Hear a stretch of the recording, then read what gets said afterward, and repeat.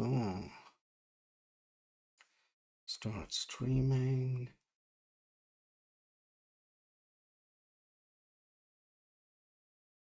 It's the same thing as last time. It says offline here and live there. Okay.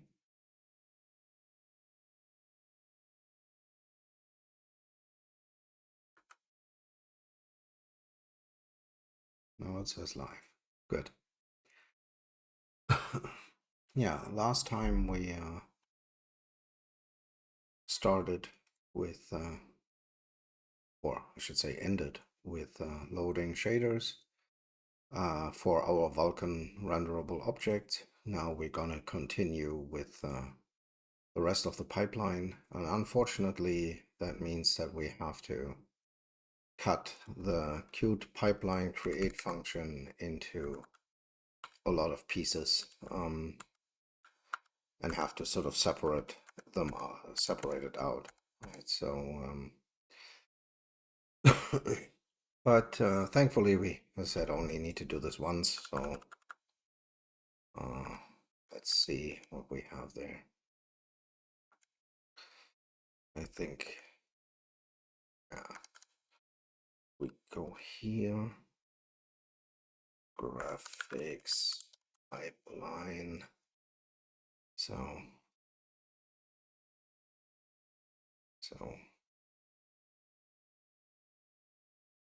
I think we can immediately start here.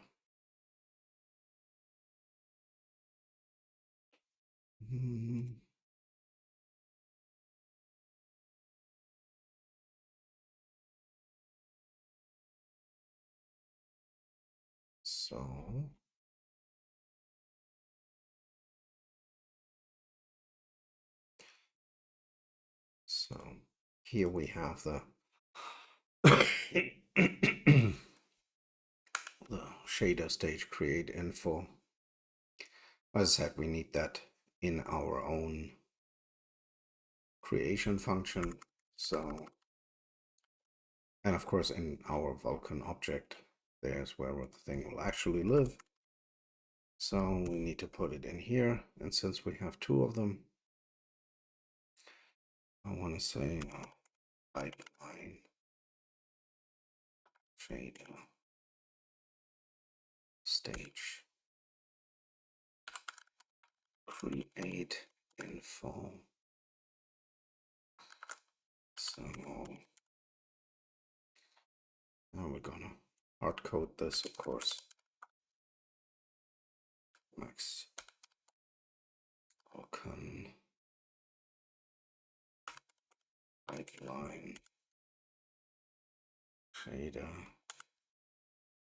stage create infos.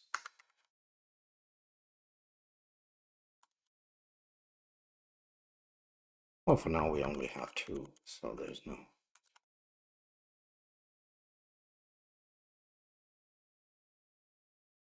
All right.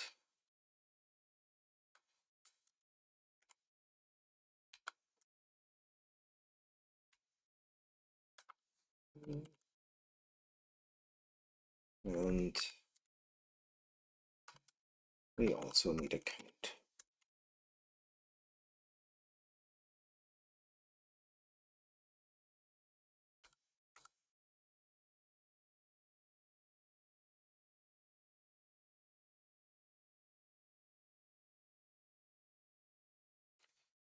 So I think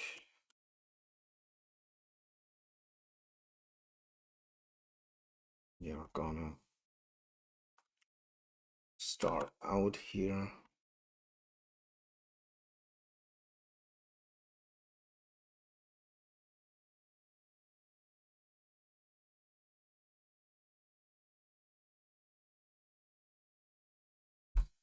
So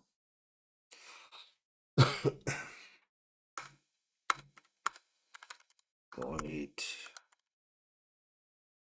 at shader stage.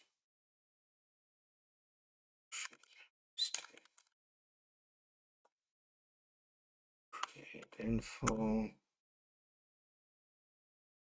I think we can.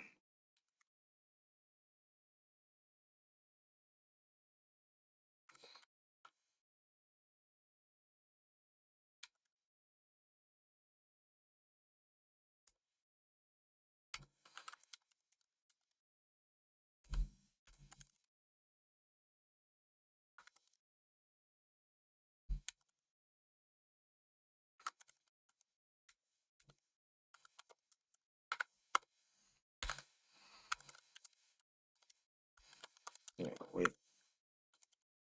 since we don't have any containers or anything, we can just, all we have to sort of do this manually.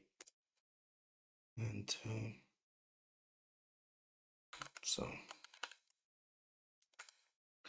VK shader module.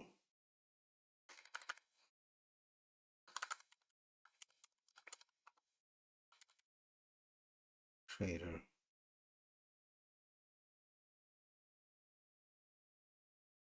Shader. And what are these stage bits? Shader stage.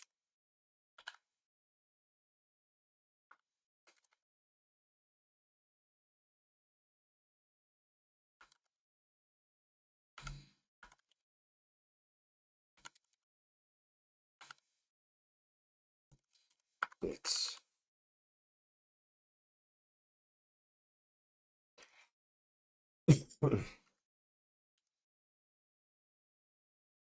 So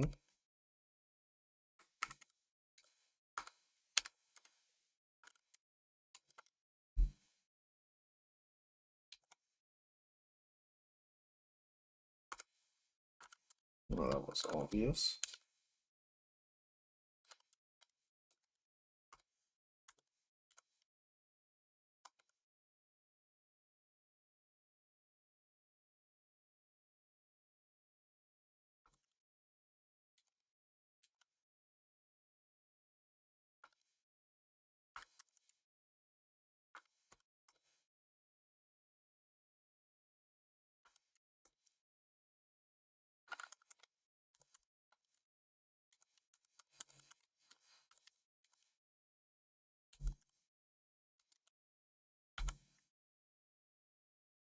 Yep.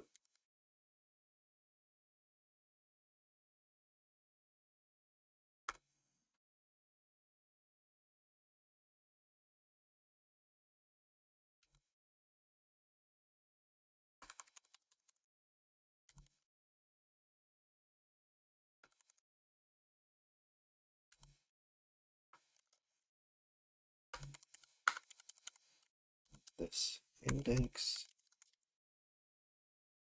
All right. I think we can delete this and do this.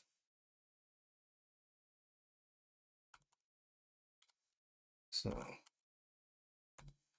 stage flag bits. This is the shader module. I think we leave it at main. I don't think we need to.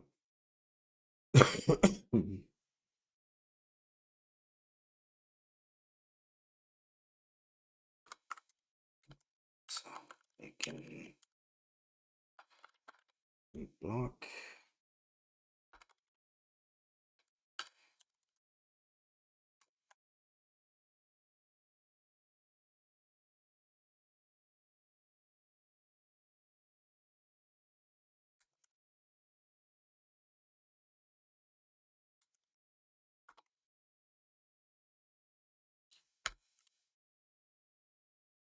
Hmm.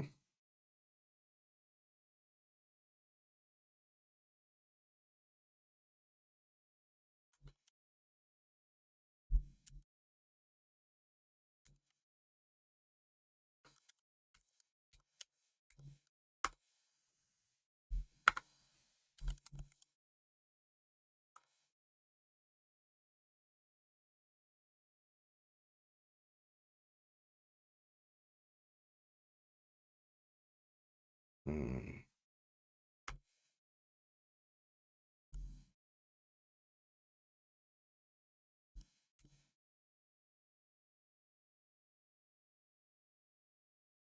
I named all these things infos, even though I think this is incorrect. But I think I will also name these infos.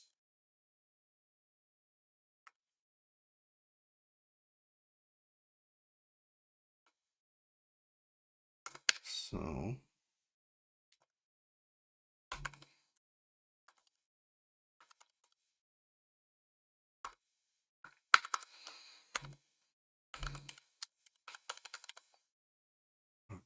Vulkan pipeline should the stage create infos. Yeah.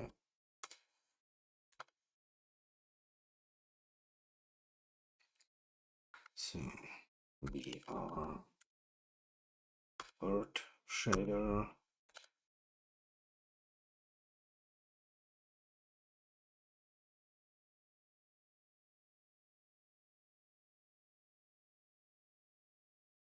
BK shader stage vertex bit. So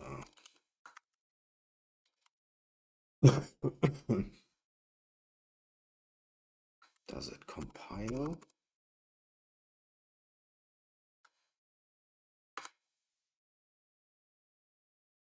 All. So then let's transport this out of here. Add it to our collection.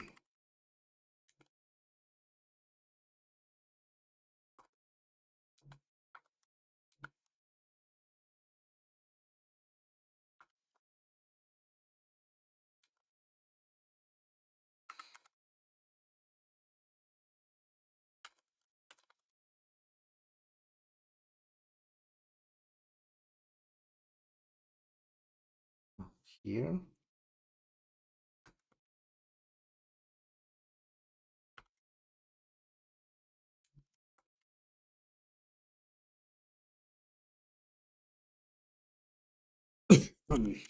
That would be the frag shader, and that would be the fragment bit.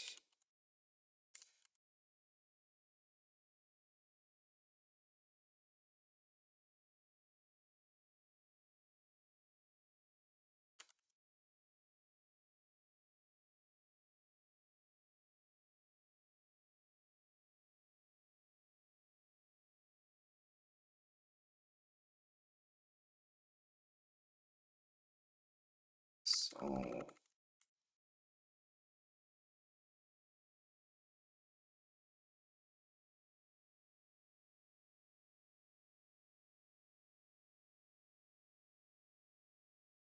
now I think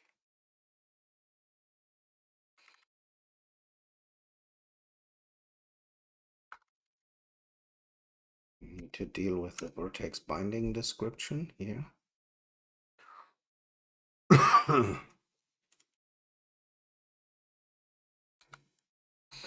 And obviously there's not a lot we can do with it. I mean, we can steal this function and we use it to fill. So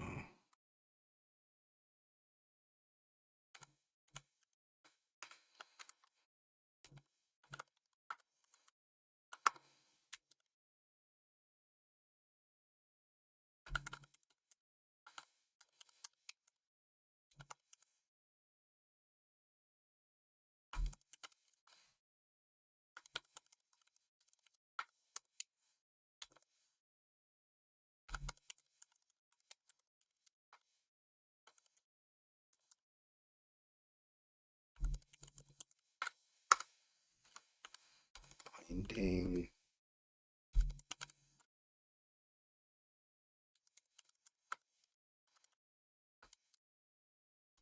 stride.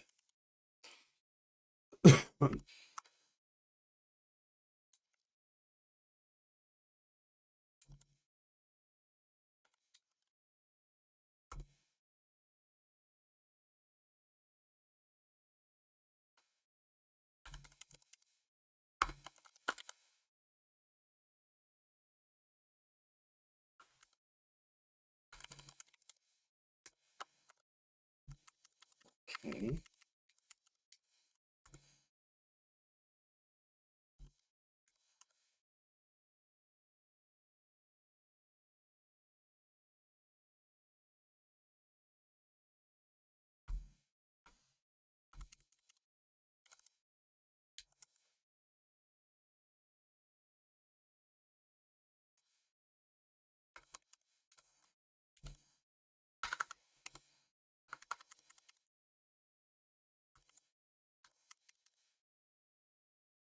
So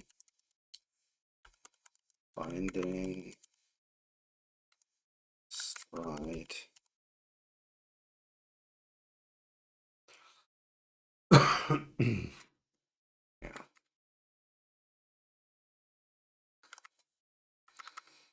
and fill text input binding description.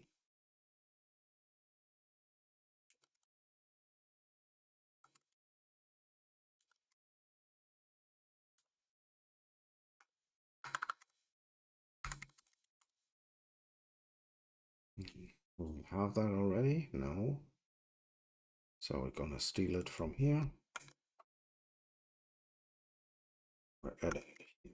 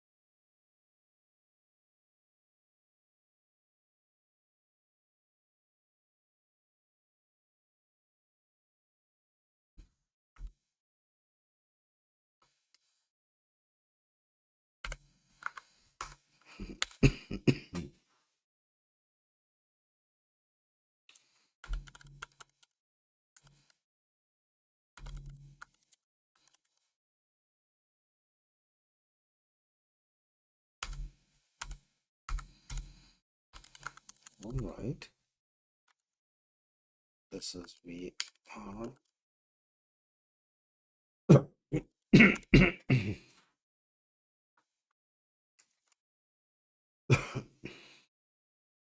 So now we also need the attribute description, and that's a little bit more complicated.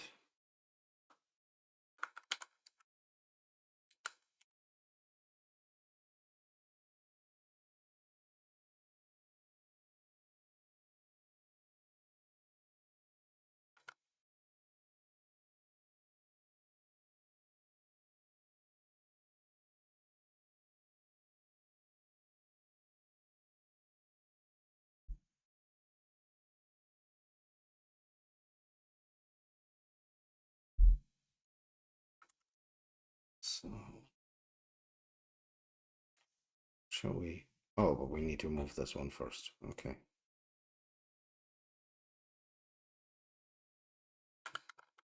Vertex attribute descriptions.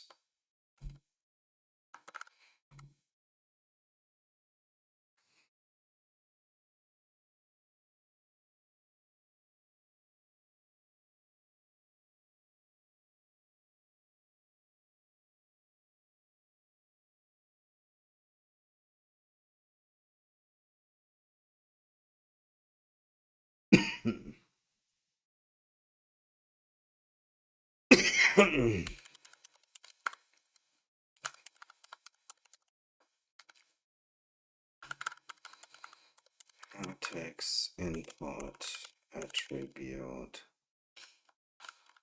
descriptions.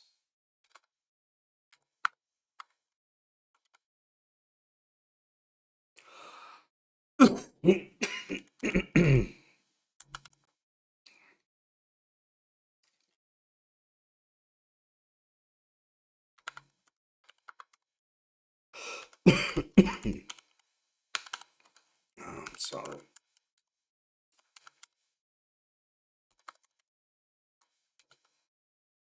And we need a count of that as well. But first, I transport this thing out of here.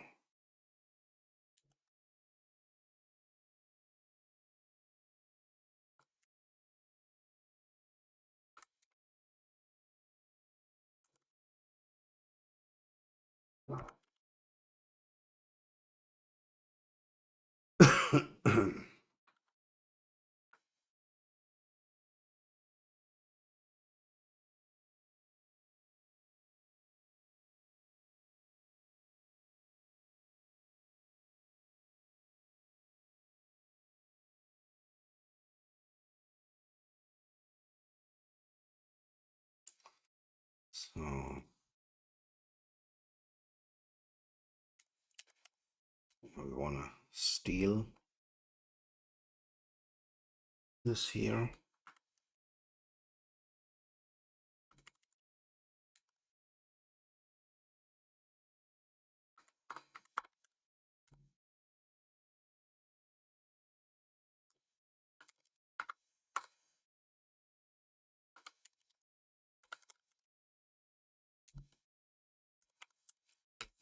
Put attribute description.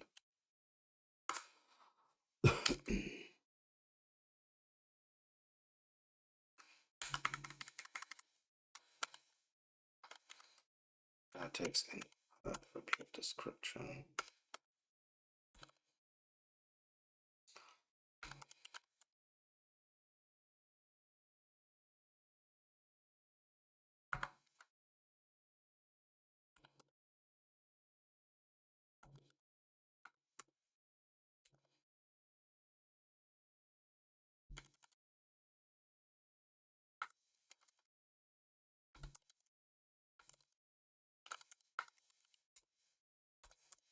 And now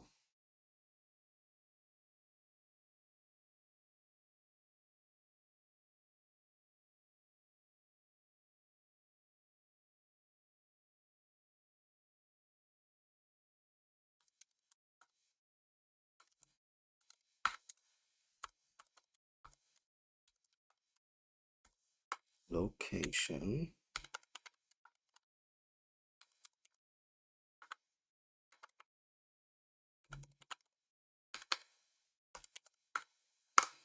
binding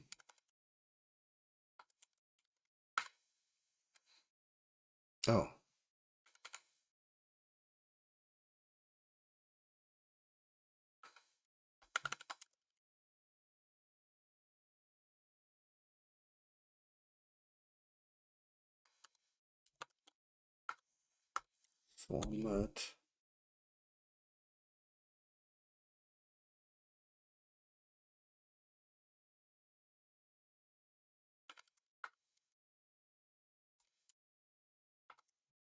offset. Alrighty.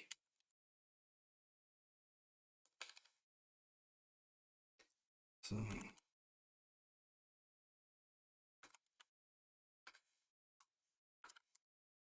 file count.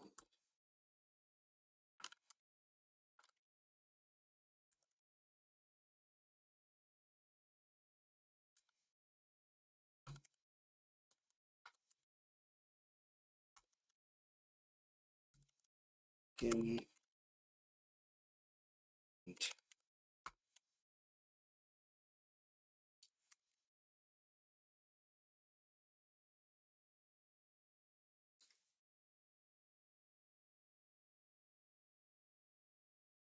and the same procedure, of course. UN index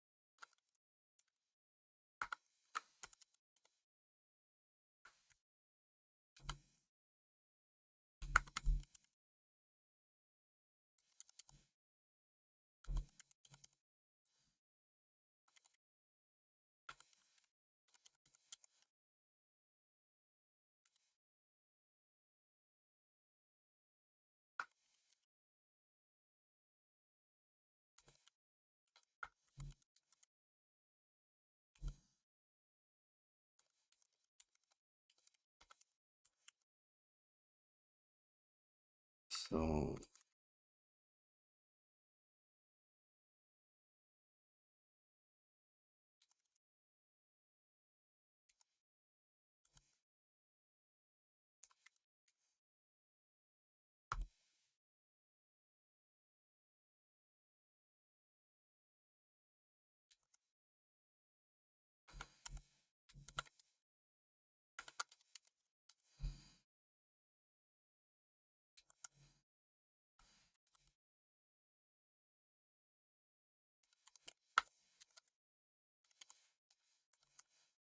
righty.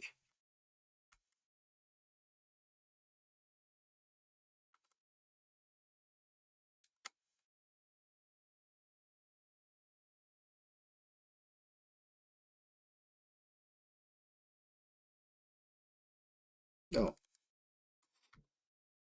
Location,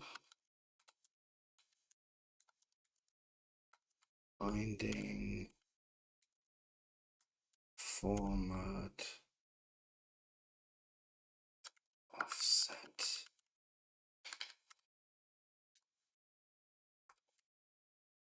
Oh,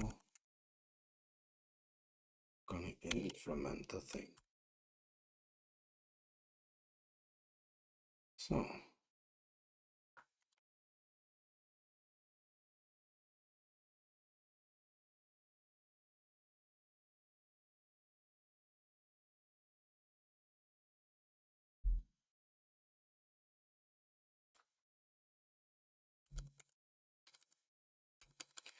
oh,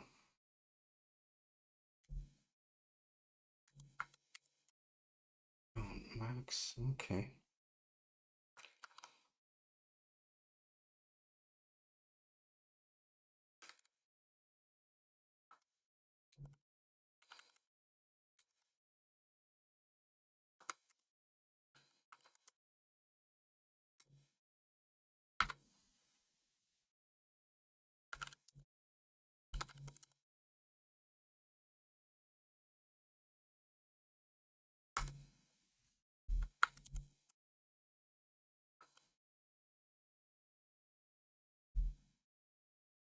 Yeah, okay.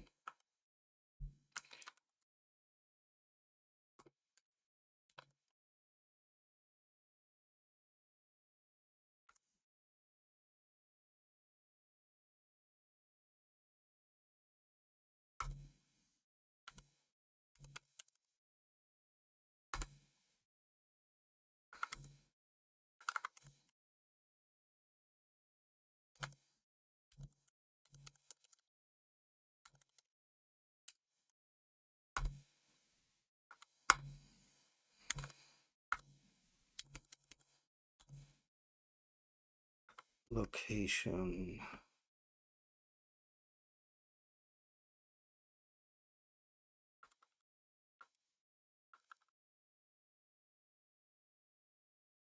Location. Cross 0. Binding is 0. Format. I'm gonna steal that.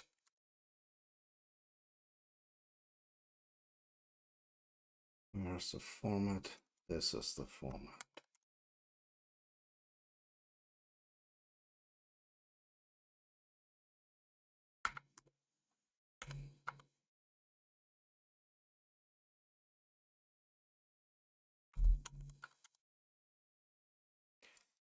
Set of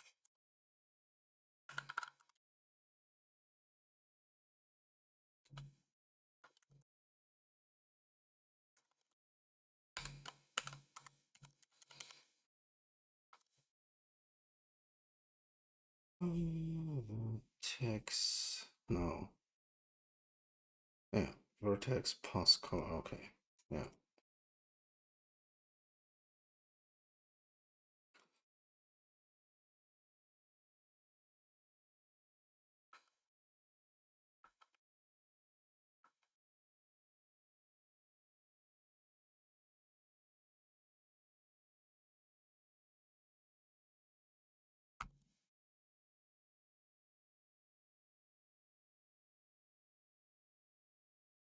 Oh,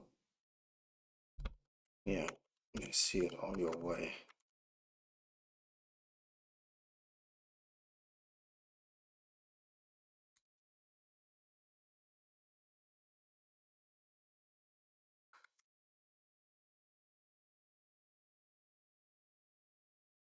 Will this compile? No. Oh, yeah, of course not.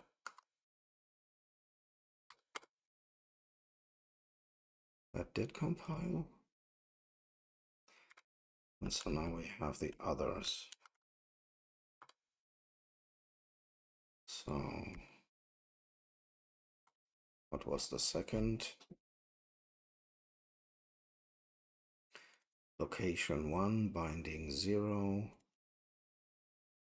And that would be color. Oh.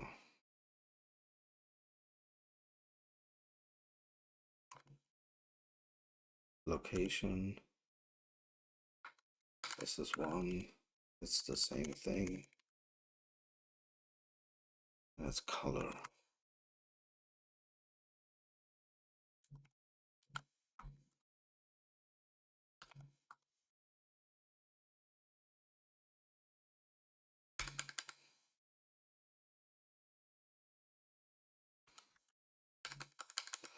I think UV.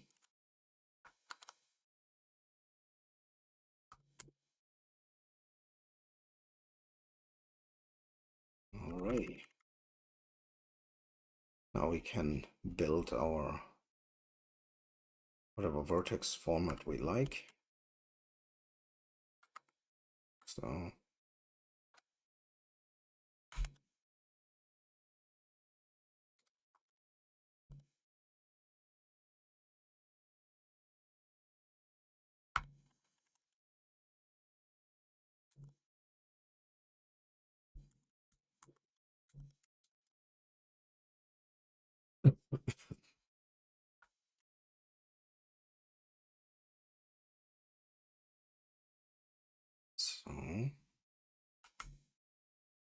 this is the location. It's all the same. It's binding 0, but with different locations. Yeah, that's what we have here. First thing is the location. Yeah, good.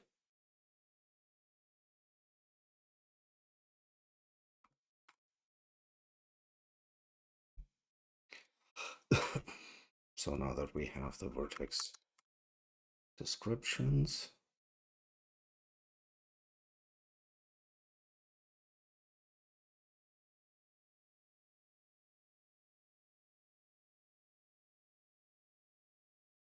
okay.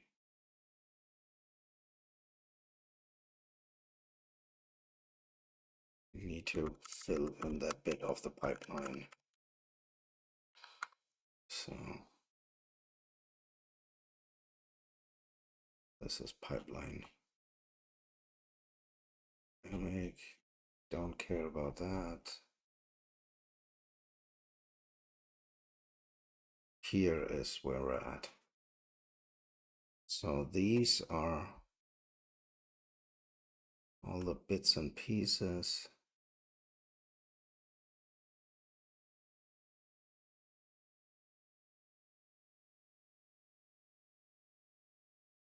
So I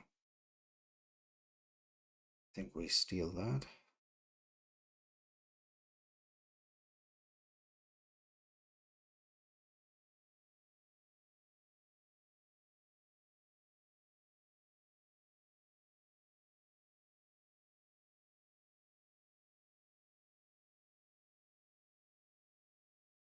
Pipeline vertex.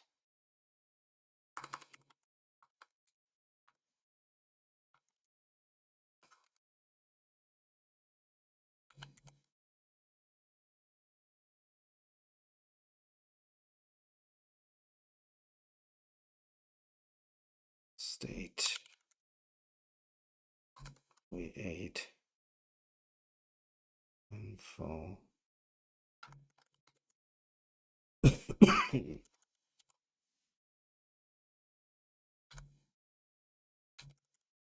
So we need a copy of that.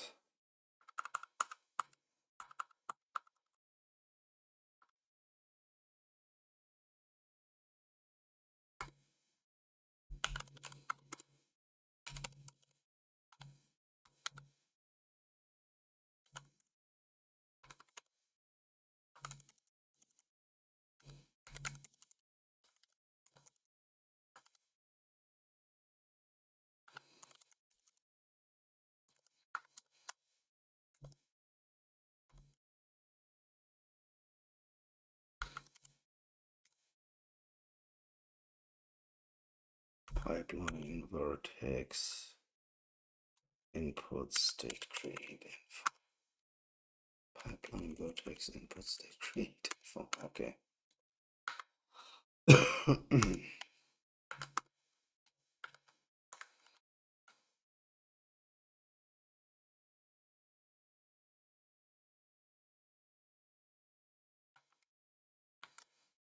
Hmm.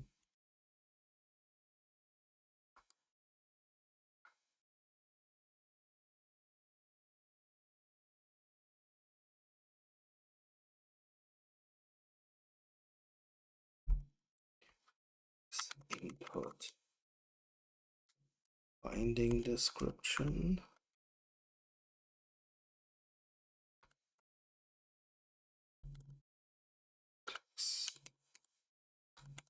Input binding description.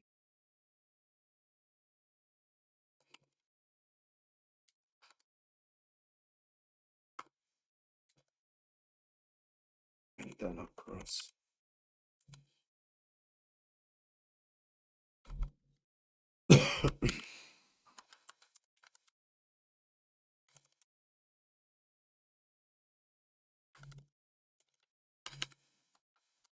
vertex attribute descriptions.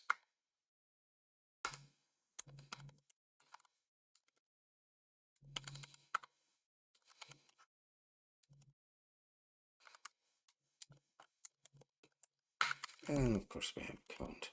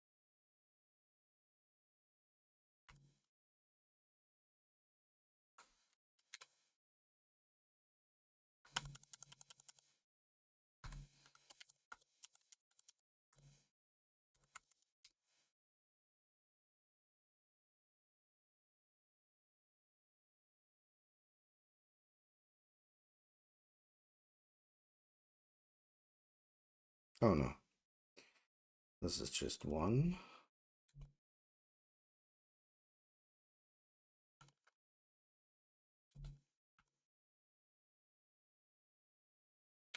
For now. What's this?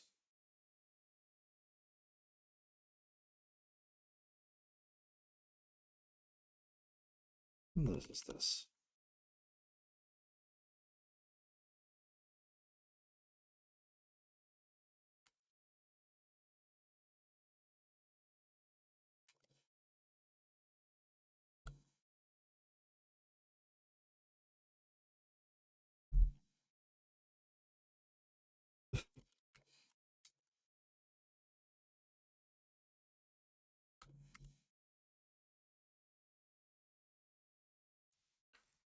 Binding description. Good.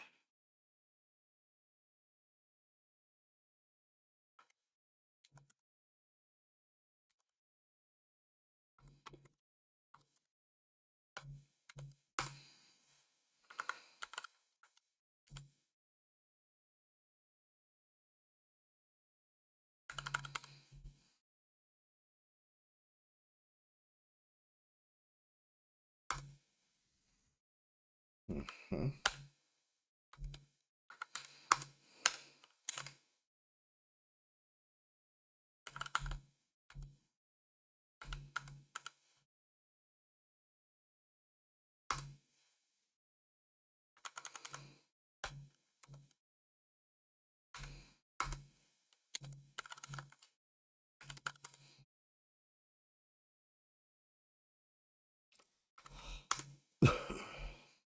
Attribute descriptions. Um,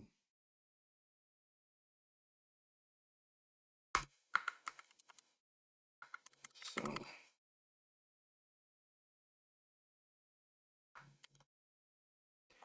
will it compile? No.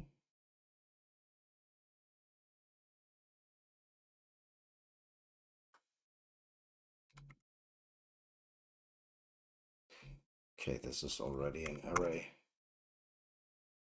Yeah, good. So no need for the address operator. Good.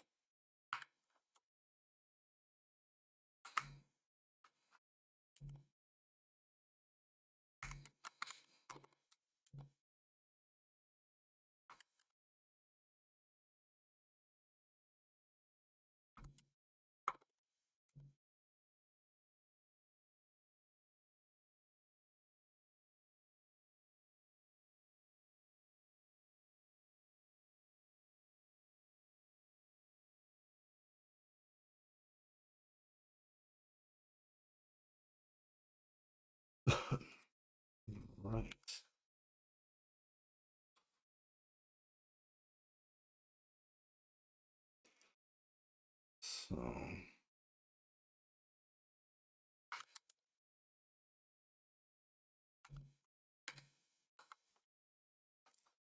So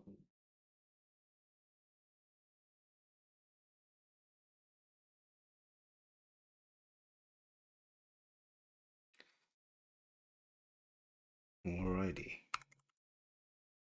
So next we're gonna take this piece.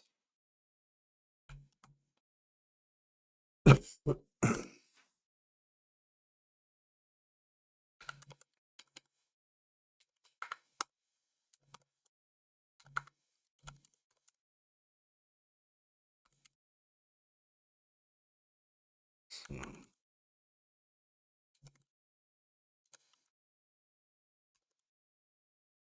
pipeline input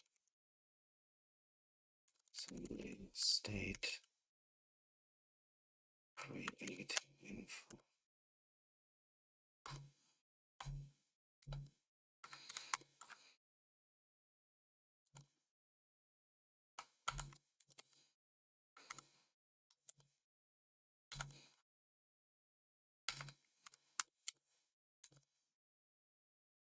We need topology.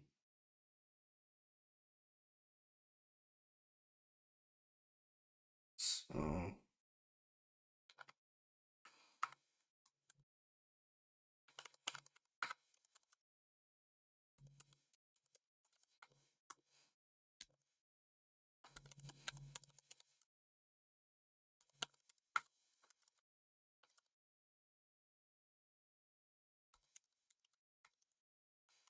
we start able.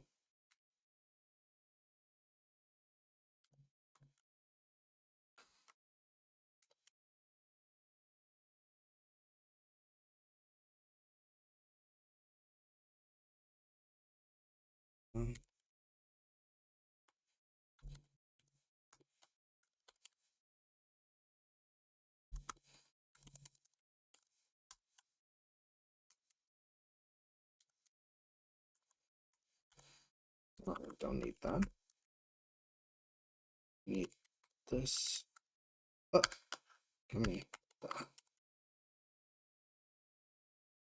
Oh.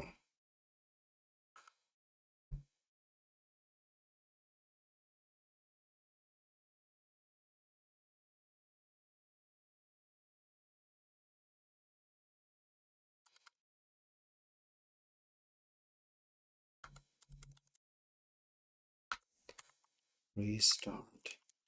Enable. Good. Now we need one of those dudes in our structure.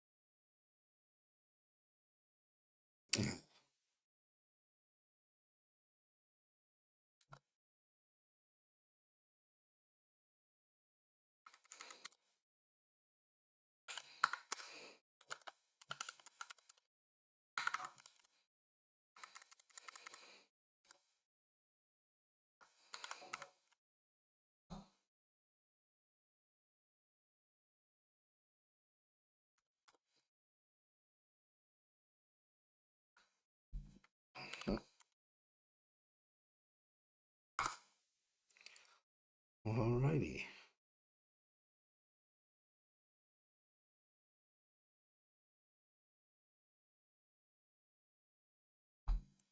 We can move this guy. And here we go. Wonderful. And like that.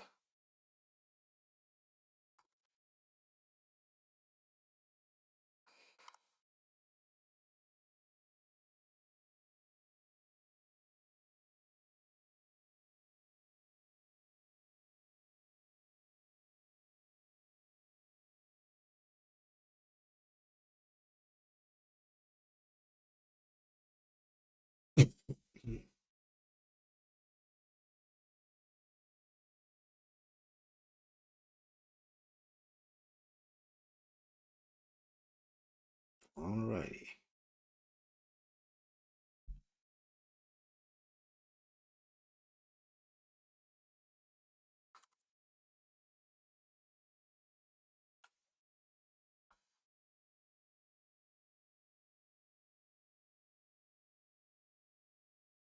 So next stop, viewport.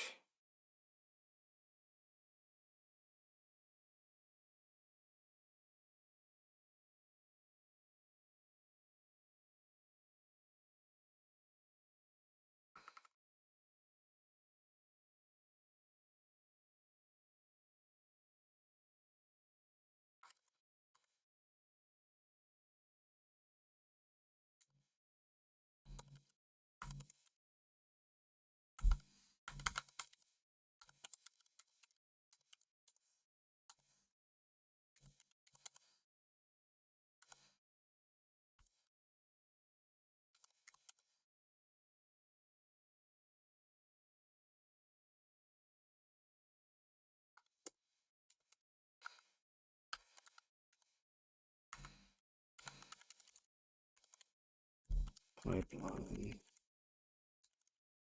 report, state, create, info,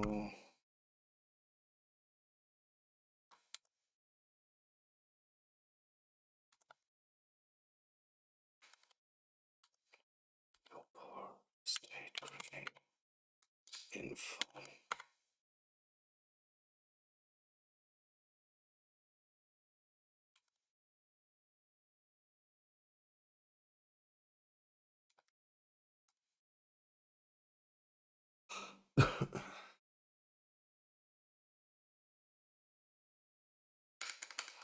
So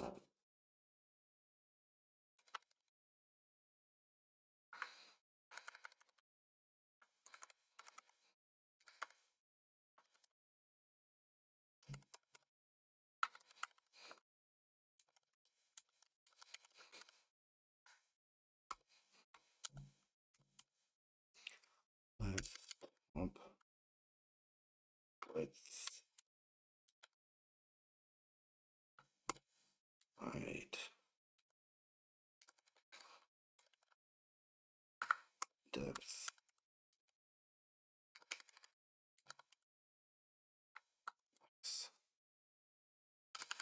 depth.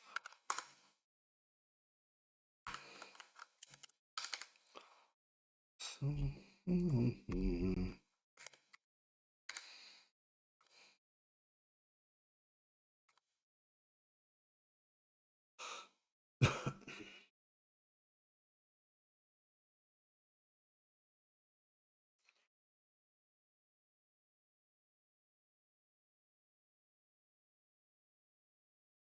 oh wait, that's a little wrong.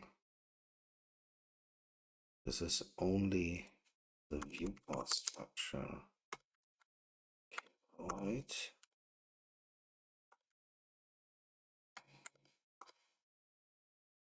Viewport. This is something different.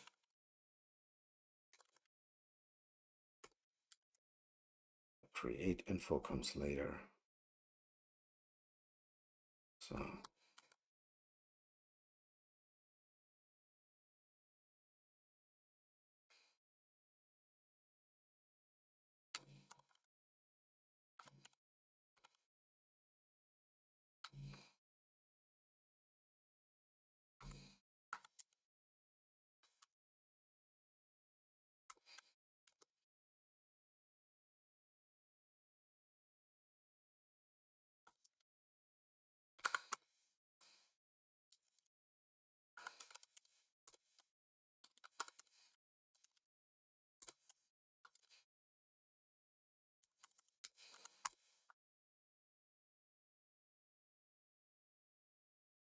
yeah.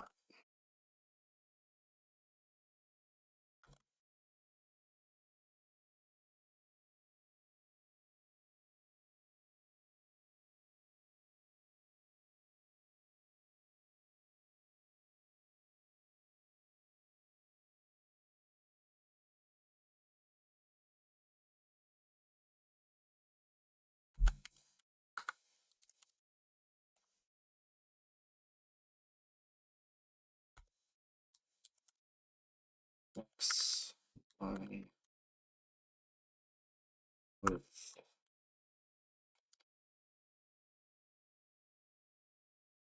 height, depth, depth.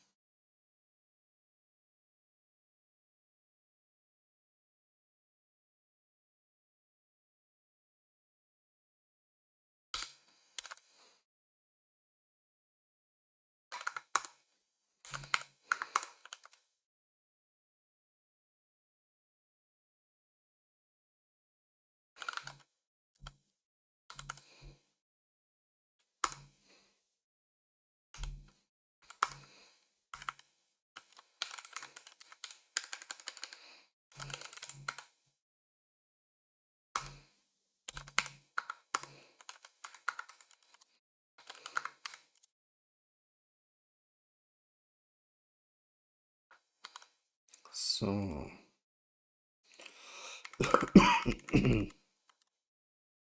now I need to fill the scissors too.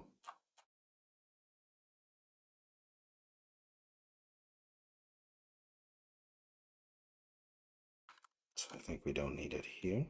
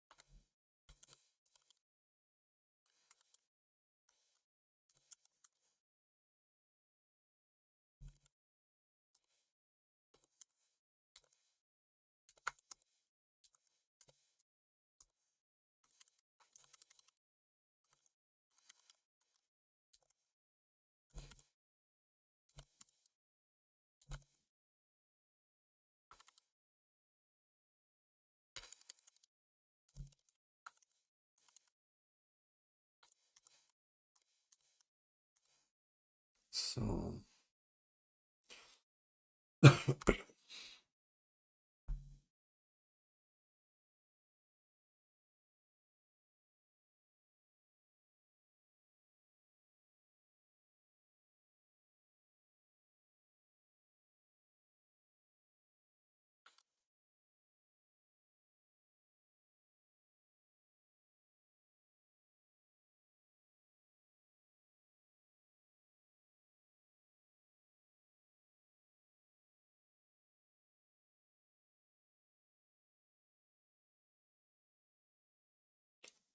viewport state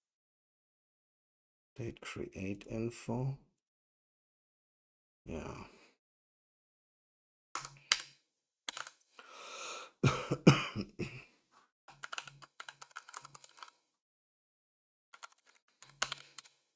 Okay.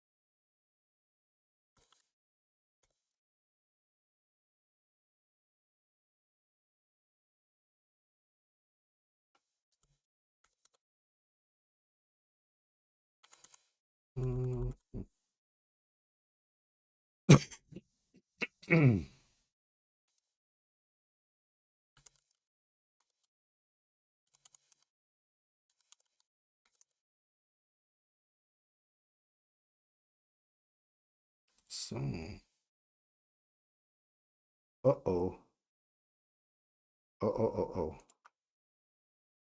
Well, hello and welcome. Oh, yeah. Oh. That's an awful lot of people. Well, hello and welcome. Yeah, we're dabbling with Vulkan, and yeah, that's what I said. Well, thank you for the raid, of course. Oh, okay. Yeah, as always, I forgot to start it. Let me just check. Um, where is it? Where is it? Hey, you were here somewhere. There's Eliza. All right. So let me check what's happening here.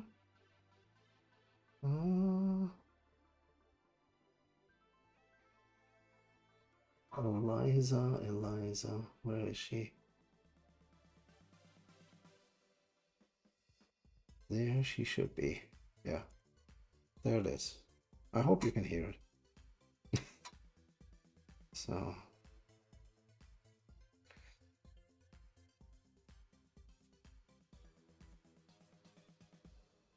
well, we more or less finished the tutorial. This one here.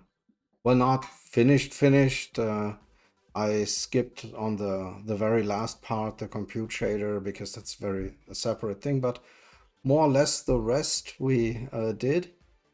And now I'm in the process of cutting this this tutorial, if you will, into something that I find more useful, right? If you want to create a you want to create a render pipeline more or less for every object that, or every distinct object that you wish to render, and so we have to take a lot of the code from the example or from the tutorial into, yeah, sort of having a separate container or whatever you want to have, having a separate structure for this, and yeah, and I'm sort of right in the middle of that, so that's bad. Oh, okay. I can obviously, that should not be a problem. We can make it louder. I will. I hope this is a little better. I can also fiddle here a little. Yeah. Oh, it says here minus 40 dB. I'm not sure. Yeah. So it should have, the volume should have increased. I mean, I increase it even more if you want to. So, yeah. So I can also show you here, right? There you see. This is the microphone, obviously, and this is now the music.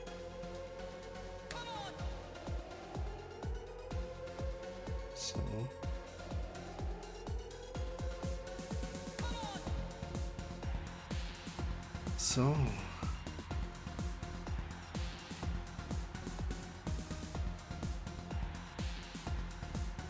yeah, I'm using SD. I mean, it's a pre-release. I mean, or I don't know what it's a pre-release. Yes, but I use SDL3. I mean, not that we're using a lot of SDL. It's just that we make a window with it. That's yeah, but that's yeah. We just simply you know, this is the let me check here. This should be where we got it from. Yeah, this is the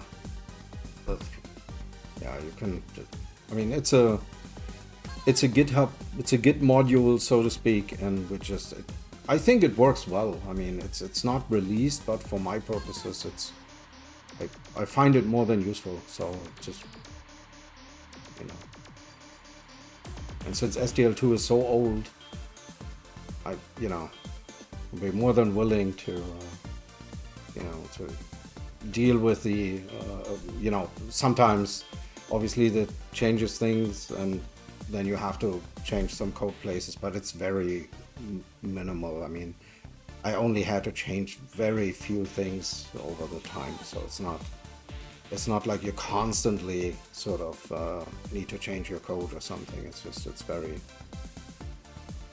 mild.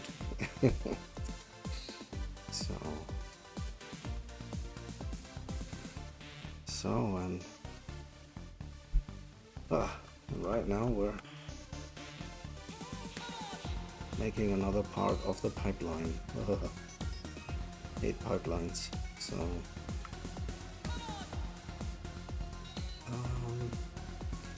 pipeline. Okay, I think we can now call this actually. Maybe I take it with me. It's much easier. But that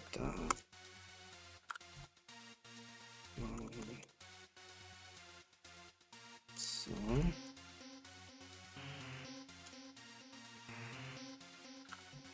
import. We need a pointer.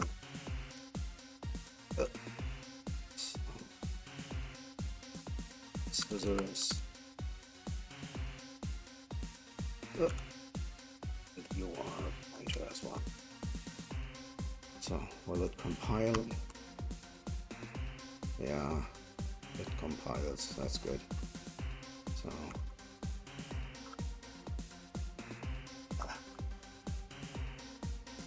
now we can move these parts.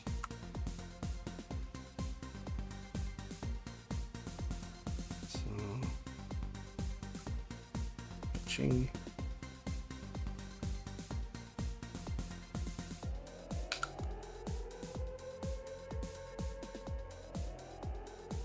So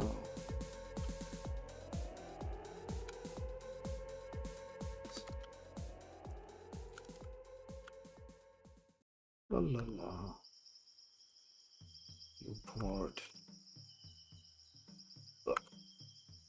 scissors.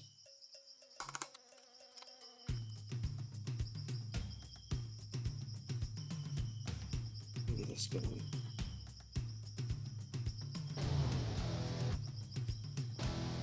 Alrighty.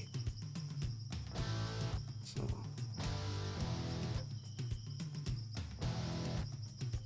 Sadly, we're just at the beginning of the pipeline, and there's so many other parts that need to be transferred over. Alrighty.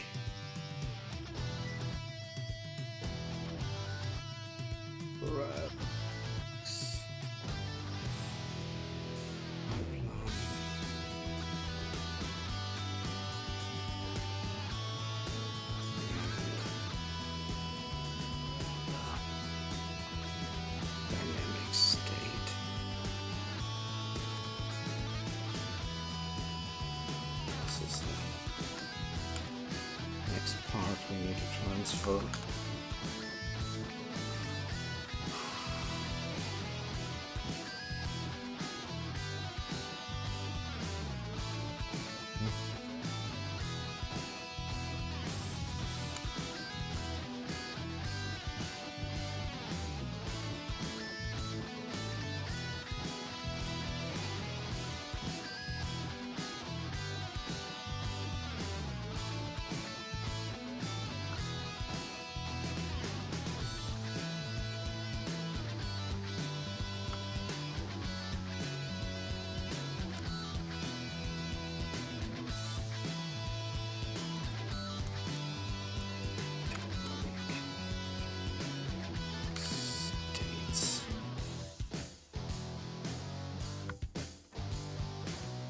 For now, we only have 2. So.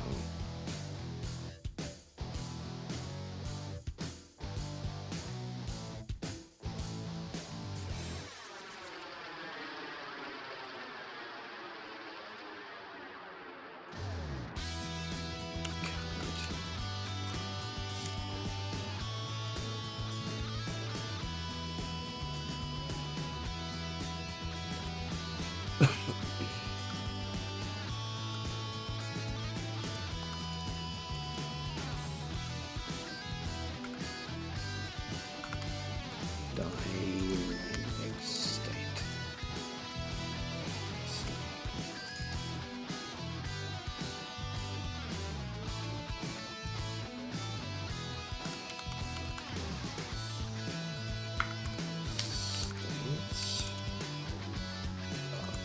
Yeah. Typing would be nice. Hey, Jesus, what are you doing? States count.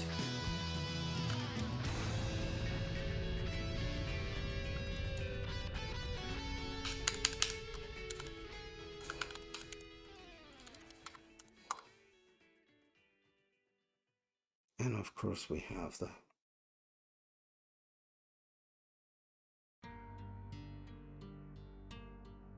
whatever the state is.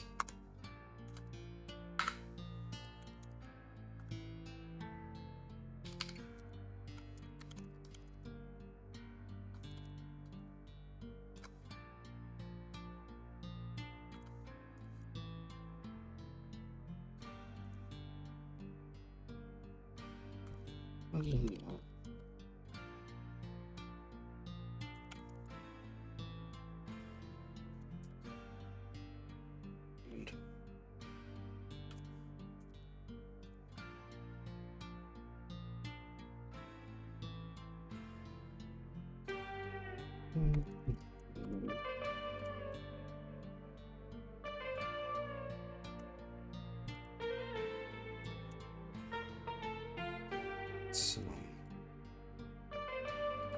just briefly check.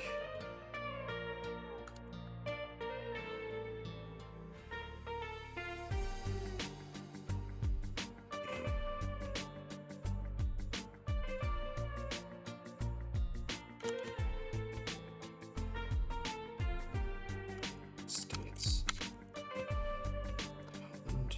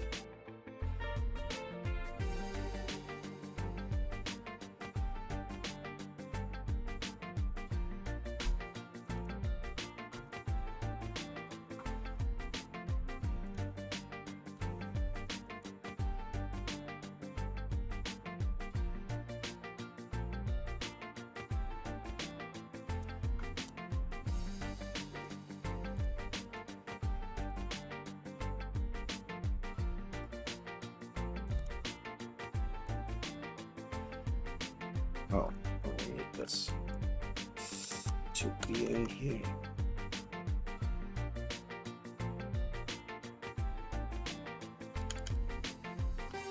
And this we need to keep for later. So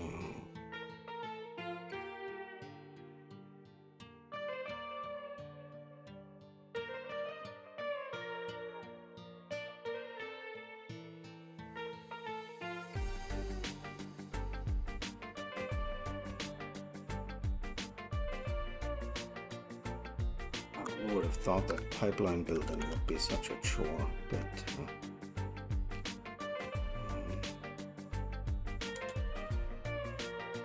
dynamic states.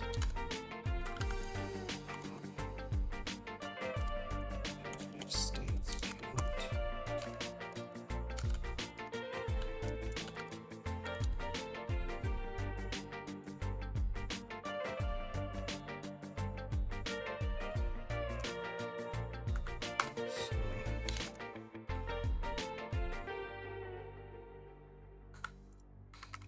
What is the thing called?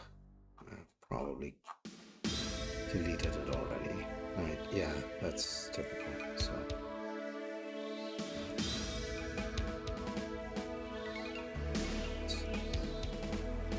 okay. Dynamic state.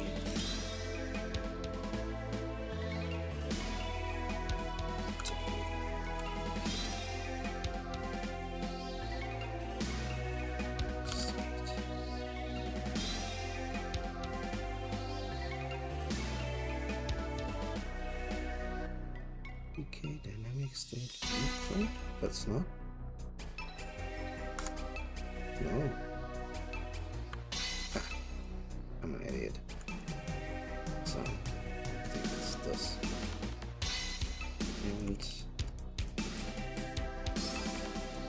obviously the scissors.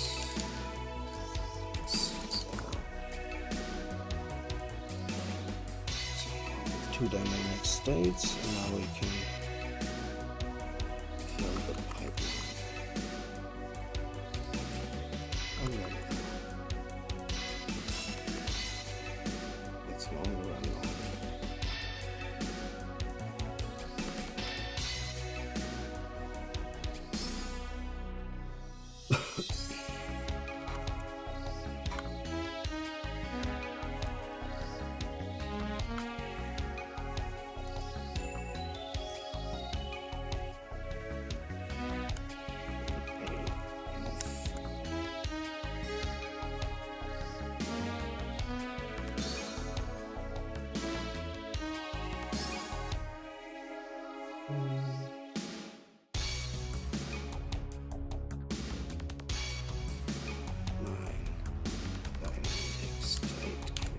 Info, and then we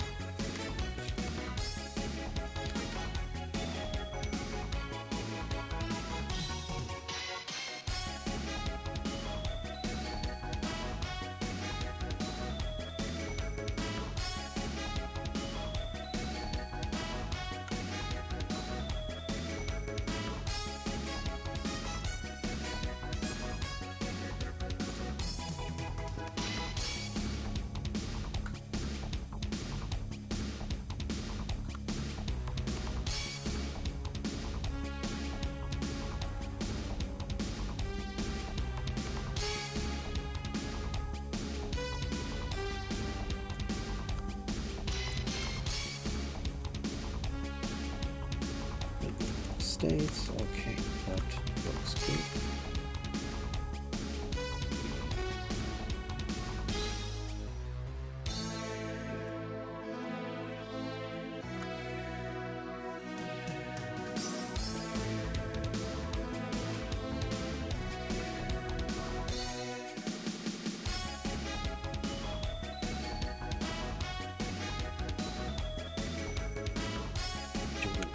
does the relay.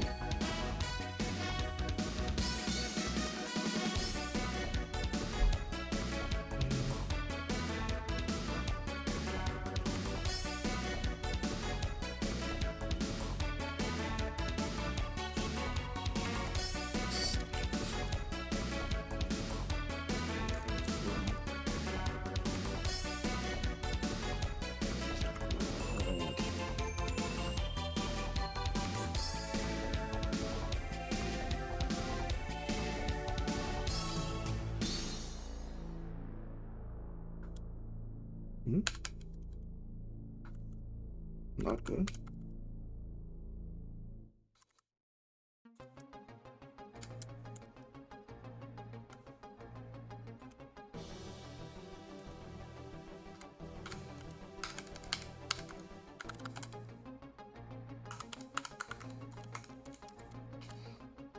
Probably made a typo somewhere.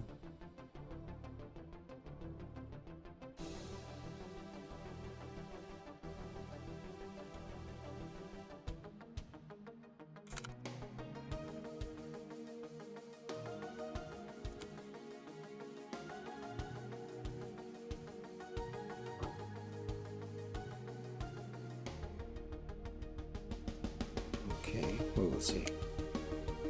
Dynamic states.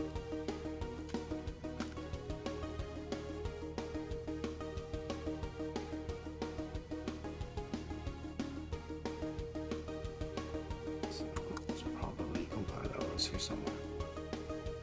Wait.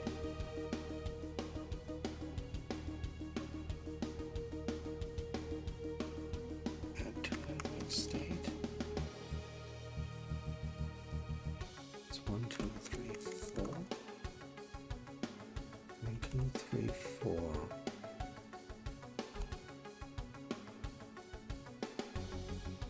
State. To dynamic state. Defaults to L. Okay. Oh, sorry. Was not intended.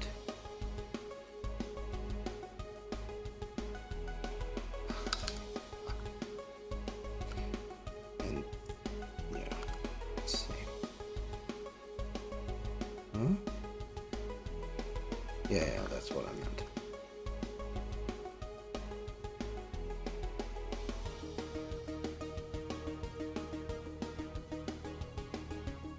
What to do? Dynamic states, yeah.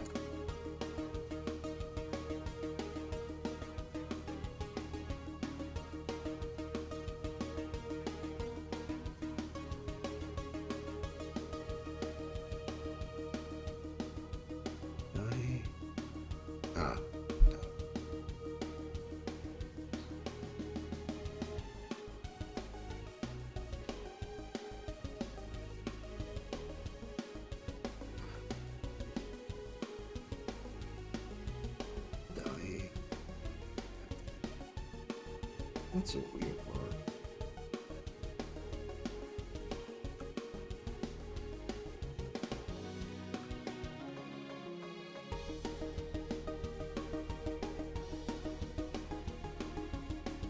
No.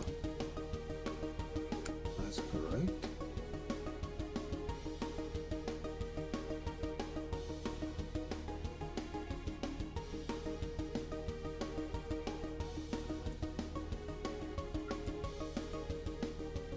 No. So.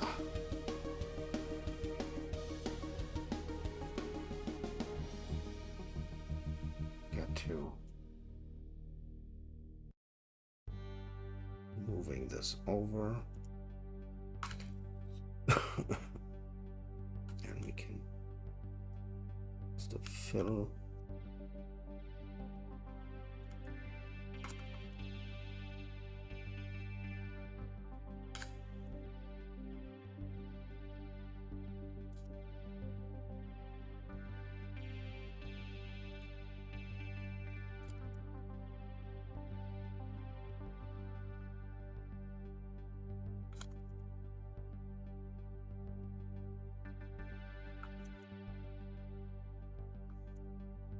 Alrighty. So, still compiling, hopefully. Yeah.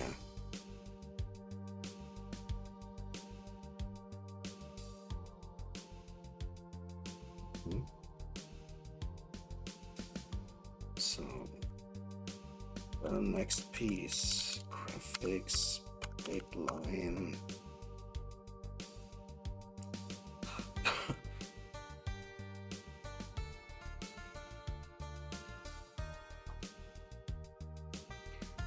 Here is the rasterizer. We're coming. We have that guy. Oh, there we go. Ugh.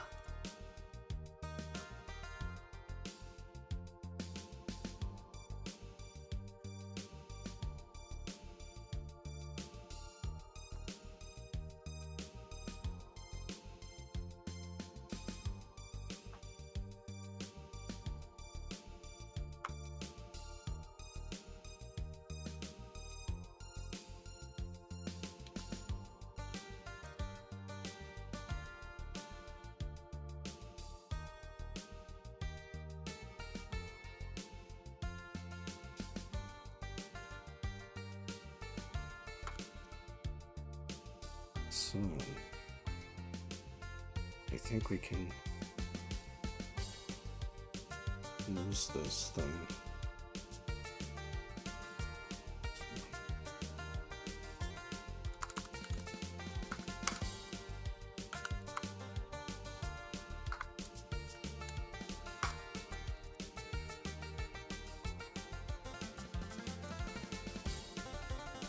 Pipeline, rasterizer.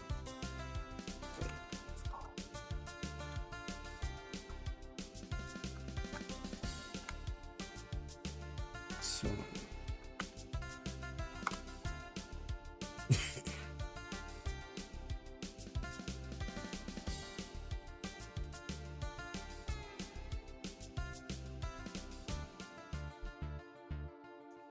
okay, I think polygon mode is probably something that we want.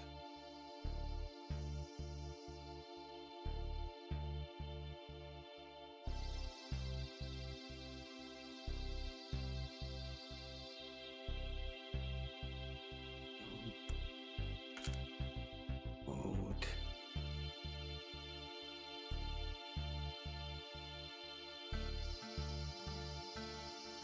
Color mode flags.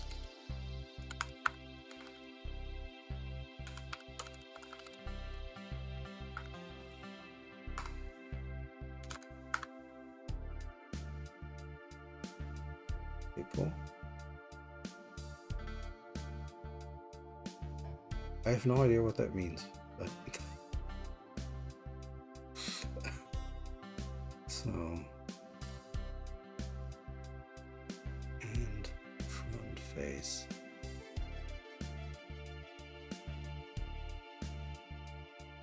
Okay.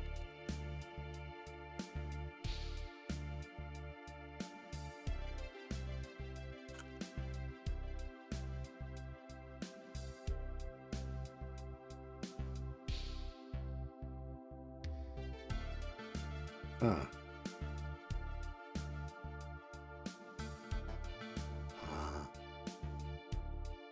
I can't see that because of some missing, you know, Franker Z stuff or 7. I think I. Where is it? Isn't this inside of Franker Z something something? Let me just check.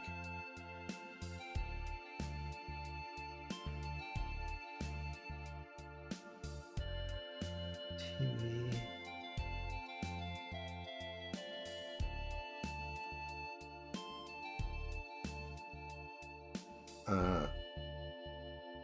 7 TV. Okay. I want to say that I should have this. Well, let me check.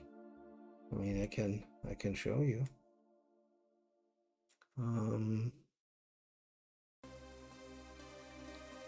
Where is Extensions? No, okay, you're right. That's not there.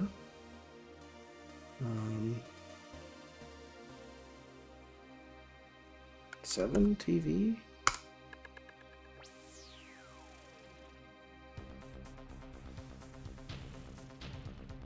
I think that will be add to Brave. Well, okay. Uh-oh. Yeah.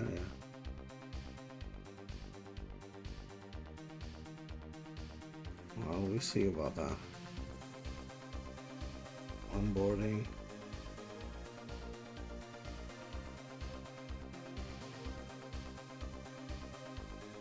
Okay.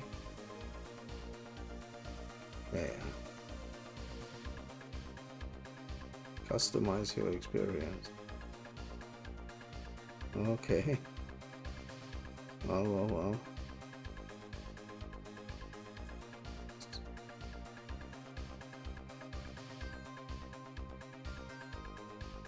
Okay.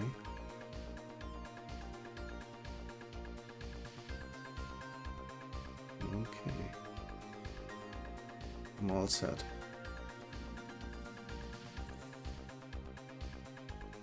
Then if you link it. Oh, okay.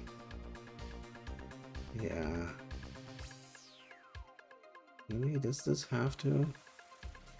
Okay.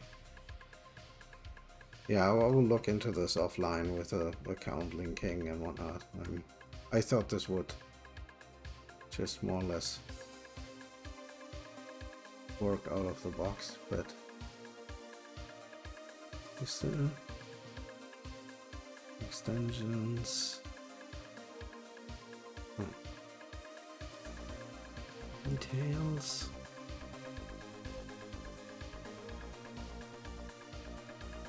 Site access, although this is turned on.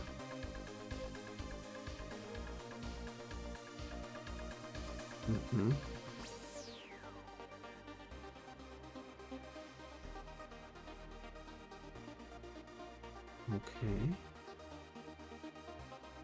But it should be.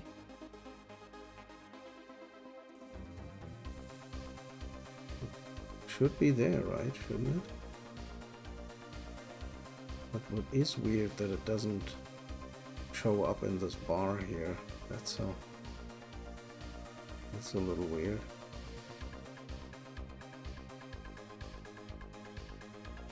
Yeah, I will have to look into how to configure this. Yeah. But at least in principle we might have it. So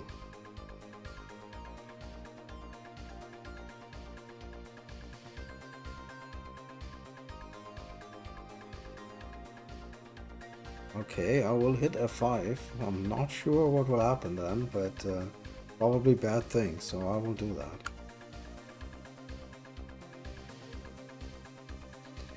So, well, nothing too terrible seemed to have happened, but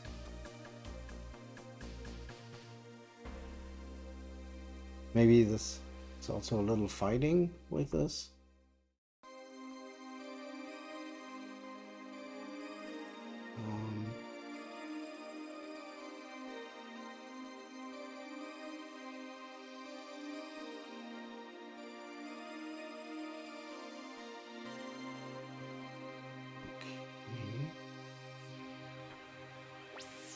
Okay.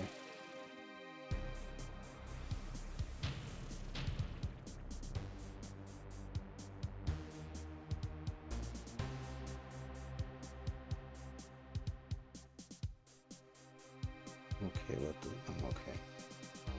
This also is kind of external. I'm not sure whether this even runs on Linux. But yeah, I will look into this sort of offline.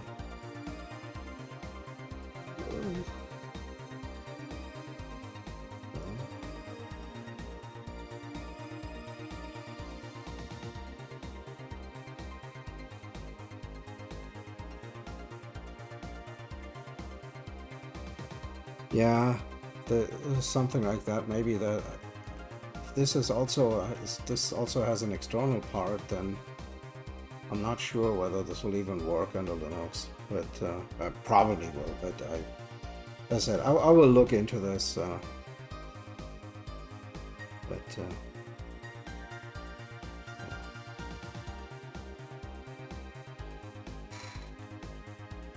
Could be. No, but now the Peppo is here, right? I mean, I can see it now in the chat. Ah, maybe. Maybe I need to also refresh the browser. This thing here. Just a second. Dark mode. Yeah. No, I think what the problem is that it shows up in the browser, but not the integration with OBS. This browser chat capturing.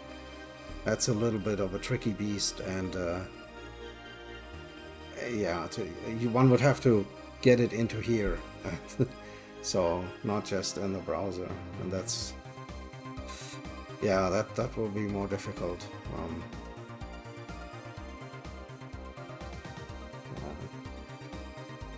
My guess is that under Windows it will probably work out of the box, but it was quite difficult to get OBS functioning.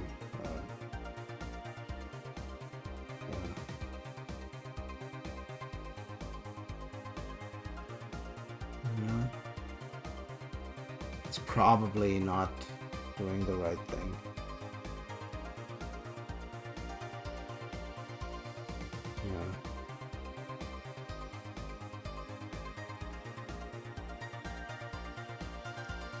Maybe some. Nah.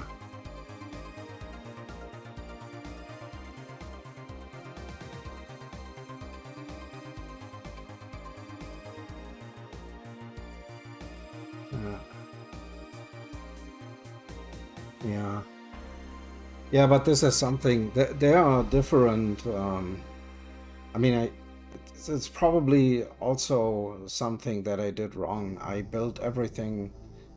When I built OBS, I did build the entire OBS from source with all dependencies, and I read that this might not have been a good idea because there are special packages that make sure that under Arch Linux that it will so that you have the same version of the sort of the browser plugin for OBS and the rest of OBS, and but I haven't, I just took everything from source and built it, and that was probably wrong. I need to because in the actual chat here, right, you can see here the thing sort of shows up, but sadly this cannot easily be embedded in the in OBS. I mean, it can, but it's kind of difficult. So, oh yeah.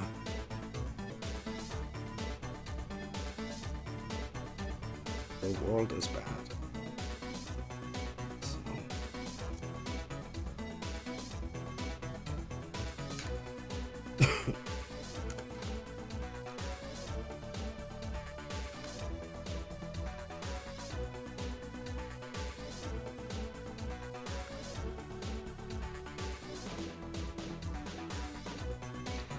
Yeah, I mean, one could technically sample the actual chat window, but then every time you change the size and whatnot, you need to reset it.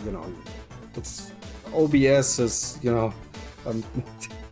it's, I don't know how well this may work under Windows, but under Linux, OBS has a lot of difficulties, and even finding a window, you have to always sort of configure it practically and then point it to the right window. It simply cannot find a window that you selected that it should render, and it's I can show you here this within OBS itself, right? This where is it?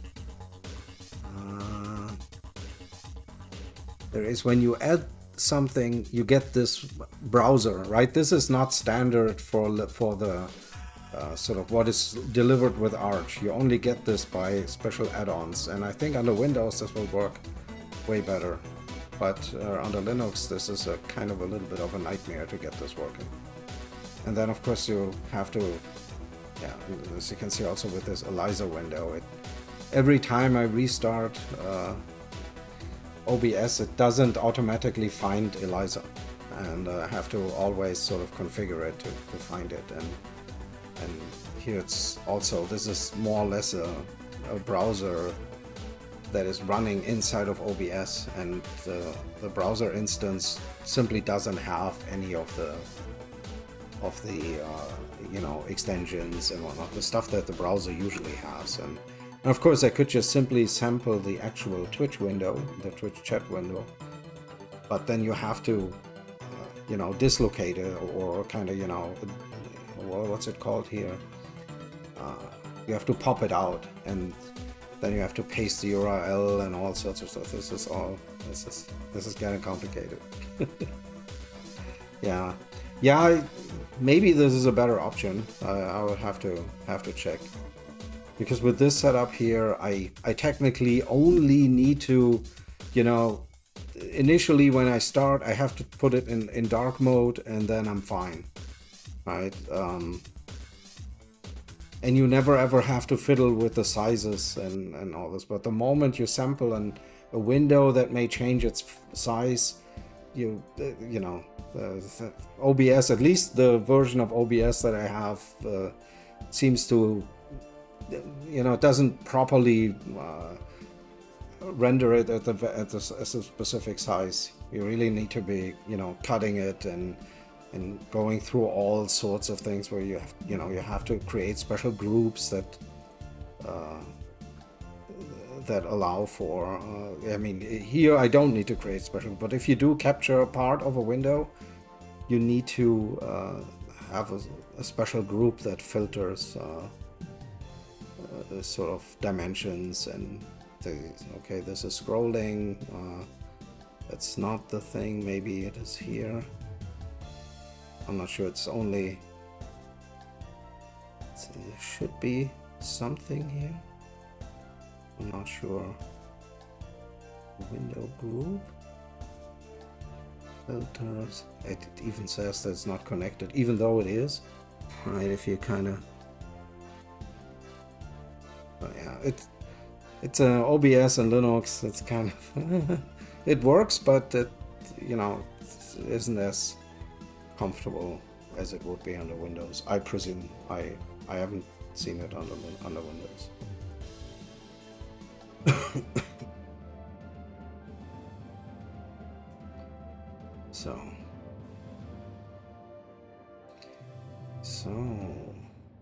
But that we don't need any longer.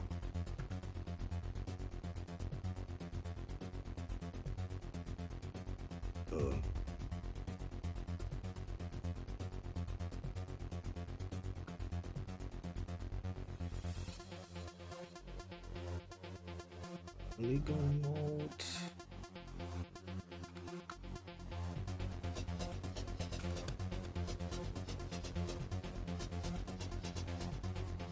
I should not simply replace this, because I will 100% forget what these names were when I'm calling it. So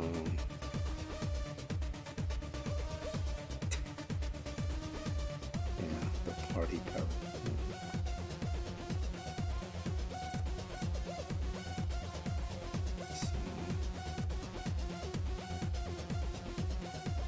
Alrighty.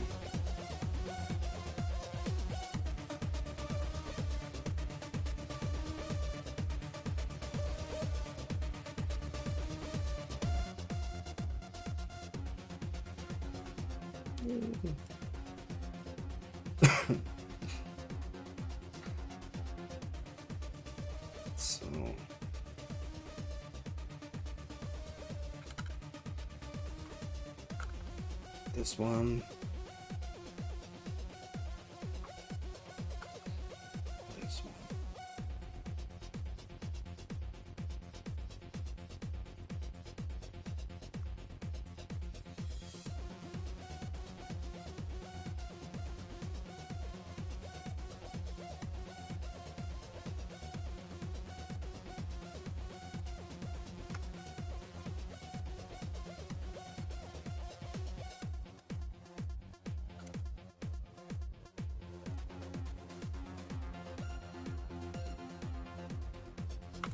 Polygon mode fill.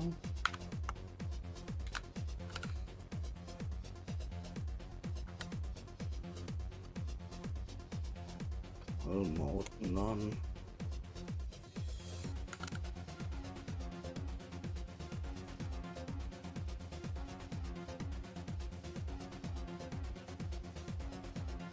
Whatever.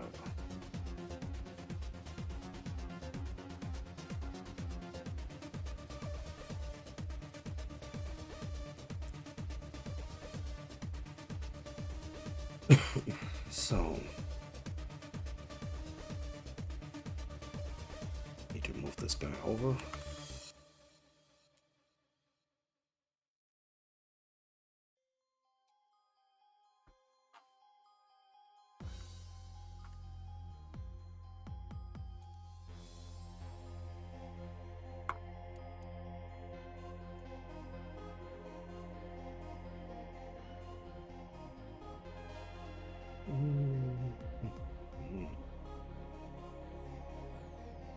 So need to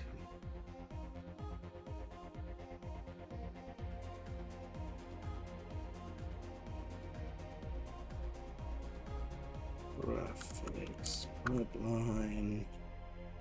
Let's steal the next bit.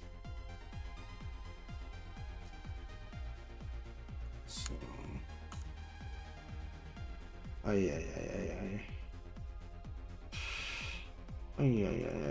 oh, multi-sampling. Oh, I hate you. Okay.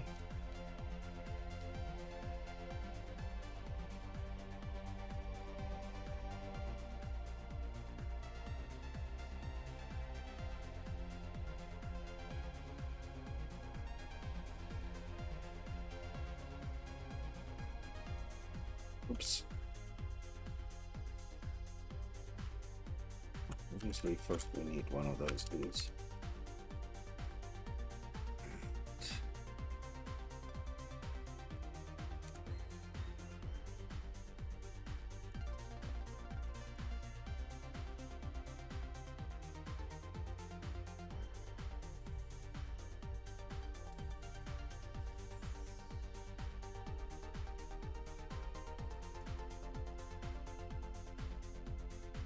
So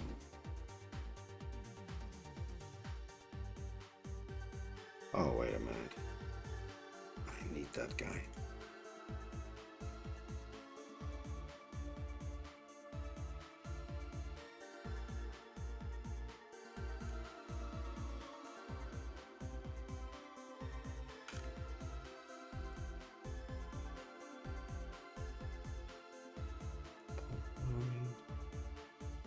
Multis. State create info.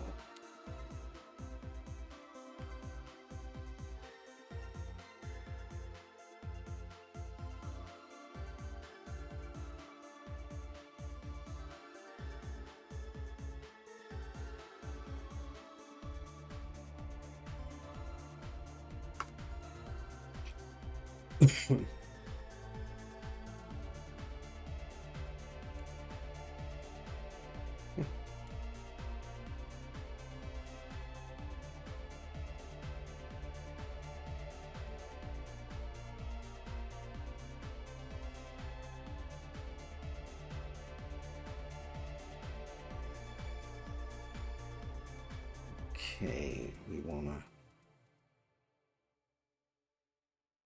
enable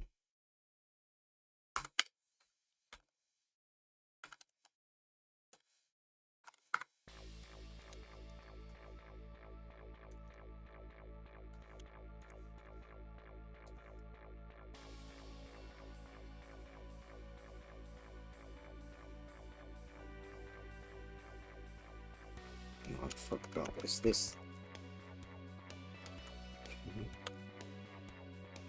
Enable sampling.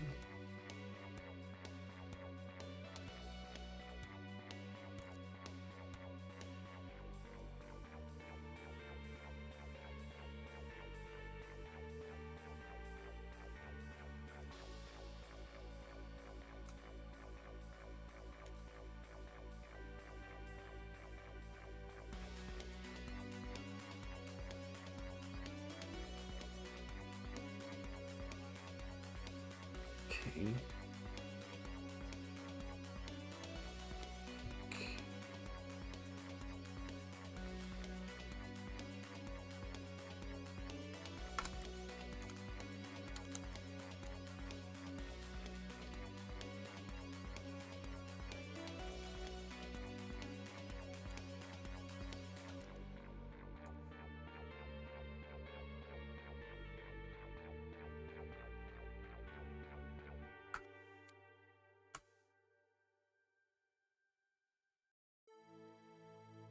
Now, sampling.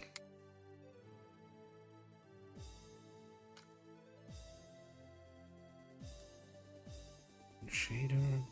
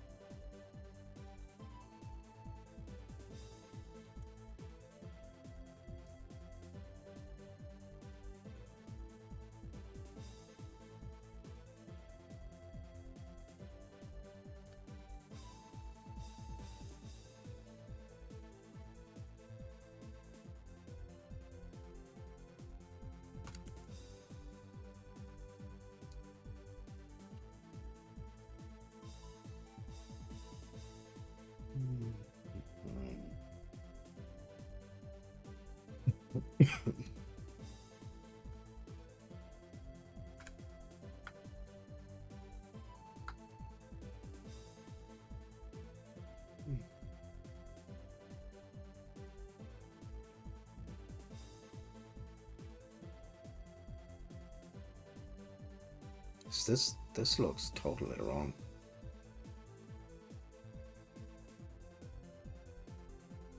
Sampling.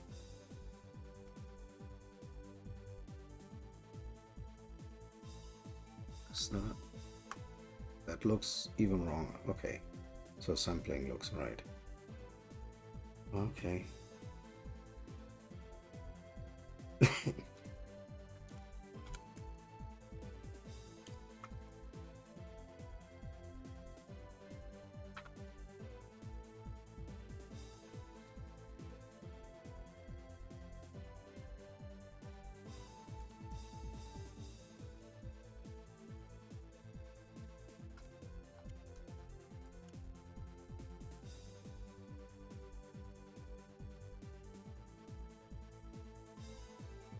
Enable.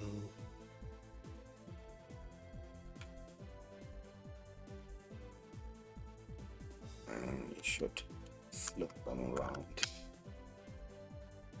So.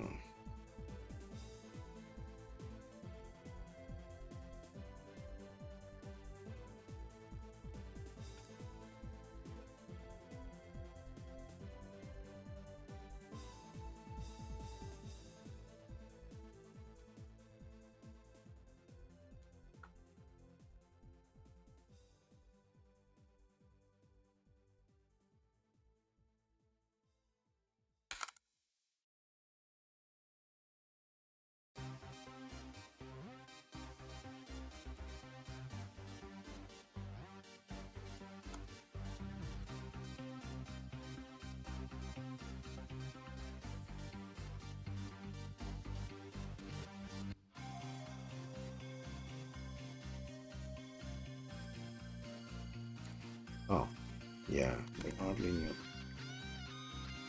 Oh, you know what? That's easier.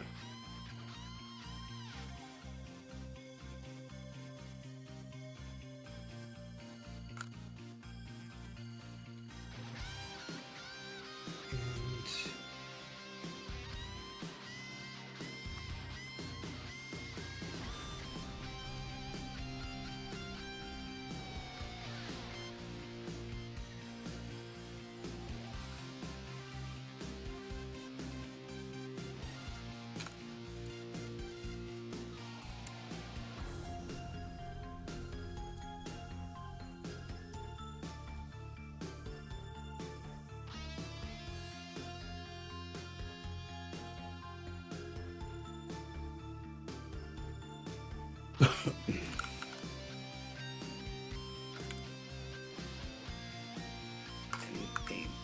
sampling.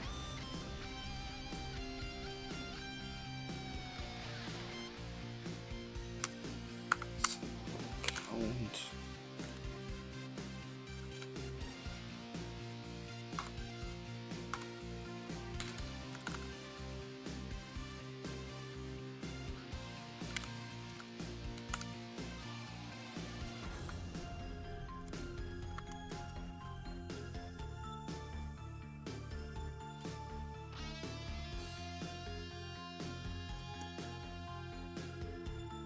So it compiled. That's nice.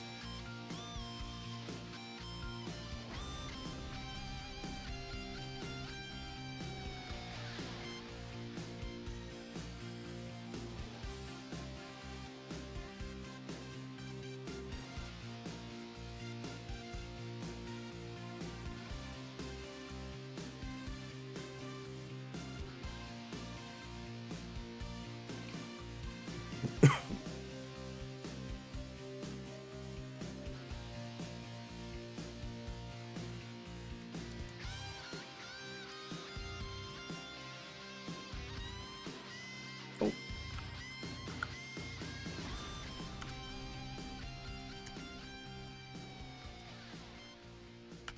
Rasterizer multi-sampling.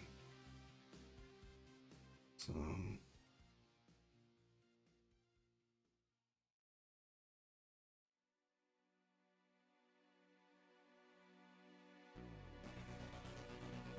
color blend attachment state. Okay, we're gonna use this one.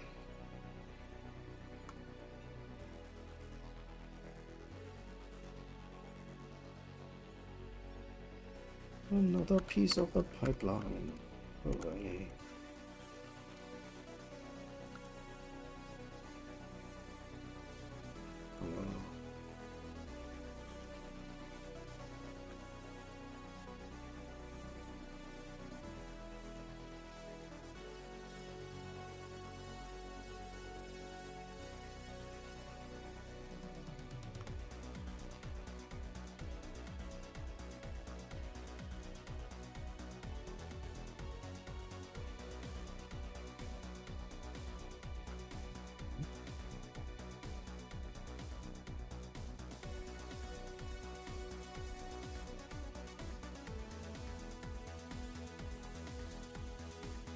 Okay, this is not really a create info, but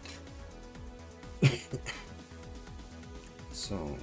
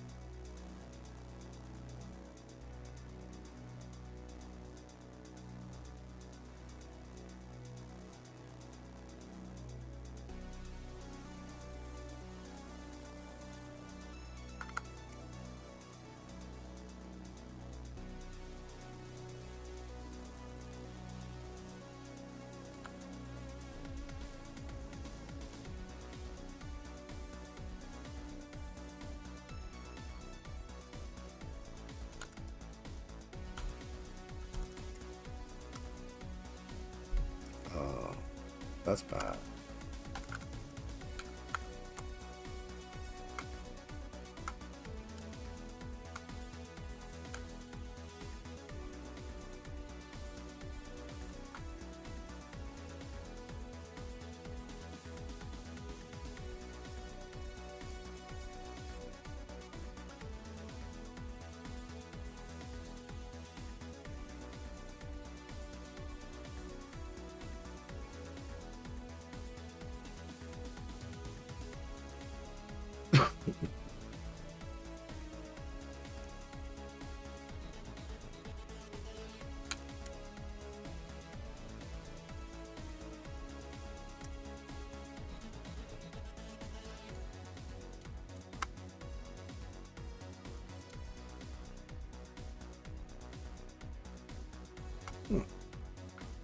That's nice.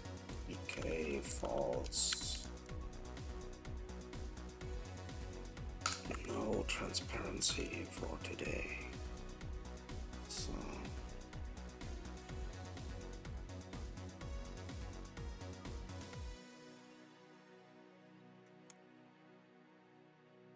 all right.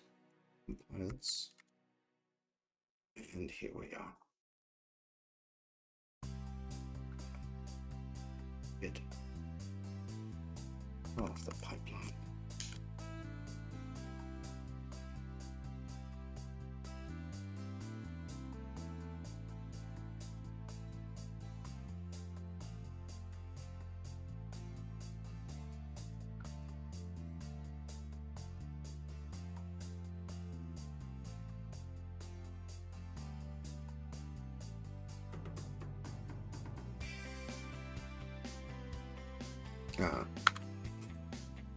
Yeah, that would be nice. So should probably make some sort of bookmark. So alpha blending.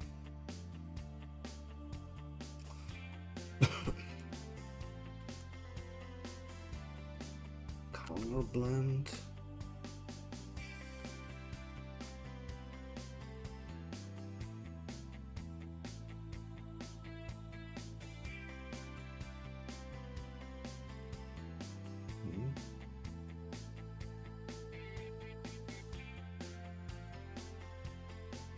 So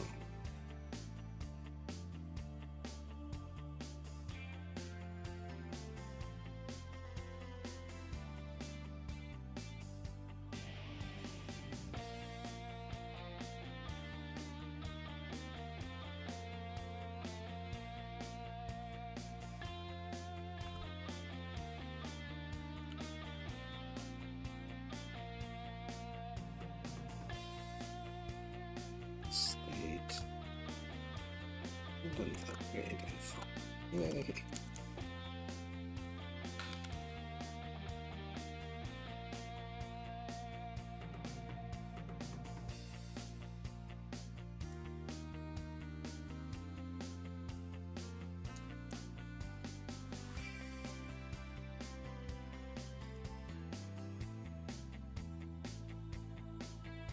Oh, hi ho.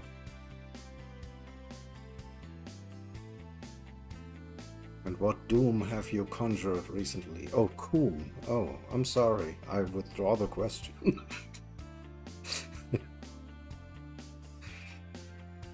Wouldn't want to be cooming here. But... oh.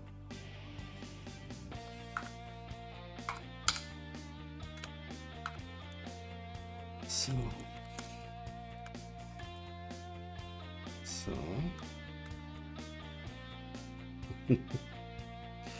Yeah.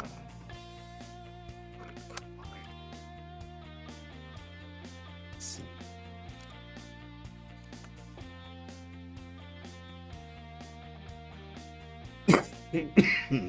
So, sorry for that. Alles macht er kaputt.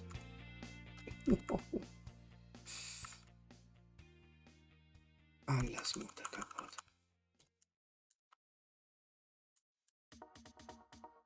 So.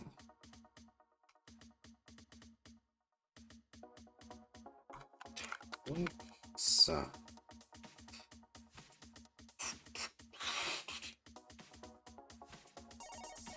logic up enable just check. Yeah.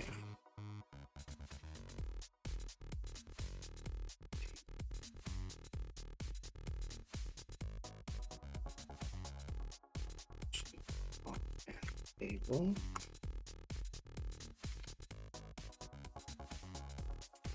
What is, oh yeah, VK logic up. Well, that's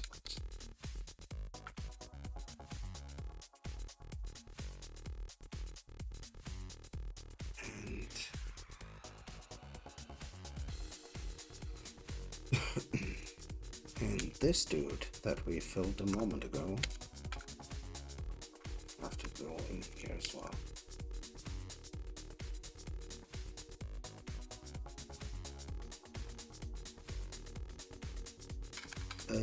Attachments.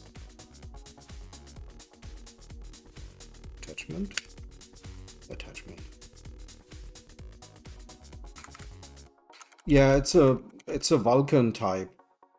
My guess is they didn't want to deal with a you know, when you use a character or something like that, or I believe the actual standard bool is still a byte in size. I mean, but that can, if you put them in structures, you probably get alignment issues. So my guess is this, I don't know what this actually is. Yeah, it's a UN30, it's just a type diff, as you can see here. So, but it comes from Vulkan, you know. So whenever I'm dealing with Vulkan structures or functions, I obviously use the data types that they provide. So just to not cause any hassle there if you know, accidentally use the wrong type. Yeah, I'd say so. I mean,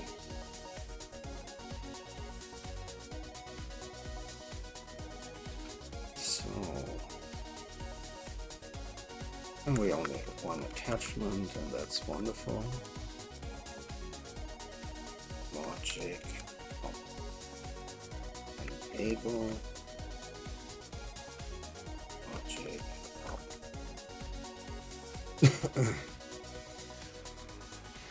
Yeah, you would have to. I mean, my guess is that they would, but you would then have to, you know, you would have to be very clever packing your structures. I mean, there's, what is it, the art of structure packing or something.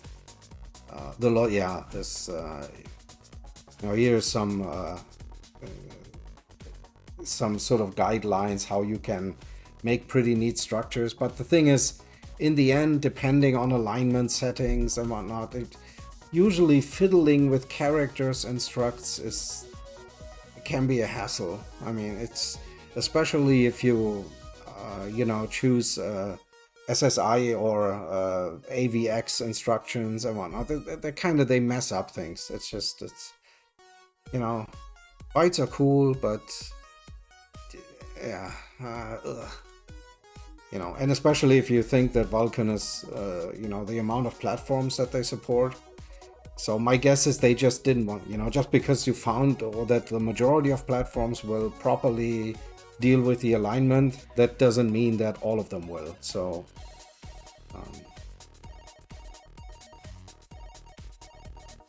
yeah, if you're running, if you have a 34-bit sort of system on a 64-bit system, that might not be true. I mean, yeah, right, and yeah, I mean, it depends, right? I mean, and my guess is the compiler will add whatever padding is needed anyway, but that is not always what you want. Especially, you see, these structures are probably, I don't know, but they might probably also be at least partially required in the backend of Vulkan, and in that case, you want to closely match the memory layout of whatever an underlying driver has. And so my guess is just not to fiddle with bytes. I think that's the reason. They probably didn't want to. And then you do something like having a pointer value and then a byte value. I mean, it's just, I don't know. It's just, the compiler has to generate code for this stuff. It's just, my guess is it's not worth doing. My guess is you can practically make every integer type a UN64 and be done with it on a 64-bit system. But I don't know. But, you know.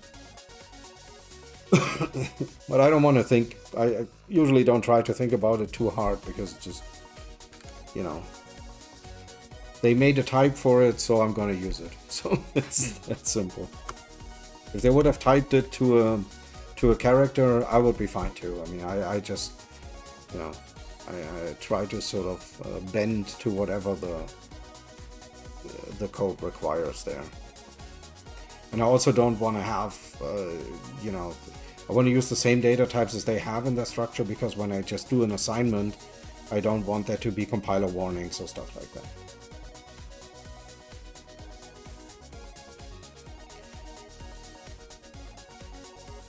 Well, I mean, they have to juggle a lot of things, so but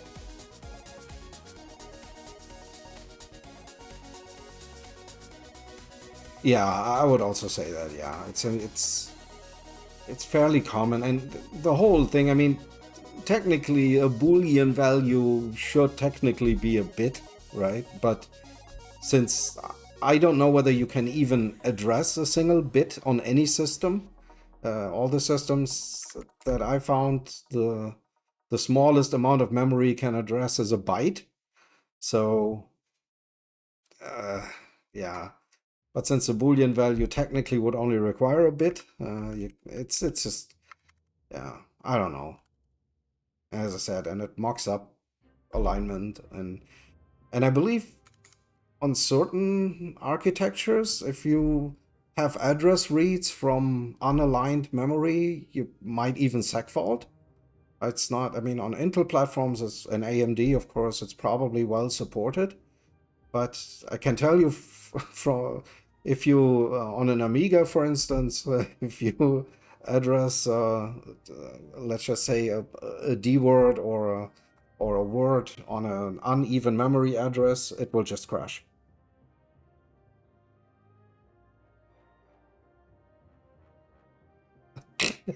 Holy shit, what's the guy saying? Yeah, and on risk, I know. Yeah, there's two. Caps, what the fuck? I mean, I need to get this. Is this Nightbot always such a nightmare? I mean, Jesus, there's nothing wrong with using caps. What is this? I'm sorry. I need to, oh no. Holy shit. Yeah. Yeah, I need to get rid of this Nightbot thing. I mean, Jesus Christ. I mean, it's a perfectly legitimate uppercase use. I mean, oh God. I hate these people. That's just, that's not good. That's not good, not good.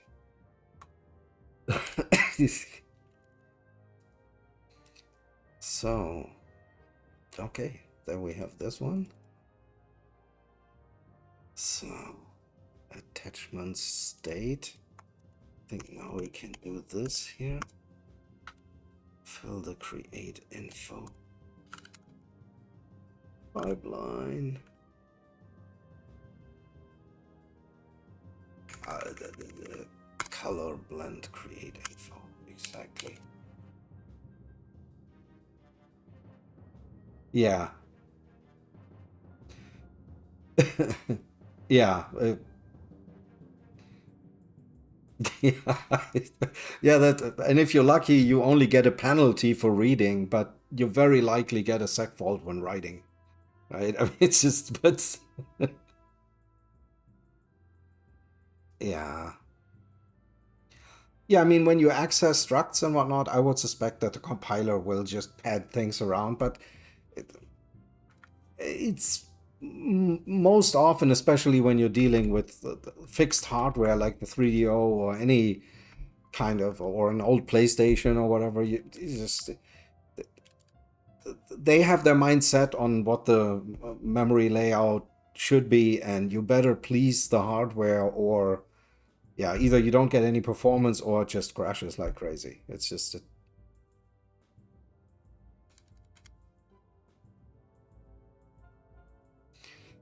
so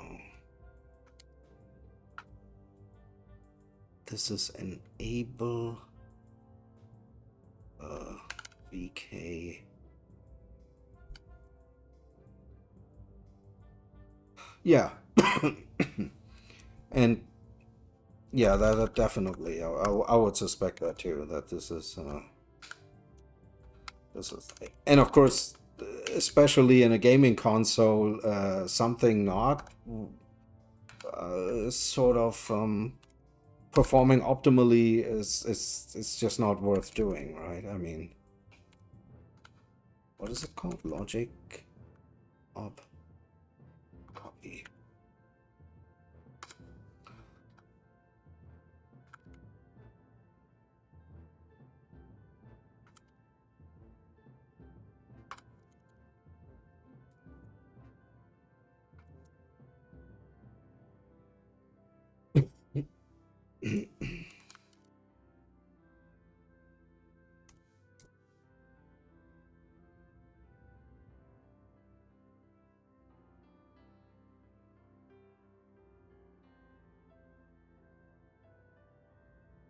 So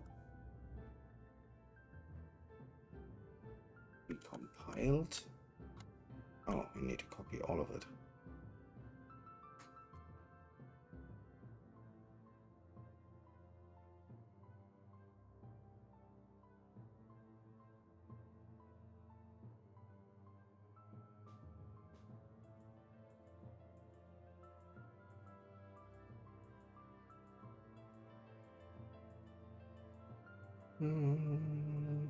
Yeah. Compile it again, and still compiles good, so we didn't make any mistakes. Graphics pipeline. Oh. Oh, that's a little bit too far ahead. Rasterization, color blend. Color blend. Oh yeah, that's what we had. Oh, depth stats. Oh no, God, no, please have mercy. Okay. Da, da, da. The things we do for depth buffering.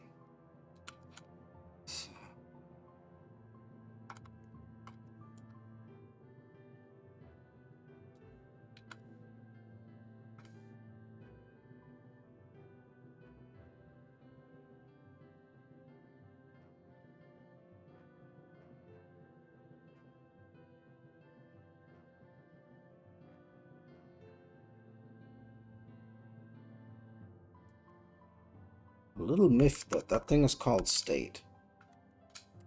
It is a pipeline thing. So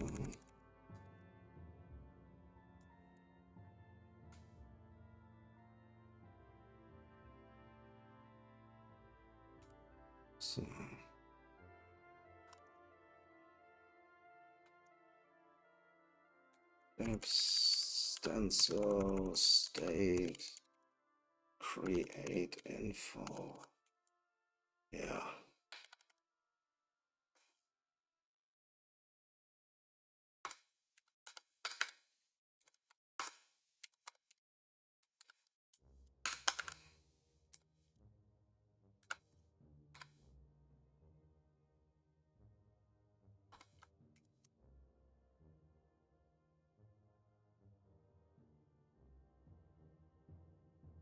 Yeah. We want this guy here.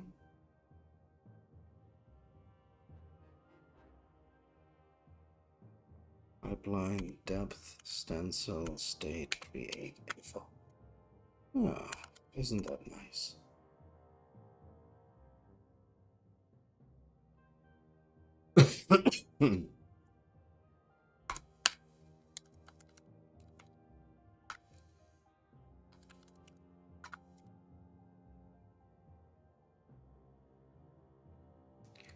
Depth test enable.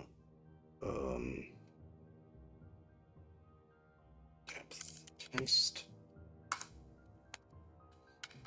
Vcable const able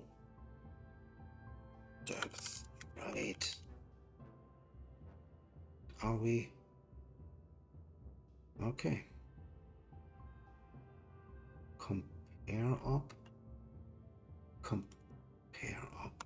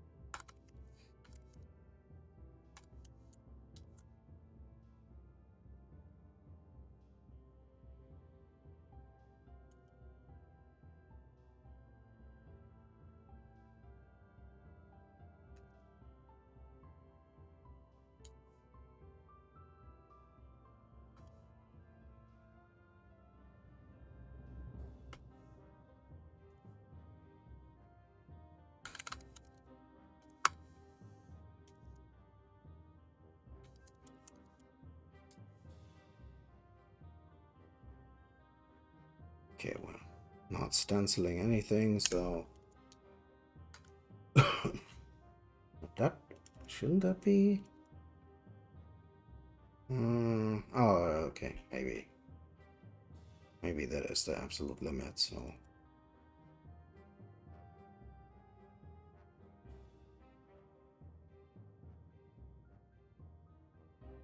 oh,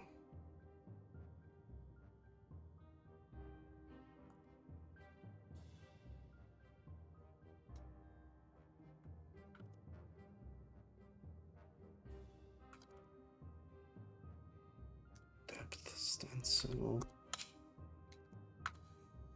Now I need to steal that again. True, true, and up less. Okay. Weak, true. Weak, true.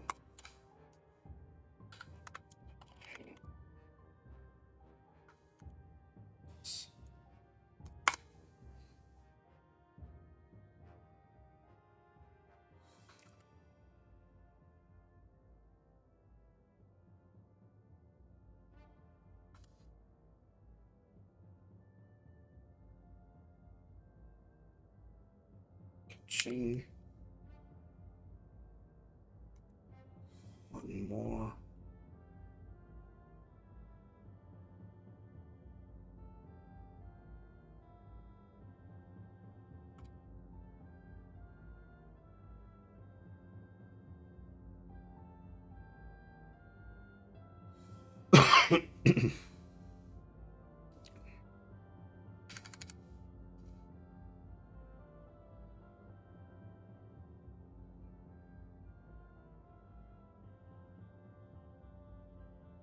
So,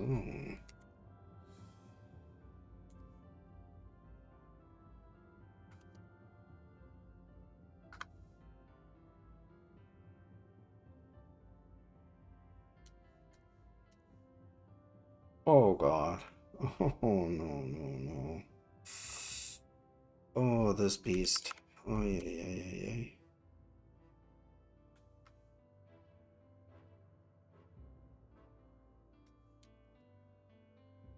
Should we really do this? Yeah, why not?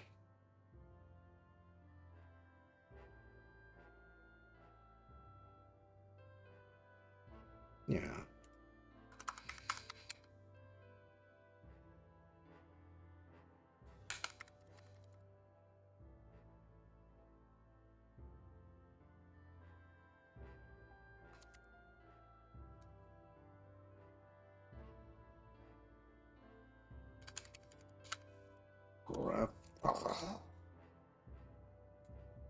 fix pipeline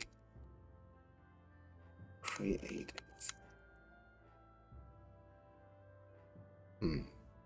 All right. If you say so. Right.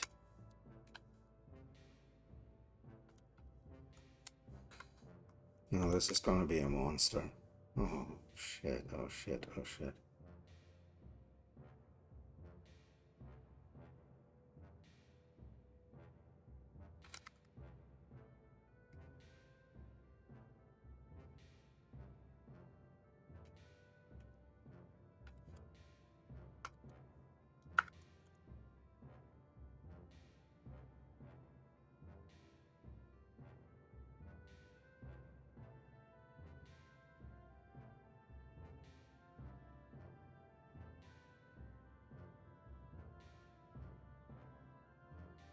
So,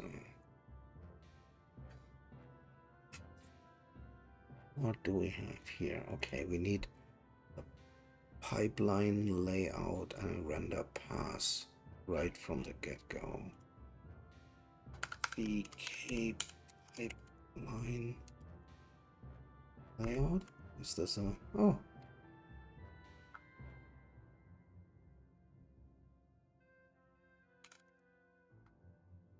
Layout.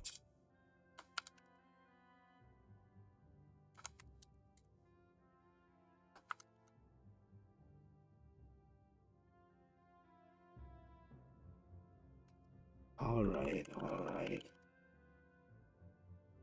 So, I know all the other dudes. Oh no, oh no. All of these guys. Oh.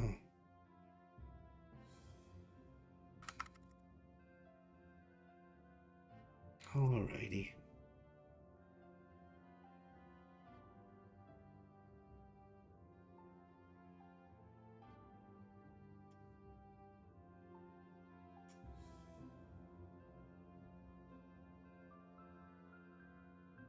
Okay.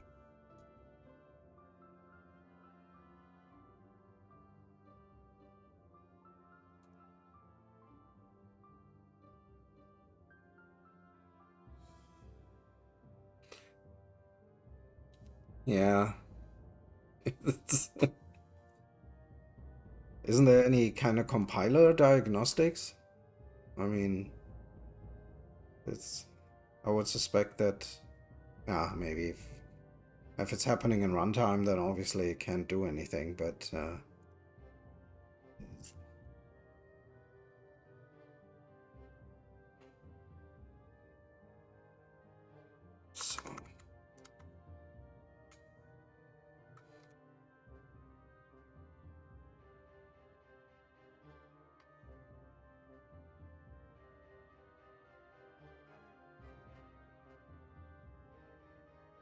okay. Text input. Do you think that we need these ones here?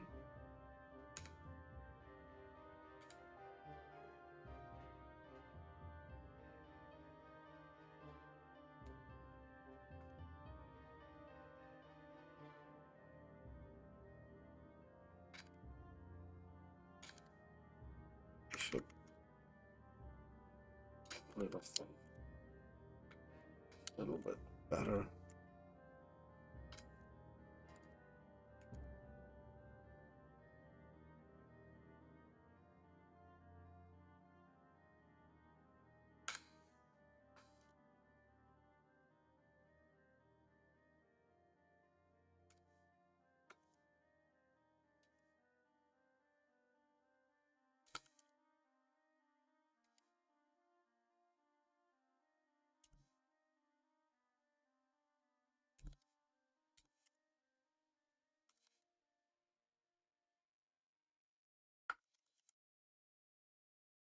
Okay.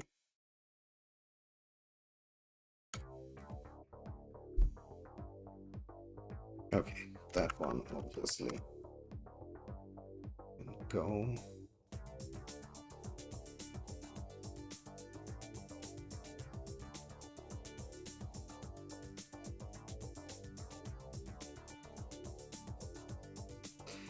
Yeah, yeah. If you parse image formats or stuff like this, then you have to be somewhat careful. Um, yeah,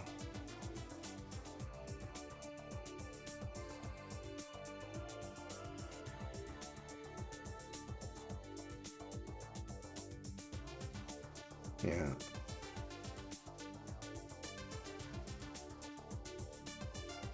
yeah. Okay, yeah. If you yeah, if you set these, yeah, if you're doing the this stuff here with the pragma, what's it called? At least for GCC, what is it? No, it's not a pragma. It's attribute, right? It's a- attribute, and then this weird syntax, and then what? Aligned or so? I forgot. I always have to look this up. Uh, align something. I always forget how this. I know that there's an attribute act or something, which is sort of a byte alignment or some. Is it like this? I don't know. It's just a very weird syntax for GCC, but I don't. Yeah, yeah. If you mess that up and that doesn't isn't sort of what the hardware expects, then yeah. Good night. That's game over. So.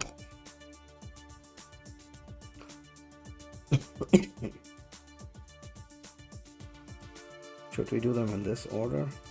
Mm-hmm. This is all.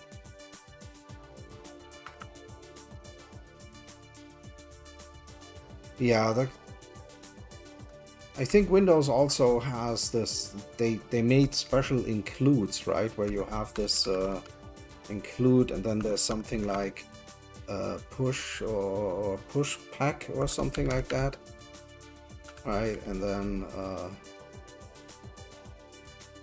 and include pop. So I believe like that, and then you can put your struct in there, right? Whatever.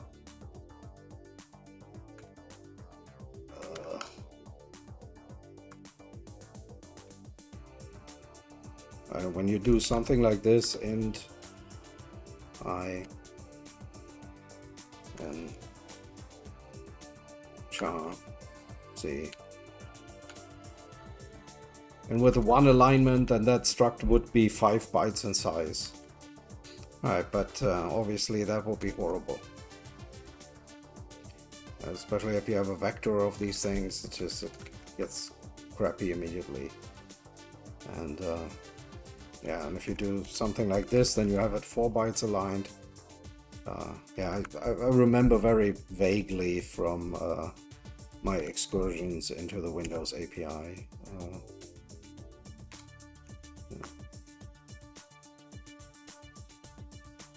I think I could. Shouldn't we just be passing the? Oh no, we can't do that. So, yeah, pack push my yeah. Yeah. I think there might be actual include. At least there were when the Visual Studio 6. In the olden days, there were actual includes that would do the pragma pushback for you, and even the Windows header itself was riddled with that. You could see when you browse through the Windows headers that especially when you look at sort of these bitmap structures that are part of the Windows SDK, they all had these sort of pragma, these pushback things surrounding them.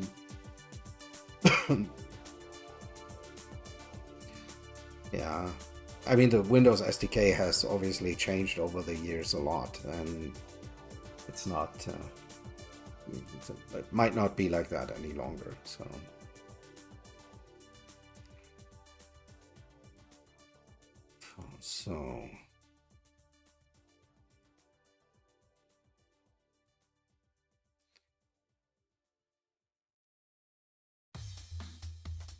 but what? Oh, I might have commented that out. I see.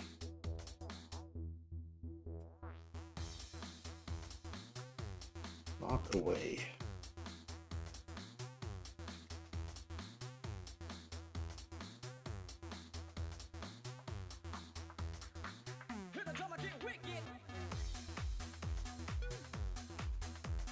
So, stage count. Yes.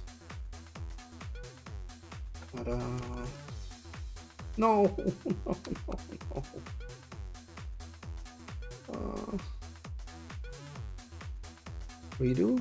Redo, yeah.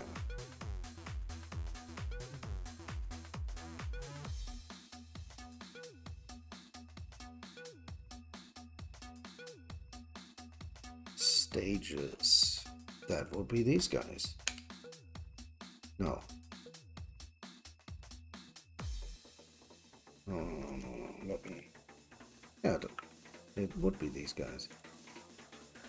Good. Stages. Stages. Vertex input state.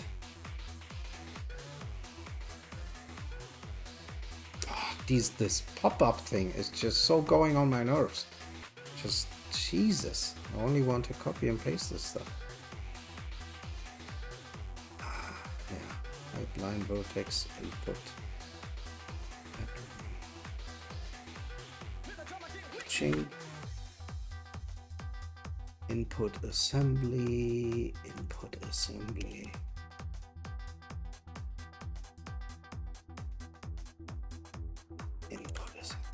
Okay, we don't have tessellation for now. Viewport. State.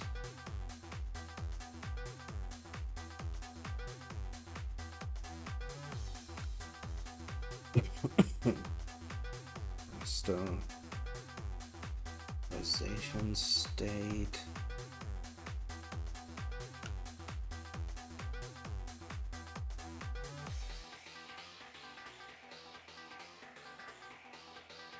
Simple.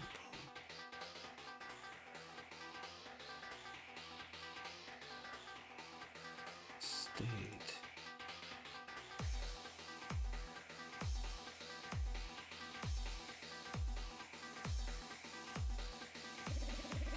Really? Depth stencil?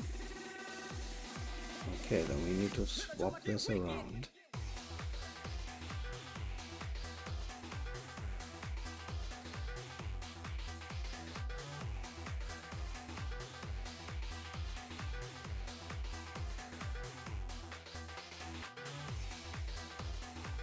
Depth, color, blend, state. I think we don't need the attachment thing here. That's part of this other structure.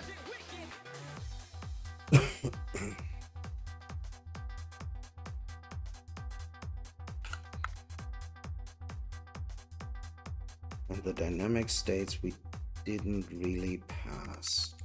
Need them as well.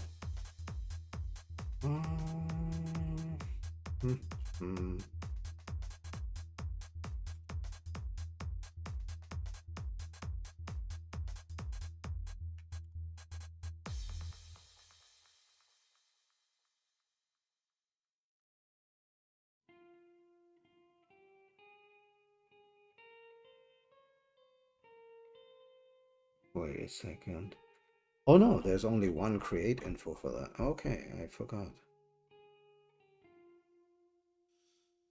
Dynamic state create info should already be in here. Okay. Move this thing to the bottom.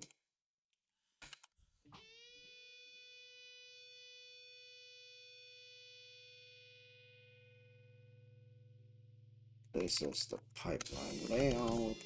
This is the render path. I think now we have neatly filled.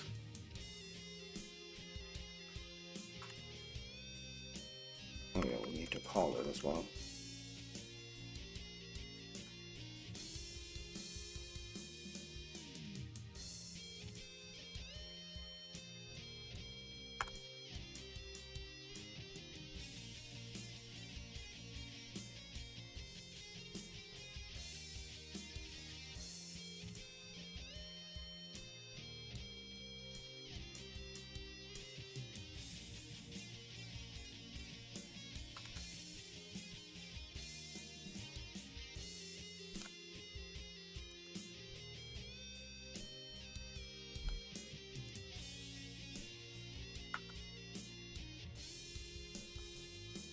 So this is obviously something else.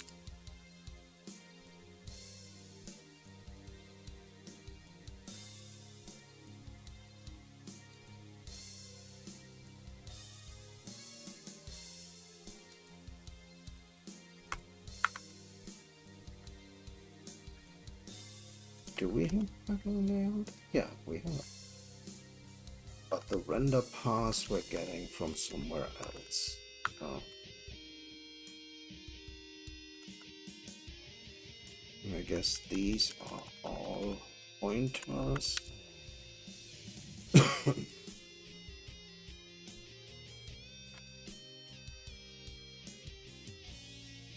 it compile?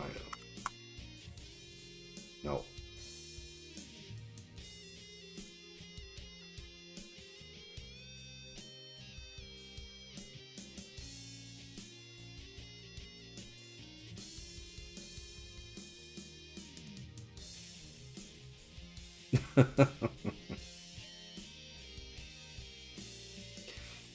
Oh yeah,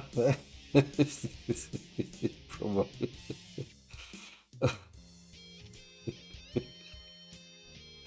Well, especially if you do that on a mobile phone, you probably have to click on every single one and drag it someplace and hope that you don't make a mistake. Yeah.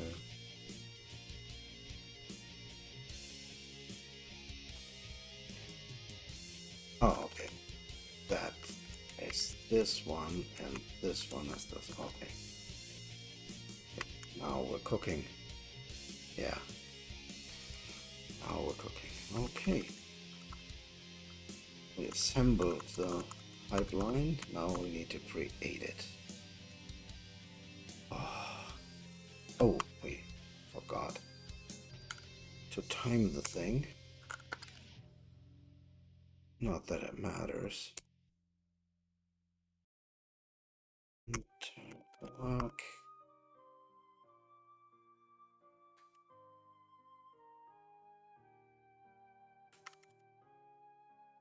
Catching.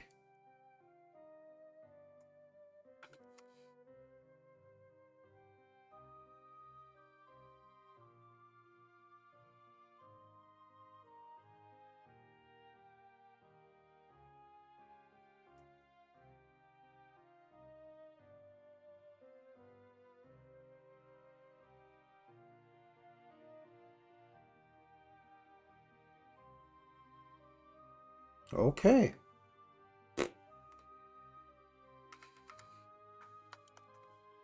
That's interesting. I mean, I think I've never really read any of my Gmail mail. It just every time I create a Google account, I create a new Gmail account. But I never read them. So it's just I wonder what will be in store for me there. But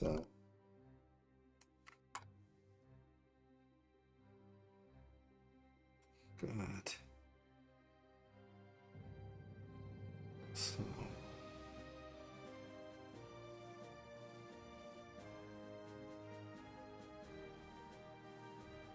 alright, now we can create the freaking pipeline.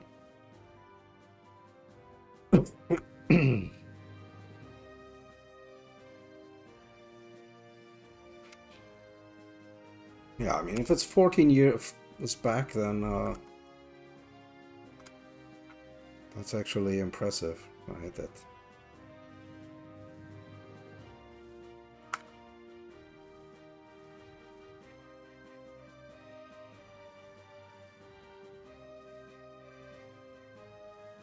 so finally we made a pipeline.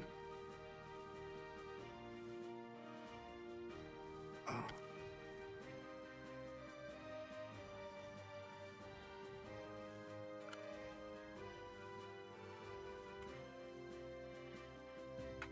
Oh.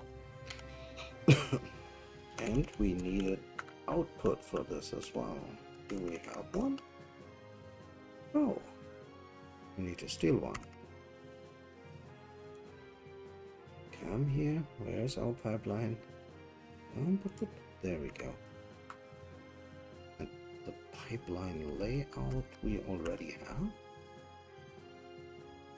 Where are we?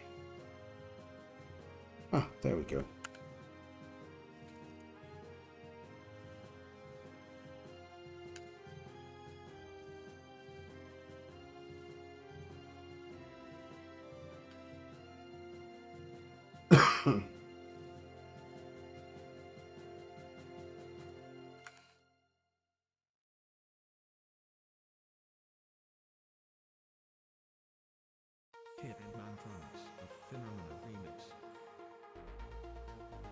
Oh, that's nice. 1 month.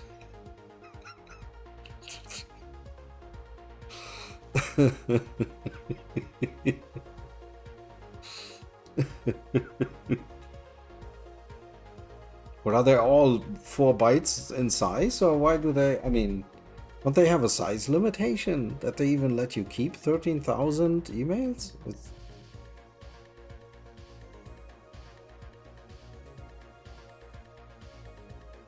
That's very interesting.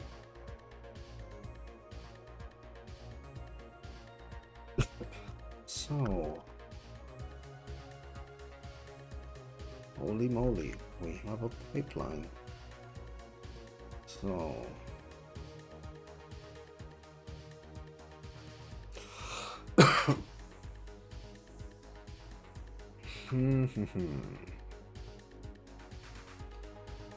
now comes the tricky part.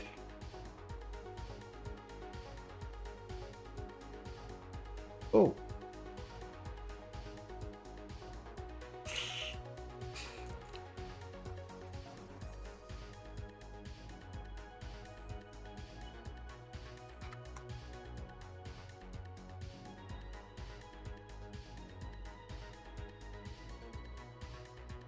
Okay. So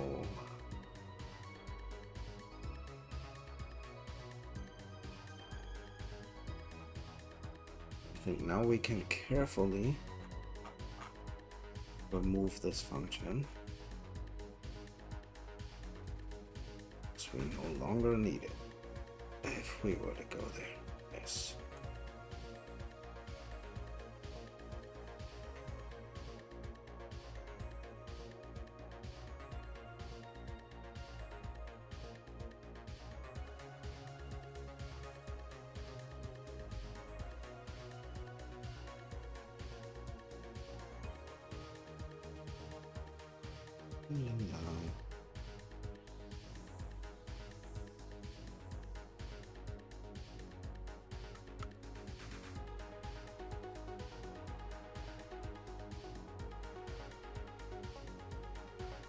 Create.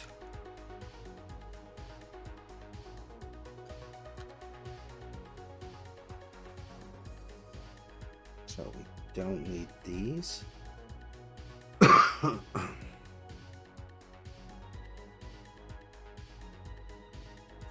Now we need to look at our, is it draw frame?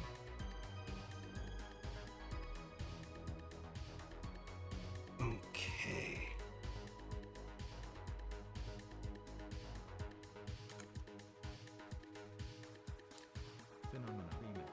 And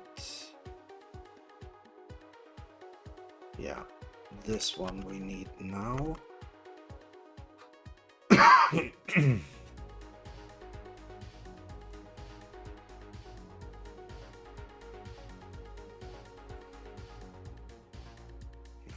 record the command buffer for our weird little object. So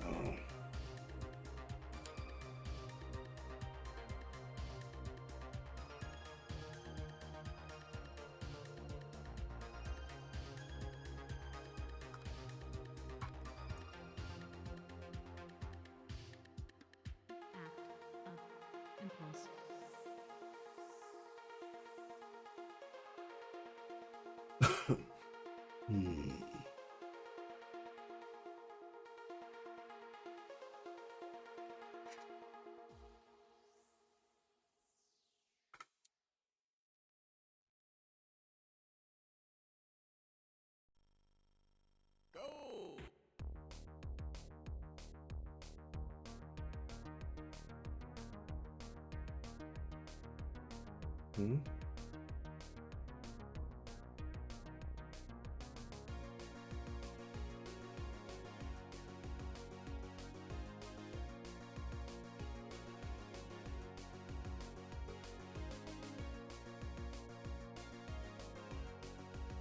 this is clearly not correct anymore.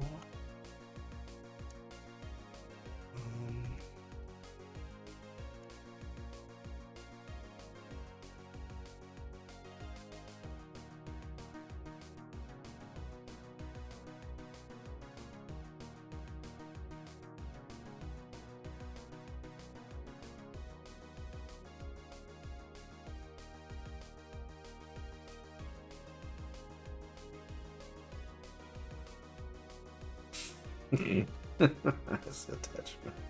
Yeah. Maybe you should have started with the attachment ones, then you had more free space.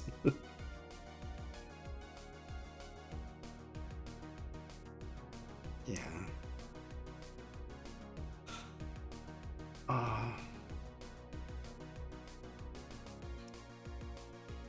So, what do I do here?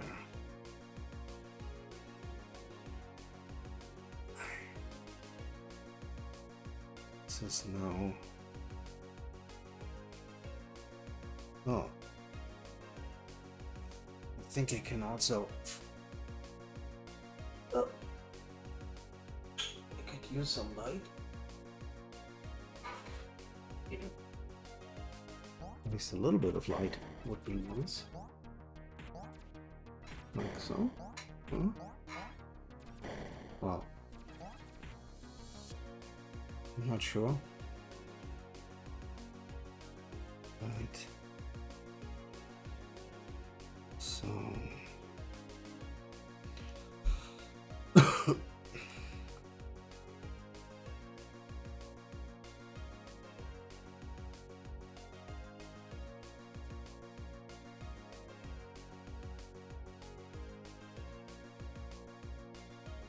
So where are we calling this?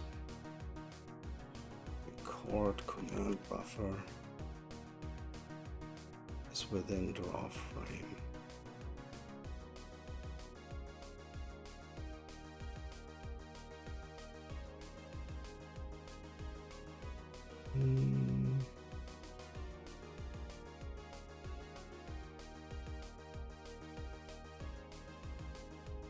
That's what it's currently.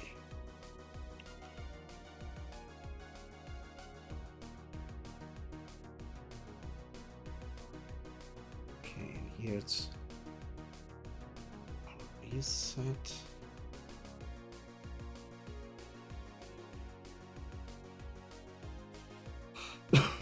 So what if we hack this in for the moment?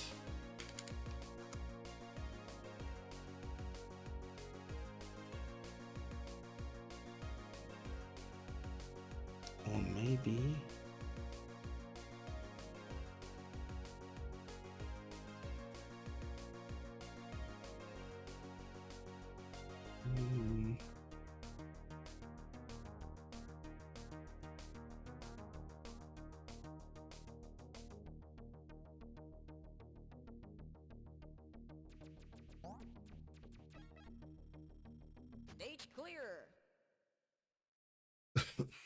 Yeah, I think this would probably be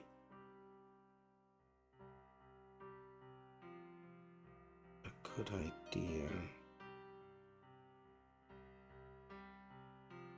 Okay. We want to have some callback functions here. So type def.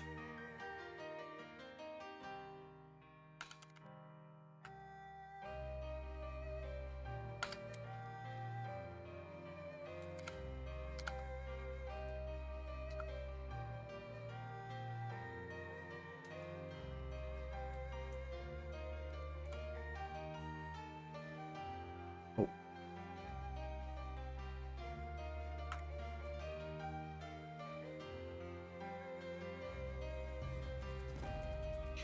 Yeah, we're as I said, the magic triangle is we had that, but right now it doesn't work, I believe, because I broke it again, due to all the restructuring here. So otherwise I would show you, but yeah, we're past the magic triangle.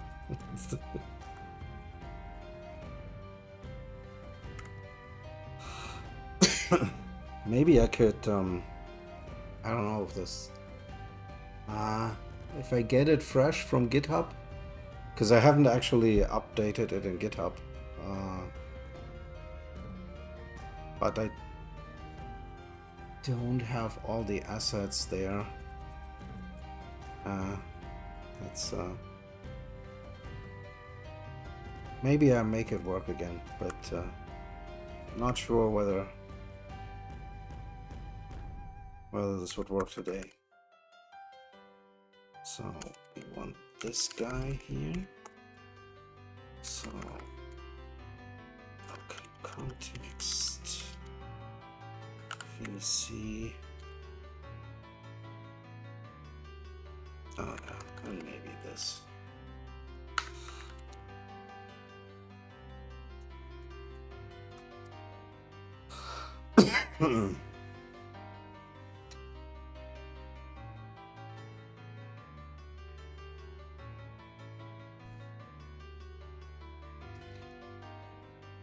Well, the next goal is, as I said, once I manage to have sort of multiple renderable objects at play, yeah, then I will, I will start with some 2D stuff, obviously. I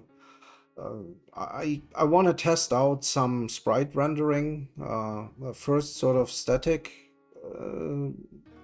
well, static in the sense that you have to sort of pre-record a maximum number and then fiddle with them in a uniform buffer. Yeah, it's just I have to think about some of that stuff. What I want to try out is some more sort of static rendering for 2D backgrounds where I want to make just a large static vertex buffer, and that would be the entire level, right? So you obviously some random generated stuff and whatnot, but or whatever I can render with Blender so to have some sort of tiles, but not too small ones. So and I just want to see how well does Vulkan actually cull and clip on its own before we're gonna do that ourselves.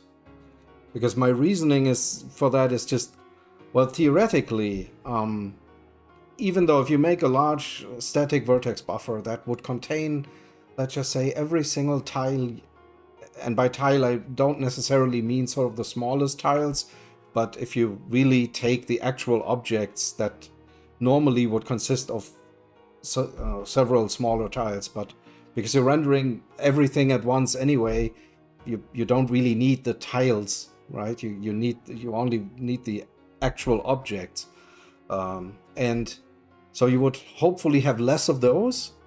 But oh, okay, sorry, yeah. No, yeah, but in any case, I want to check sort of how well does Vulkan perform when you make, let's just say, a level that's 10 by 10 or whatever, 100 by 100 screens, and you let all the culling, let the hardware do the culling and the clipping. Well, not in the traditional sense, you know. Traditionally, obviously, a level would consist out of, you know, like it's a two-dimensional unsigned short array, right? Where you have, okay, these are sort of my tile indices, and then you have an actual tile map, and then you would make, you know, you would simply, all have to be fixed size, right? But I wouldn't want to do that, because obviously if you have sort of certain tile sizes, they don't play well with the texture filtering and stuff like that. So, and very often you find that, I mean, while in the early days, of course, tiling was essential in order to save memory, you don't really need to do that anymore, right? I mean, for the most part, even a small Raspberry Pi has more than enough memory. Yeah, okay, that's... yeah, that would be a texture filtering nightmare with 12 pixels. No, but when you think about it, right, all you do with these tiles is you create larger objects.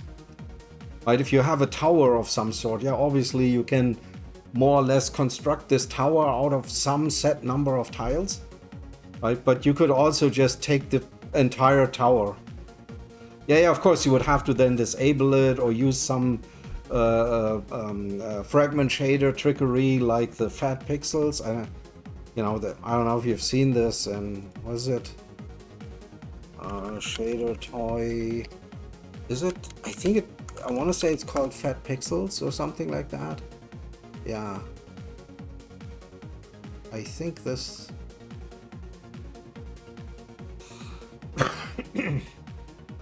I'm not even sure whether Shader Toy works. Uh-oh. Ay. Ah, it does something.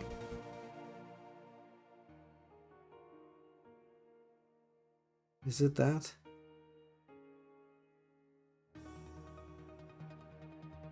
The example that I once saw was with some pixel art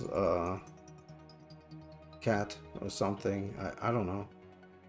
It's definitely thinking quite some... Hello?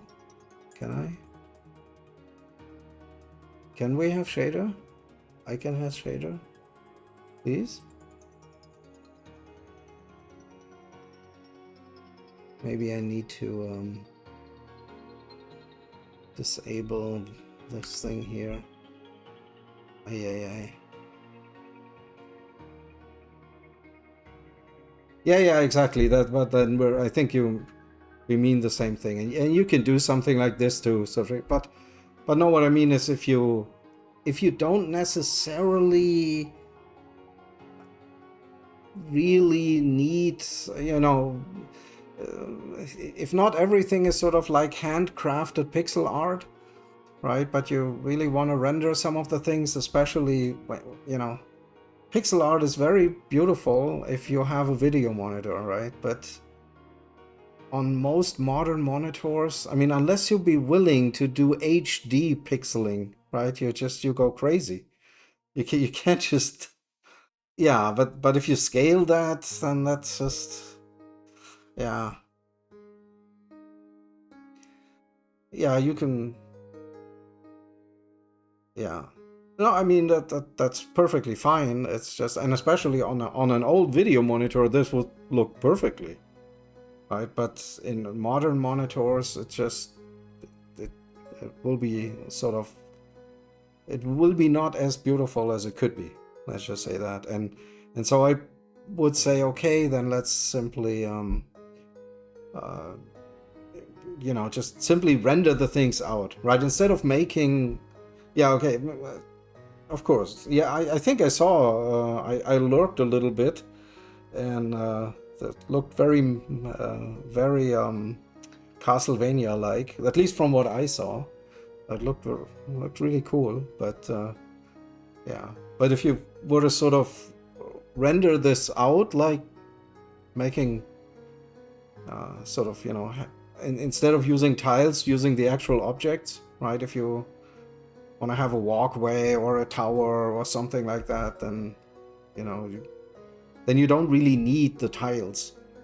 And nowadays, you can sort of completely separate the tiling for just game design reasons, where you say, okay, the character can jump 3 tiles wide or something like that, right? That is a completely different layer that has not necessarily anything to do with the graphics being presented, right?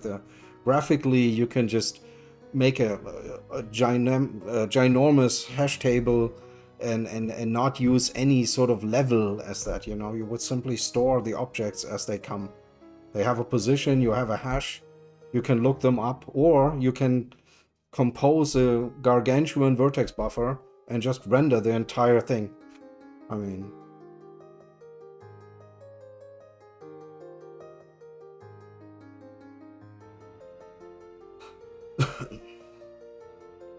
yeah. Yeah. Sure. I mean, if you really, I mean, obviously, if you encounter a system that is, or if you want to port this to, let's just say an actual Nintendo, right, or some of the, then yeah, then obviously utilizing any kind of, yeah, of course, but you don't necessarily need to do that, right? You don't really need to, so you can have, for everything you want to do in a game, you can have, everything can have its own quote-unquote perfect storage container, but you don't need to abuse the level. I was, oh, this is tile number whatever 04, that means it's transparent and I can walk through it, and you can misuse it for collision detection and all sorts of things, but you don't really need that, right? And nowadays you can make your own layer just for collision detection or for any other so it's not, it's convenient, of course, if you have it, but I'm really miffed that it doesn't. Why isn't it show something here? Shader toy doesn't work. Do I need to do something here? Oh, come on.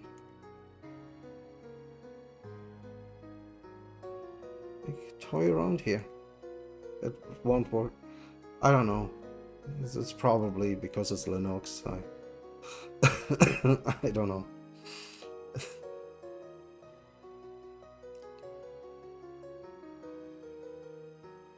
Yeah, if you want to do something like that, obviously, then you cannot. Then you have to abide by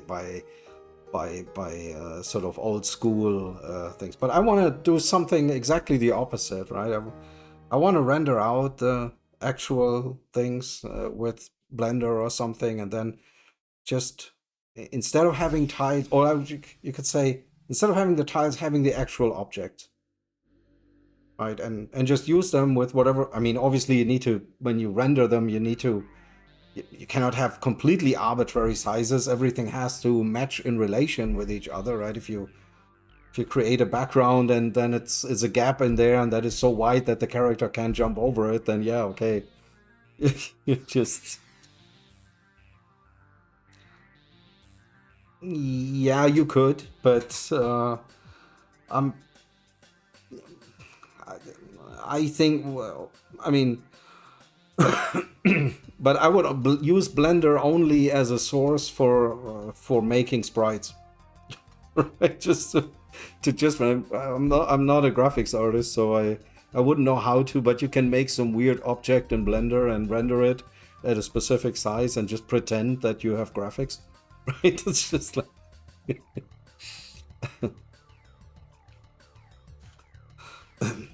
yeah, I wouldn't really want to utilize Blender as an editor.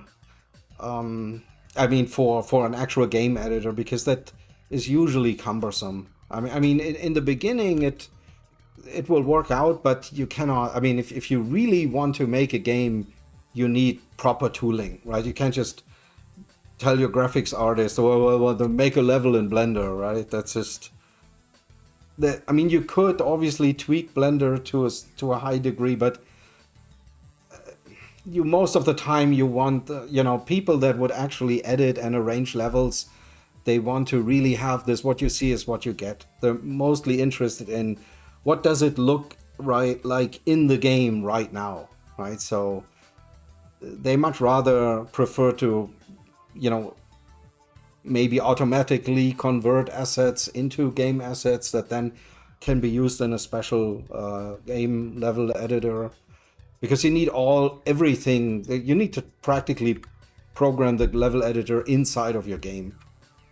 And you cannot really do this with Blender. A graphics artist would completely go bonkers, right? Because it will look different, right? If Blender has specific shading, I mean, you can of course go down the route and try to match it, try to implement every shader exactly like, but that's just, that's. I think this way madness lies. You can do this if it's not too serious, but if you really want to have a product of some sort, then you want to have a pipeline there, and you want to somehow get assets into your game, but you don't really, at least I wouldn't think that utilizing Blender for that is. It's maybe just in the beginning where you don't have an editor and you kind of make do with something, but at a later stage, at some point you need to code a level editor. I mean,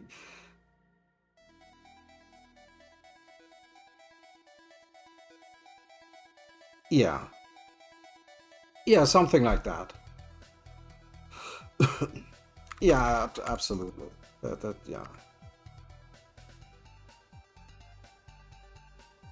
Yeah, because in the end, you need to program a lot of things for. I mean, the whole tool coding thing is, I think, very much underappreciated and underrated. How much work that is, and and of course, once you have an actual game, oh yeah, it looks like a beautiful game and whatnot. But going there and having all the tooling, and whoever made the tooling is just, that's making the proper tools, especially tools that then allow artists to get creative with the engine that you made. Then then they will usually do things that might fairly surprise you. And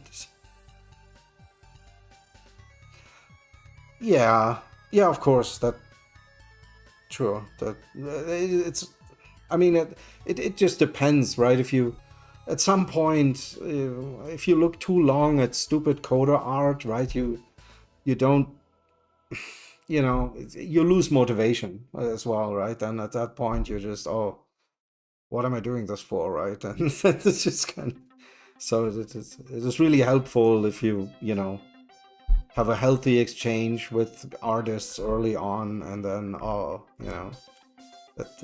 that can be sort of, I mean, if you have a product, if you really want to make a project, right? If you're just toying around, then that obviously that doesn't matter. But but making a real product or project is very, is a process or a project I wouldn't really take on.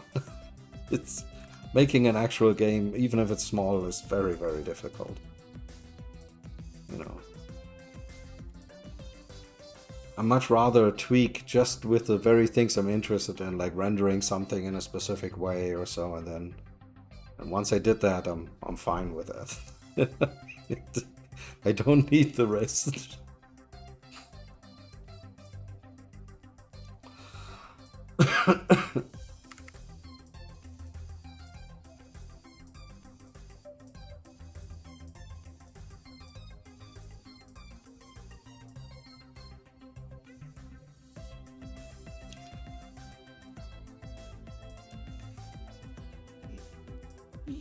I mean, this obviously this will work for quite some time, but at some point, again, depending on the size and the scale of the project, you're, with a lot of, if if it's just too style, I mean, unless you really want this as an art style that everything kind of looks fairly abstract and stylized to begin with, and yeah, okay, then that might work. But if you really want to have fleshed out art, with, you know, at some point you want to see it. Oh, okay. If that's yeah, well, I can't draw anything really. Just it would be horrific. This is why I would resort to do something with Blender, because there at least I have some vague control. I mean, if I have to use tools like GIMP or some other pixel editing tool, I go crazy bonkers, because the only graphics tool I can use would be Deluxe Paint from the Amiga, but and I know that there is that something like this actually exists on here as well, but it's all not the same, and I can't pixel like oh, gee, and here we can already see that I don't know.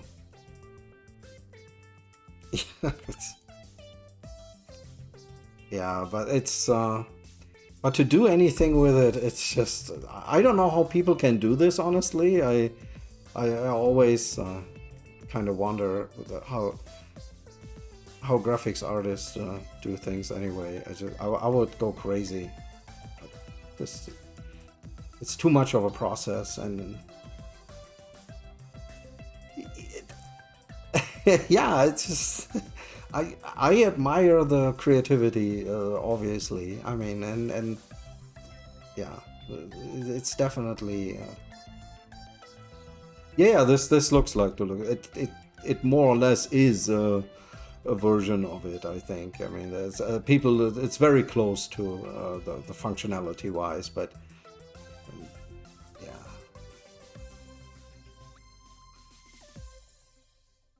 Yeah, but Blender is I see with Blender you can render something that vaguely could be mistaken for the thing you would actually want to have. That just if you're not looking too closely.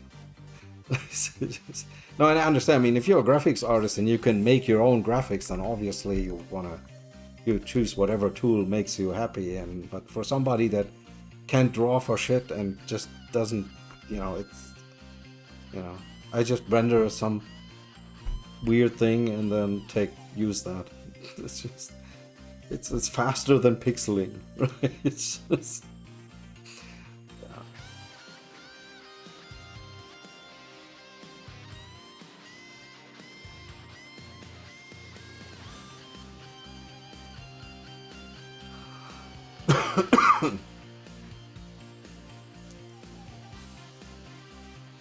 so, but oh yeah, we wanted to have. Do we want this?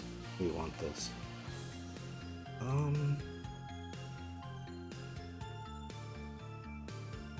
Oh, we could we do this? Oh, that's just for the moment.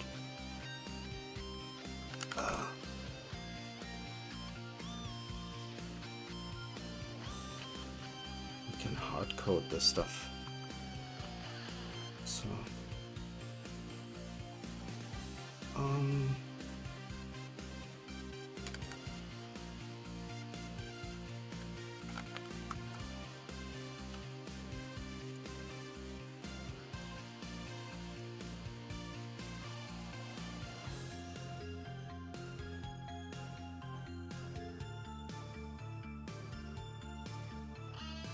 couldn't we just call it anyway? I think for the moment we could call it anyway. Let me just...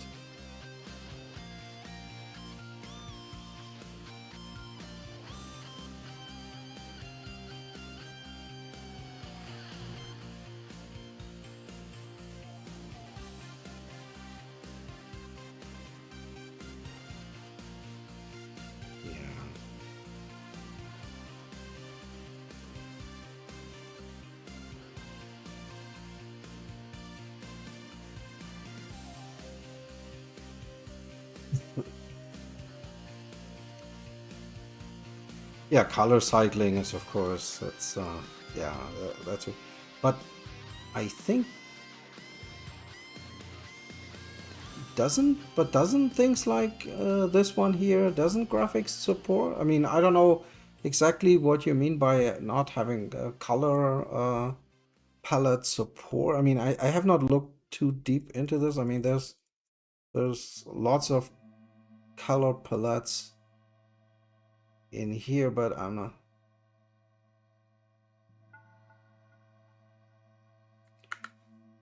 And I think there should be ports for Windows available, I think. I mean, if you know, if you search for I think it's graph X or something. No, that's not. Jesus, I can't even.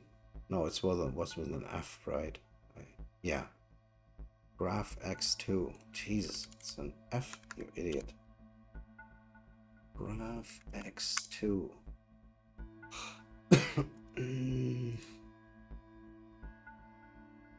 Downloads. Yeah, there's even a Windows installer, so you can. Yeah.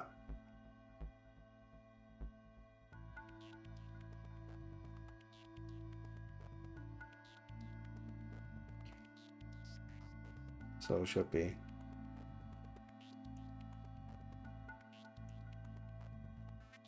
Yeah. It's also that the old Amigas have different, you know, a different aspect ratio. So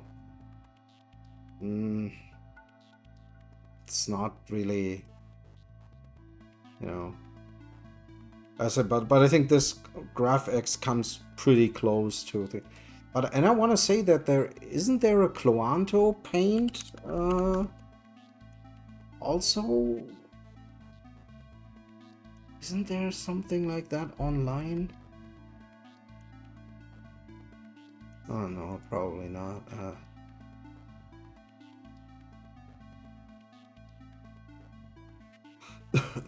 Yeah, I believe that it's very likely.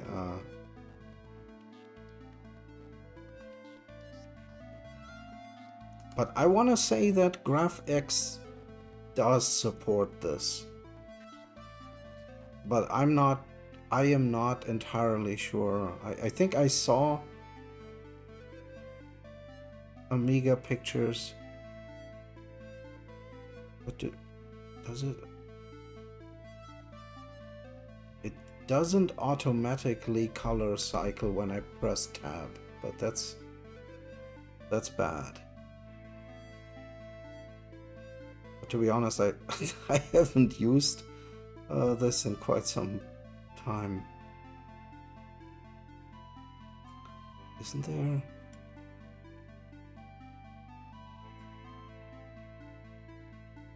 It's also getting very choppy, and this is something to do with the mouse.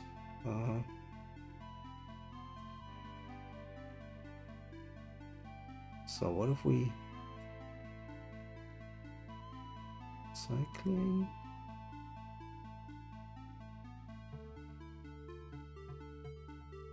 Oh no! Stop that! Just don't do it.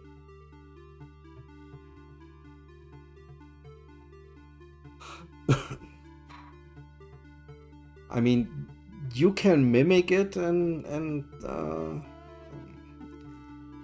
in some ways, right? I mean, since you have true color textures, sometimes you can sort of just make a big enough texture and use that as colors. I mean, obviously, if you want to run this on a Commodore 64 or something, then obviously that's not going to work. But just, you know, with OpenGL or Vulkan or something, you can shift through texture coordinates to different parts of your texture and sort of emulate color cycling if you would want to.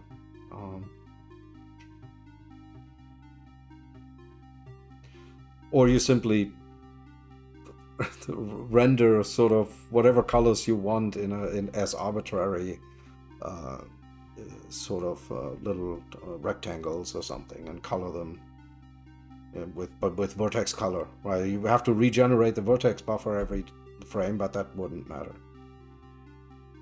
Yeah, or something. Yeah, you do 2 textures and yeah.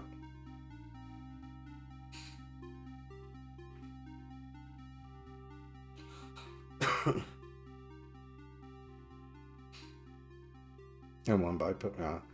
Yeah, that gives you then 256 colors, right? Or 255 or whatever. Yeah.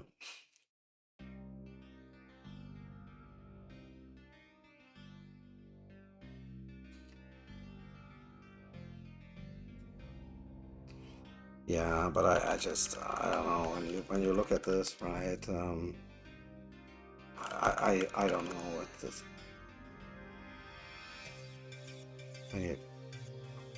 The guy that drew all this stuff, right? It's just show this. I don't want to.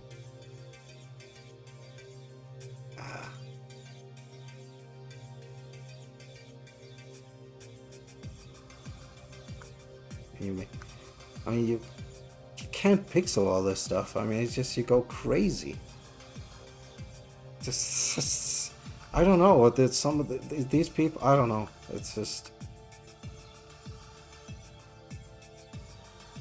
it's a mystery to me how one can really draw stuff like this. It's just it would take an entire lifetime to. Yeah, but still, I mean, it's just I love it, but it's so much work, and I would never. This is why rendering is a little easier, where you can just cheat your way out of it. You just trace the outlines. You can. I think modeling is actually easier than actual than doing actual pixel art.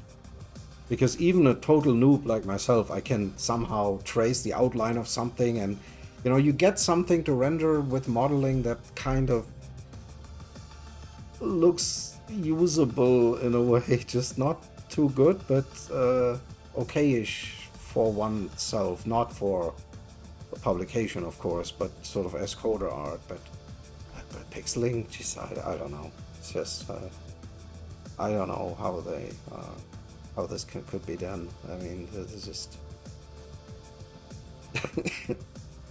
But the guy that made a lot of the graphics art, I mean, he had a really cool color palette. I mean, I stared at that for a long time.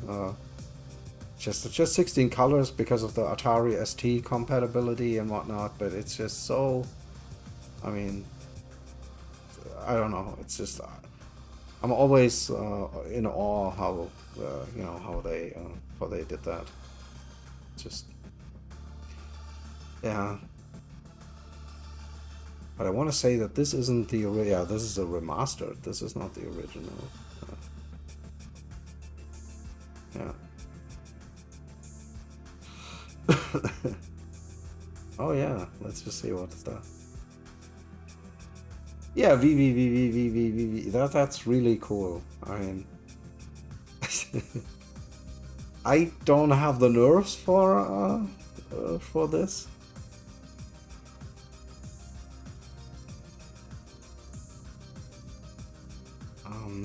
But let me just copy link address. Let's just.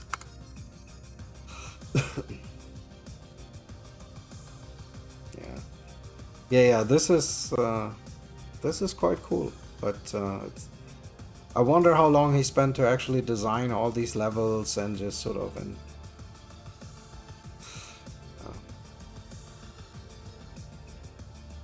Jesus, this guy is just. I need to stop this. Let me just. This Nightbot thing here is just going on my nerves. It's just. This thing has to stop. Nightbot.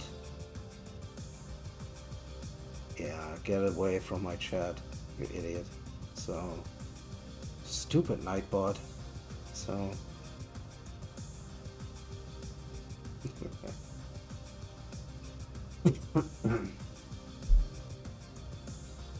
Yeah. yeah, it's. I mean, of course, it's not necessarily visually appealing to everybody, right? But it's definitely a funny experience. But there are parts in it where I just no, and I just watch people play it.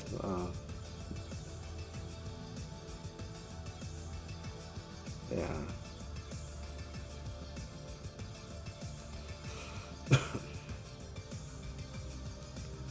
Oh, okay. Oh, okay. There's this super axe. Oh, okay.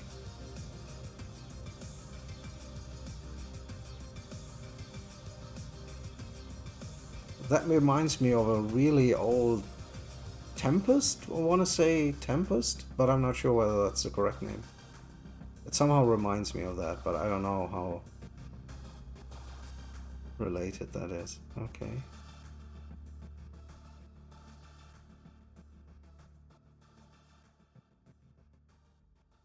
Yeah, that's a kind of a bit abstract, I would say. It's just holy moly.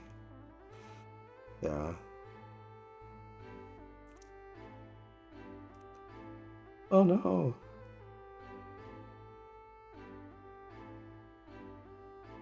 Uh-oh.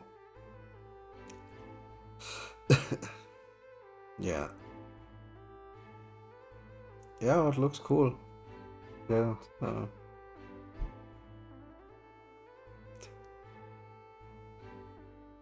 Yeah. Out. Yeah. So.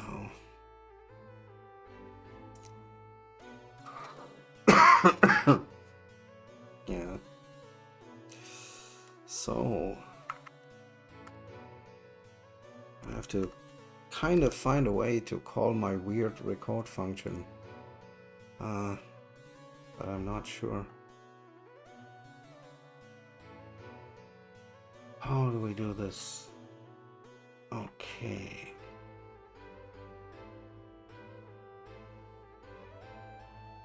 This is also something we don't want to have in here. And this should all... Now this can stay, I believe. This is only Q submit. Okay. And present we also leave, but the rest of the rendering... So reset.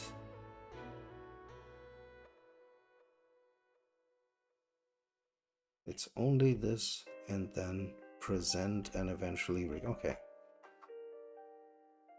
So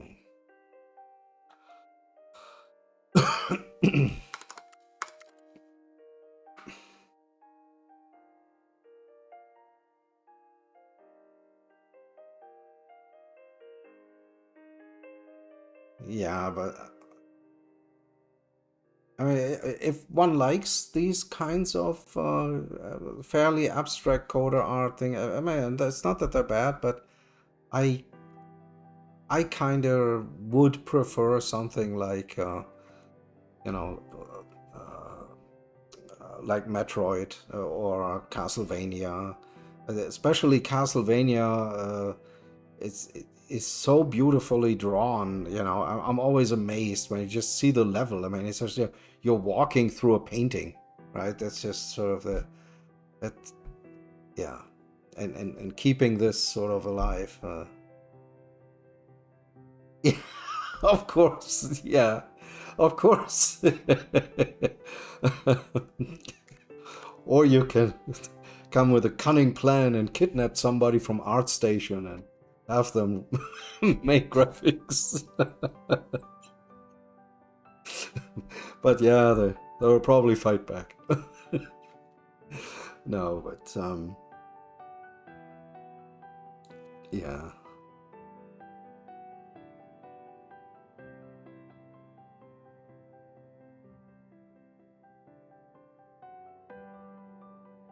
Yeah, it's definitely hard. I mean, I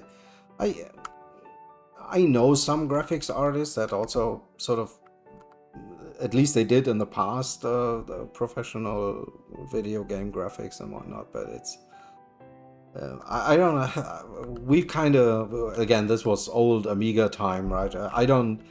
I We kind of also lost contact a little bit, so it's not entirely clear what they do nowadays. But yeah, but yeah, yeah. That's something. At some point, I would, if I ever make an actual project, I would consider doing that. But since there's so much work to do beforehand, I would only start really investing in something like this if more or less if you have done almost all of it. Right? I mean, you can't obviously you can't do everything, but you can program a lot and at some point say, okay, now we need real graphics, and then see how far you go. But yeah. Yeah, there's always Pac-Man.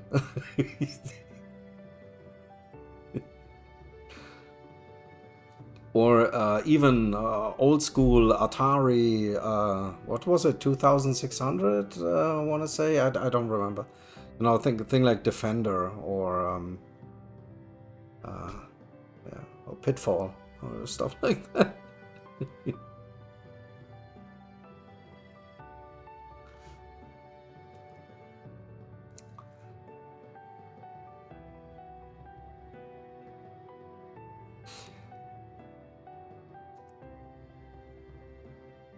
Yeah, but I have never played that. It's just, I don't know. It's it's. I know it's probably fun, but I don't. You know, if it looks frustrating, right? It's sort of uh,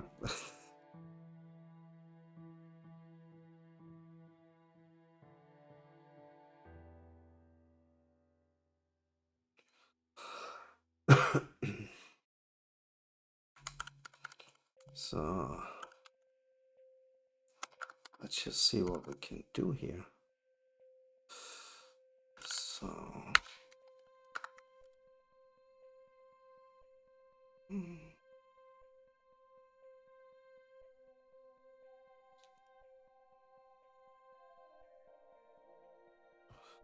maybe we do something like this.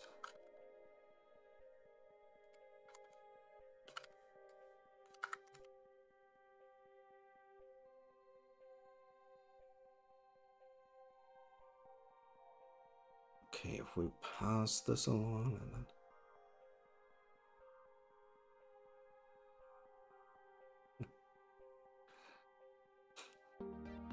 Yeah, but that's.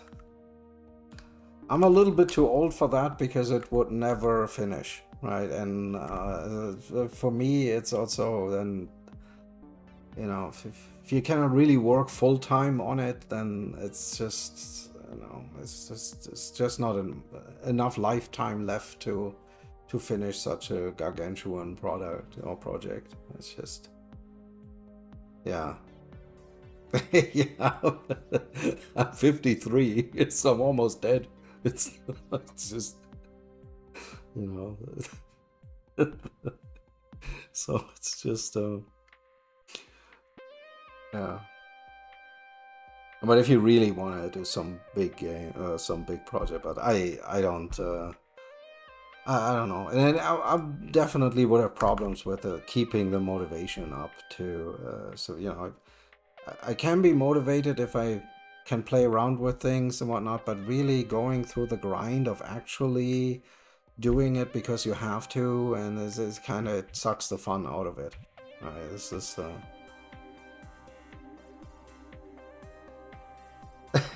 yeah. Yeah. Yeah, I'm pretty sure they're even older people. I don't know. It's just habit. I honestly, I knew a very dear colleague of mine, and he was actually a Java programmer, and he kind of had this kind of style where he said, "No, yeah, it's just I don't know," but and in the end, I hate. At the beginning, I hated it. I just said, "No, this has to be like this. You can't just make." But then, over time, I just, come on, it's okay. I don't know. It's I don't know. It's just it's nothing serious, but it's just that. But with time, it becomes a habit. Yeah.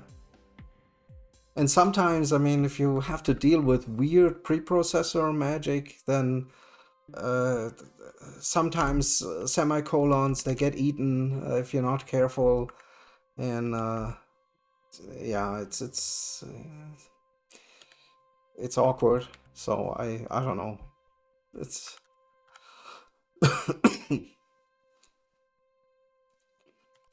yeah, I would also do things like this then, where you kind of keep it all in.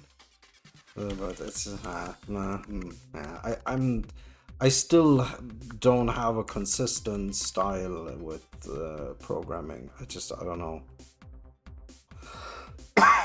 I try to, but it's only goes that far, and then consistency gets out of the door. Just it leaves the building. So okay.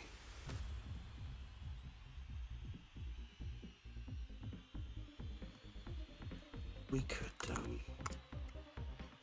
should we return something? Oh, why not? Or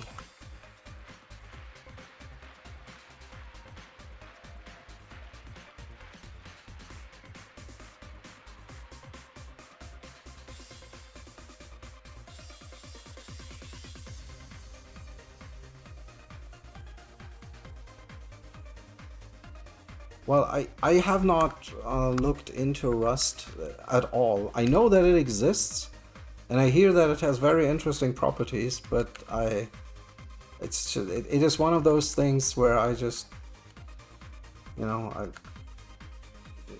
it just, everything is sort of competing for time, right? It's just, but yeah.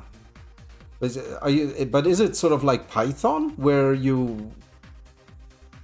it's practically formatting, where you need to really keep a certain format, or is it because I said I never really looked into Rust. I wouldn't know. Uh, is this how this is supposed to? Sure. And is it, or is it just some linting that it sort of can do? Obviously you can write this whatever you want, and it will be linted in a certain way, or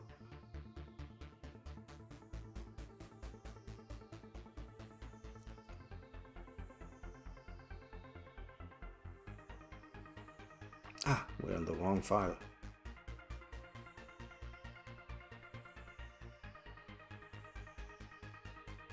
Oh, okay. Yeah. Well, as you can see, I'm also with that. I'm all over the place. I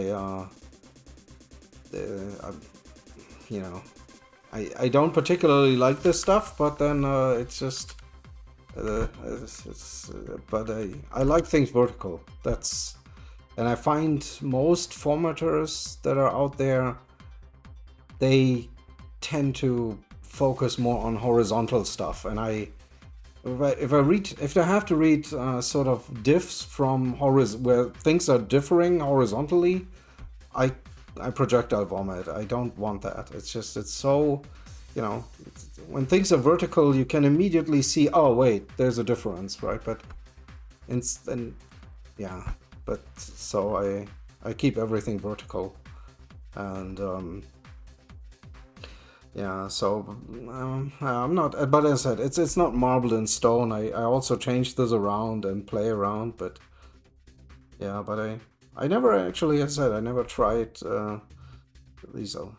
Yeah, but I never tried really other languages too seriously. I mean, obviously C++, but yeah, Haskell. I know the names. I know the hello world of these languages, but especially for Rust, and I mean professionally, of course, I have to program a lot of C++, um, and there Rust might probably be an alternative, but. But our the build chain, the tool chain, what I do professionally where I work, I don't think that if you were to make a suggestion to maybe have Rust targets in there that would be buildable and somehow be added to the product, I think people would not only look at you funny, they would just kind of think if you just lost your mind, right? It's just that the build chain is so complicated that doing anything with that is almost asking for trouble, right? It's just, yeah, has been historically grown since, I don't know, 1998 or so, I want to say. So it started out with whatever was before the Visual Studio 6 and Windows. And before that, there was even TickleTK on Linux. So, but that's how old the project is. You can't. If you try to integrate Rust into such a code base and the tooling surrounding that, all hell breaks loose. It's, yeah. Yeah, it is crazy, but well, let me quote the marketing guys for you. It works and it sells. So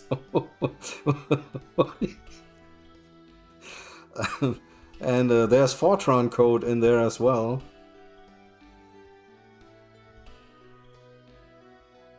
There's lots of Fortran code in there to and not fancy newfangled Fortran. That would be Fortran 77. It's just, yeah.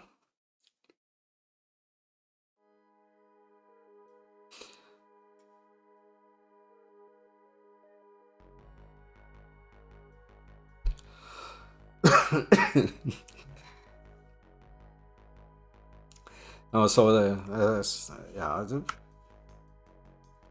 So professionally, that would be for me out of question too. I could never convince anybody in our company to even look at that. Right. Well, privately, I do prefer C, but I became sort of disappointed with C++.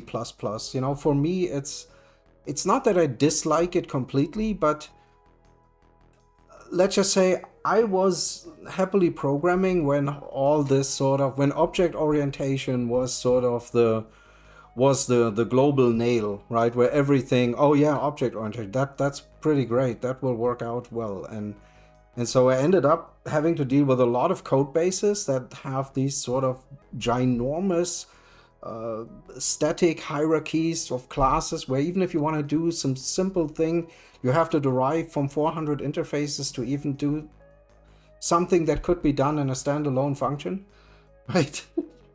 And over time, I just grew so tired of the C++ shit that I figured, fuck it. I'm just, when I do programming at home, I use C. I don't, it's just, but that doesn't mean that C++ is kind of bad or, but also, I'm very, if you see that now we get a new C++ version almost every year, and compilers are always in the state of not being exactly compliant with the standard, right? So they're always either a year ahead or a year behind, or it's just, yeah. Yeah, but you still, I mean, you wouldn't believe in the, it's, I mean, and again, it's not even that object orientation in itself is kind of bad, or so there are some problems that are probably perfectly fitting the whole metaphor, but the fact that it was so overdone for everything, right? And it's somehow at some point you're just being, you just become very disillusioned. And if you, and this, my favorite pastime then of course becomes debugging these things where the program has lost the main function or has left the main function a long time ago, and now you're dealing with weird singleton objects and shared libraries that required actual other code to still be loaded, but that sadly isn't the case, and then they crash oddly, and you can make such weird constructs that it's just, and all in the name of, oh, this can be done automatically in a constructor destructor somewhere, right? And that's just all bullshit, right? Because in the end somebody has to debug that crap, and then it won't work, and it's just, and all of that just you could make a C function and say, okay, then explicitly delete it or explicitly get rid of it, and it's much easier, right? That of course you can forget something then, but still, I mean, it's, yeah. But also is that the language itself, I mean, C++ is sort of developing so awkwardly, in my opinion, and in all the wrong directions.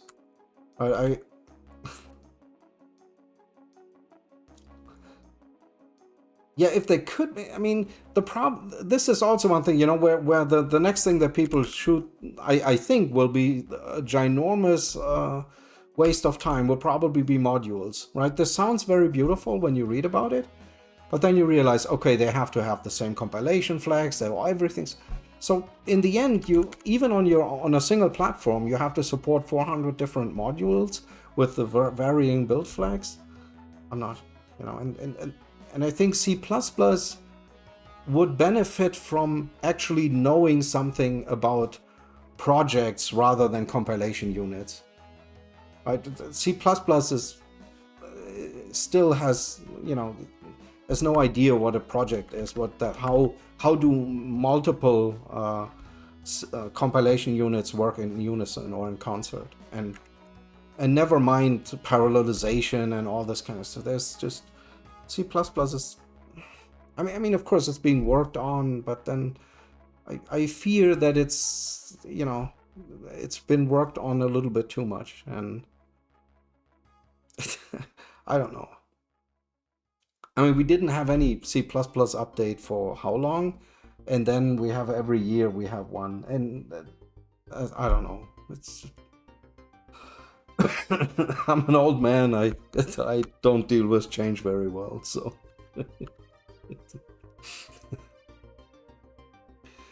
So yeah, but then you mentioned Zig. I mean, Zig is also something that I really want to look into.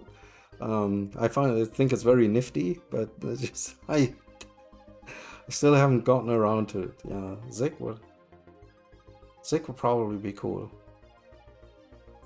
But I think if I'm not mistaken, right, I don't really know it very well, but I think Zig is not sort of memory stringent like Rust would be, right? At least from what I've heard, that.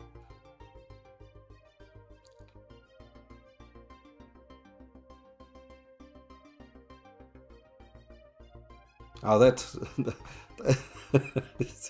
yeah, I'm always wondering, how does a Zig program sort of link to other stuff? Oh, okay. Okay, well, I definitely have to take a look then. It's just I would be wondering how.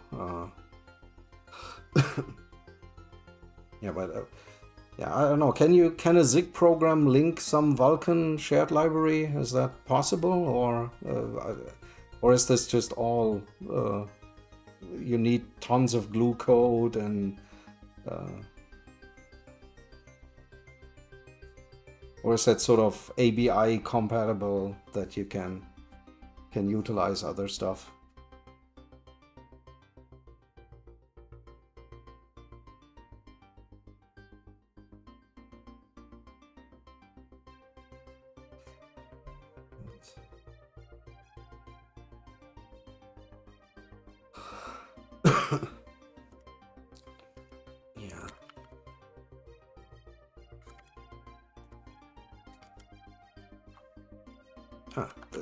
also has to go here. So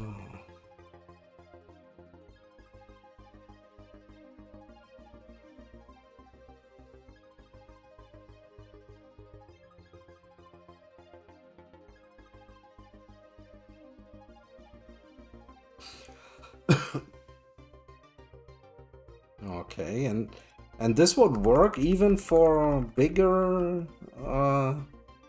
sort of headers with, yeah, okay, yeah, good night and sleep well. Yeah, see you too.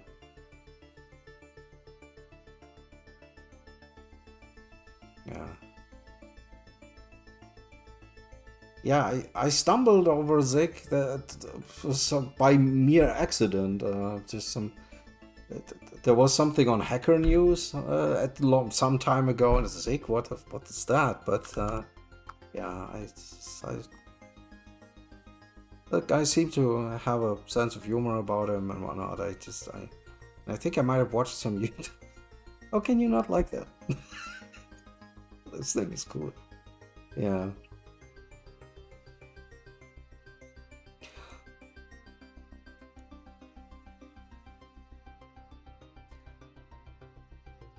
Yeah, I would definitely have to play around with that a little bit. It's oh,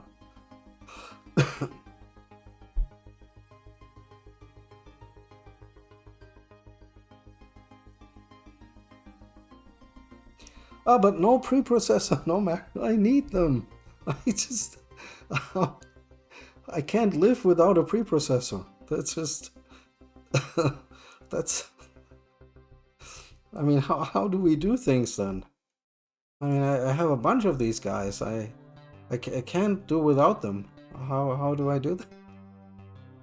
Yeah.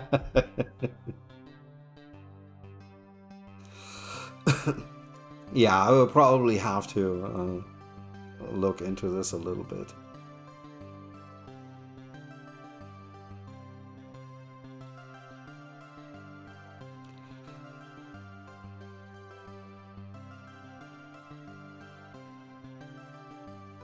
Yeah. Parse int. Okay. But this is still mostly dynamic memory allocations, right?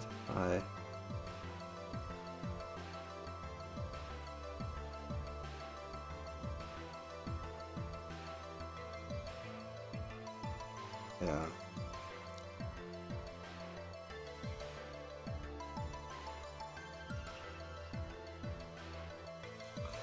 And what about containers of types? So if you have a two-dimensional array of a type, how is that being treated? I mean, is it passed per value or you know, I don't know, but so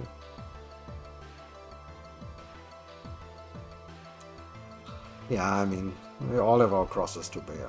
It's it's just so. Where are we?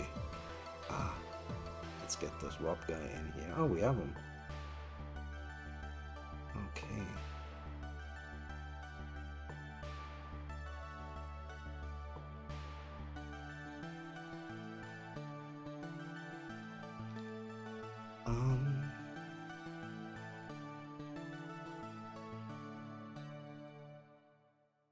Technically need to.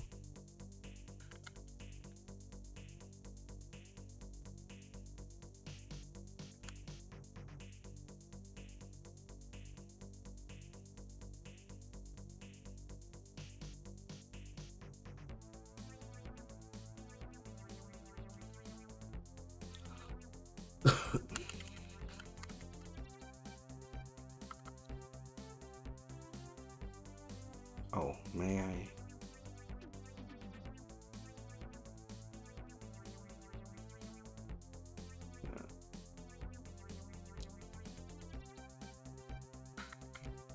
Yeah, that's yeah. This, I mean, there's definitely. I mean, I love that people are doing stuff like this. Right? It's just, I mean, why would you bother making a better C nowadays, right?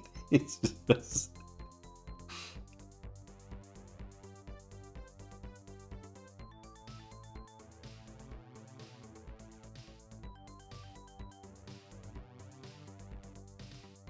Yeah. Because that's, I mean, I try to maintain or do a lot, as much of either sort of stack allocation or sort of, well, yeah, global statics. Not, I mean, at least for the time being, right? If you see things like that, I just like to know sizes in advance, and I much rather, these could all be done dynamically, but I would not really prefer doing so. I'm perfectly happy with defining in advance how much they are. I know this isn't really good, but it kind of, I don't want to deal with a moloch like this and just dynamically allocate it, not if it's not necessary, right? But so no heap allocation is perfectly fine for me, or stack allocations are fine for me. Very fine. So yeah.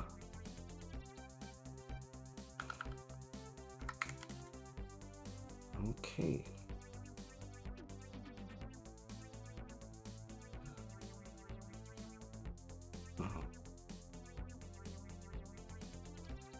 Yeah, definitely seems like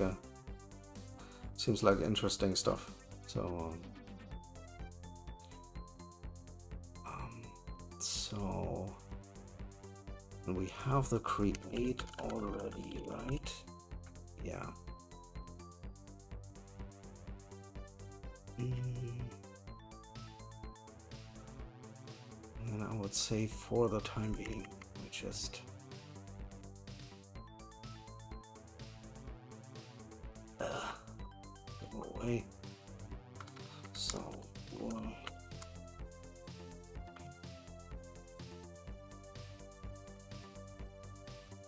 yeah.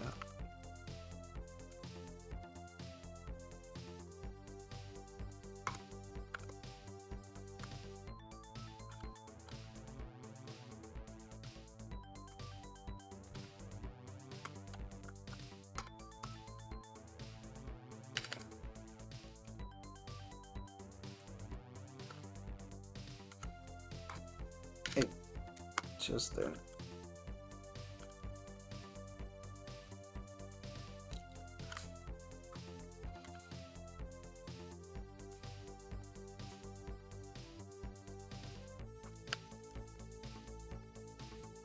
Draw.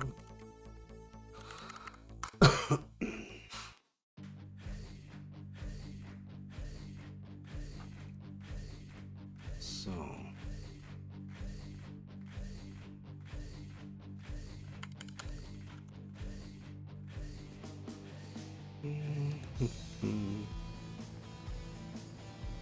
so we reset and we record.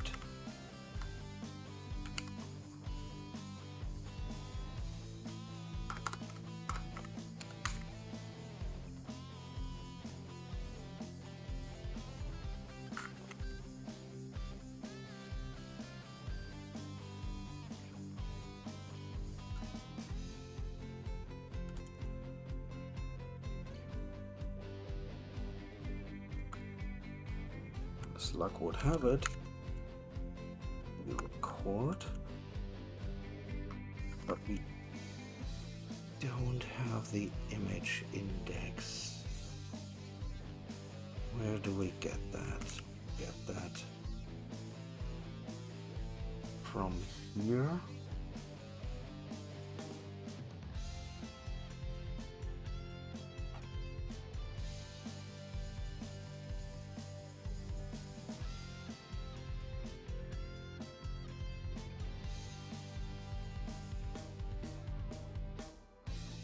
Pass it in here. In here. Okay.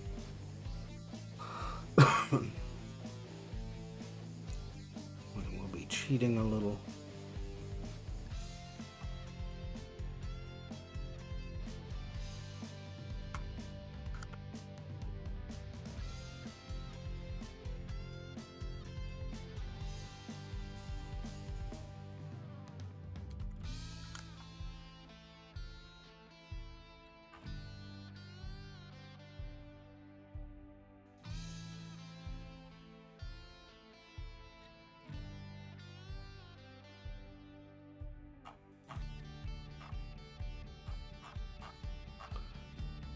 So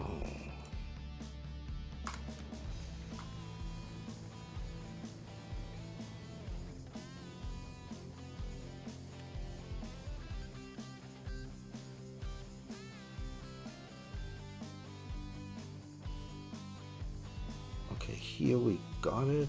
Yeah, we can. This would be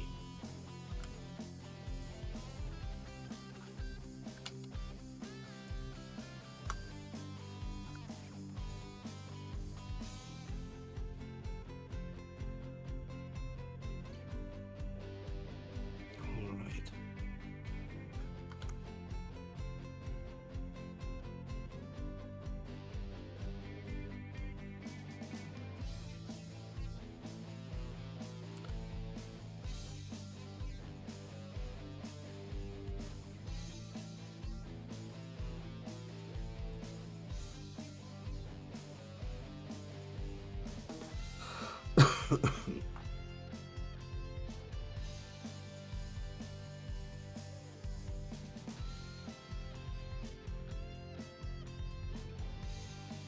So we have the render path.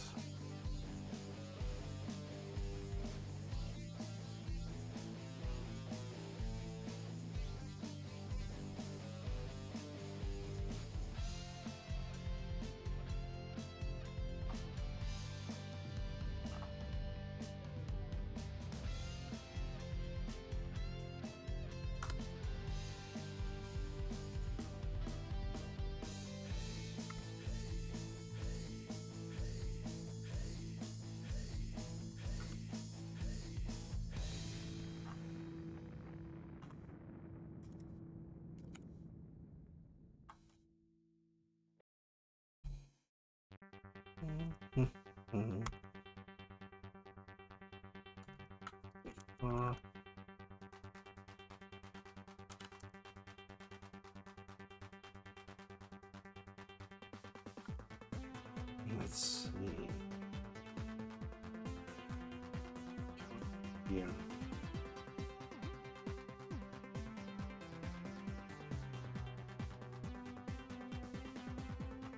Second. Begin. Okay, we pass in the command buffer. All right.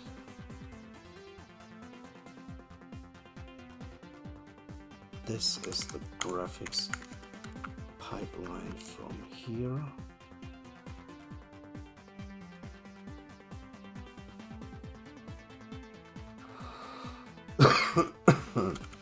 This is also here.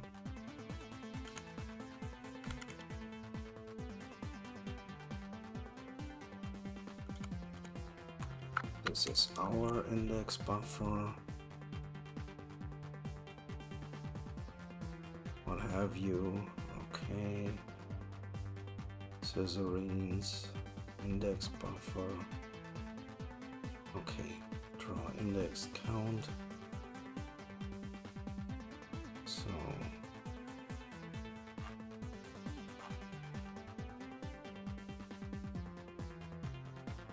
draw.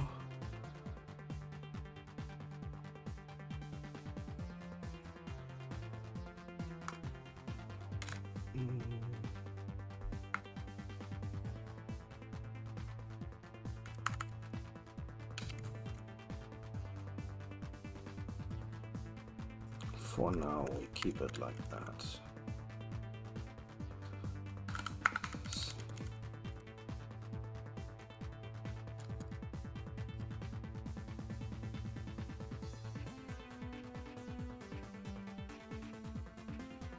Command buffer. Okay.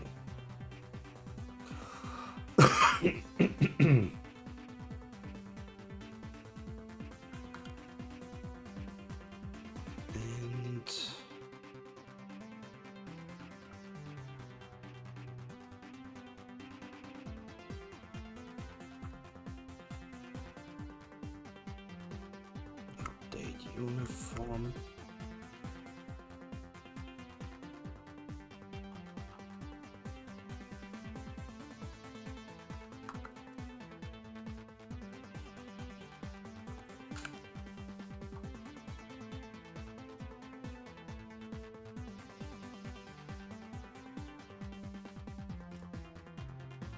This is also not.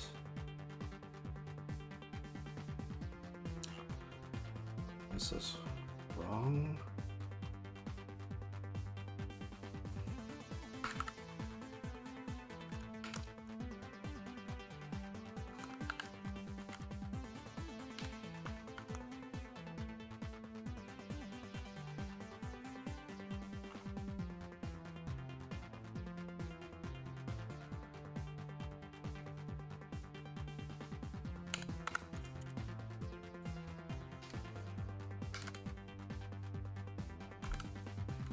Oh, maybe we need it still.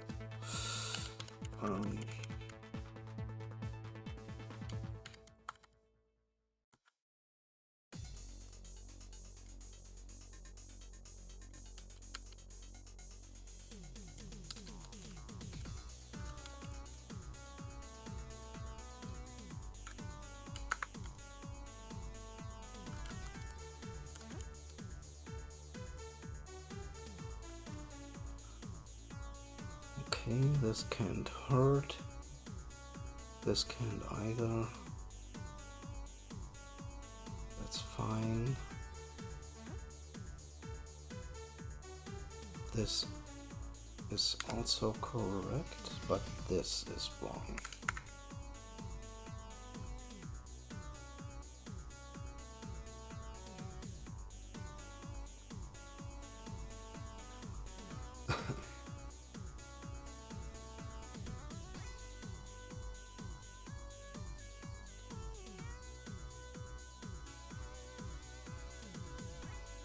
Okay, static. You mean like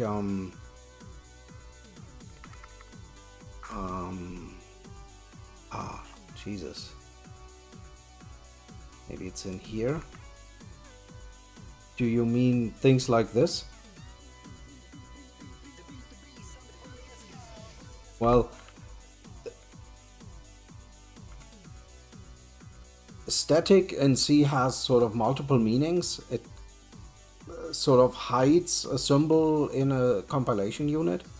So it's only inside one compilation unit. So as long as you have multiple C files, you can theoretically have the same symbol in it or the same function as long as it's static.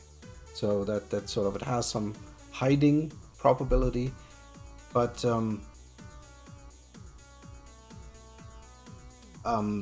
this one here, I mean, yeah, and this is more, and this the rest here is of course that it's supposed to be const, but in C constness is a little it doesn't work like in C++, where so something like this wouldn't be a const expression in C. So if I were to try to make an array of that size, right? If I were to something like this, even though for all intents and purposes they could be considered const, it would complain about that it's not a const expression. Of course, and just a second, we're dealing with other. Okay.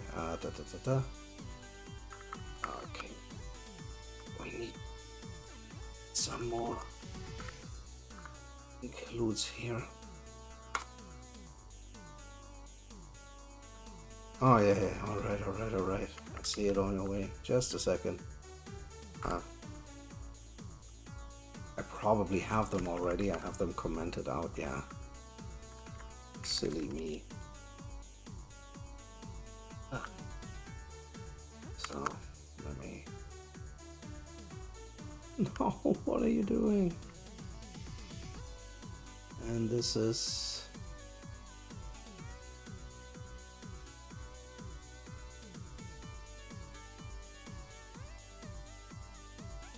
Why is this complaining? Just a second. Implicit.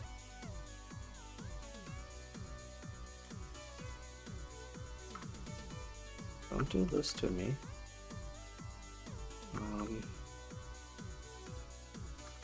Let's first get this to STL. I think it was 3. STL, I believe it was STD Inc. I'll tell you. Yeah, already modified. What was it? What? Okay, so this should. Can we do this? I would think that.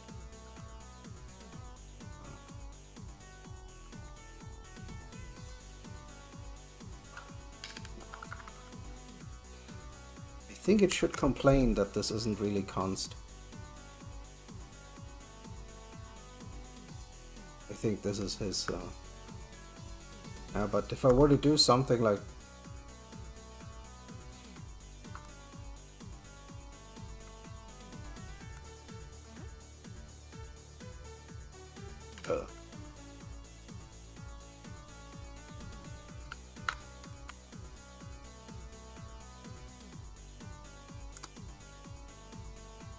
Then it will compile. So the only true const you can have in C is sort of really a define. But this is more or less a C++ way of making a sort of a thing that isn't really const in C, but still should designate that this member is supposed to be const. You still can't modify it, but you cannot use it for other initialization. So if you cannot accidentally override it. That's what the const. The static part is really only to keep it, you know, that if you have another C file, you can have this exact same expression in there, and it's not a double sort of symbol. But you're not violating the technically you do, but you don't violate the one definition rule for this, as far as I know. That it's. Where did I do this stuff here? Yeah. I think we can already see that I think I have it in 2 compilation units. Yeah, see, it isn't complaining. If I were to remove the static, I believe now, well, now I would probably get some redefinition. Yeah. Oh yeah, I did. Yeah, multiple definitions of vertex size. You see, that's so here we're clearly violating the one definition rule. But you can sort of. This is, if you will, a local global variable. So local in the sense of it's only in this compilation unit, but global for this compilation unit. You know, so. This is just to not have it a completely global variable, but only global in the sense that's what that static is sort of designates.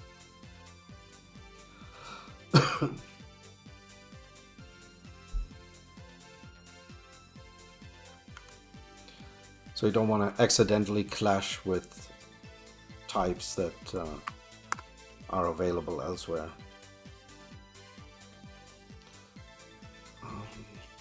So, okay, but this is, still have to look at the recorder because I think I'm doing, there's something wrong here. Record, we're using our pipeline, we're using our vertex buffer, our index buffer. Where is our...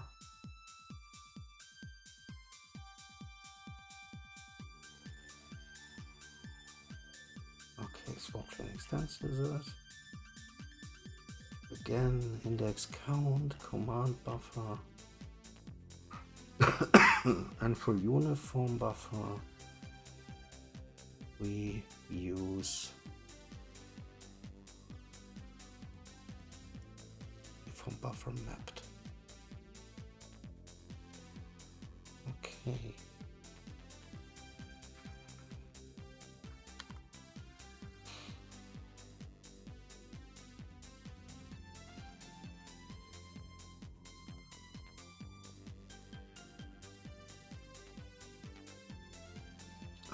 BC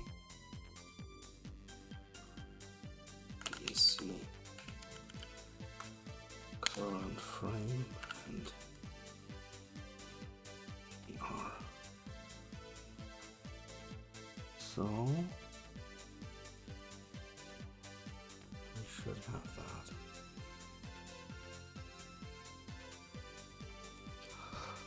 that.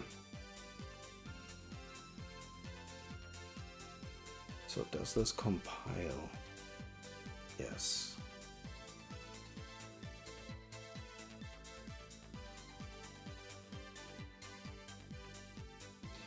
So now we can remove more of the things in here.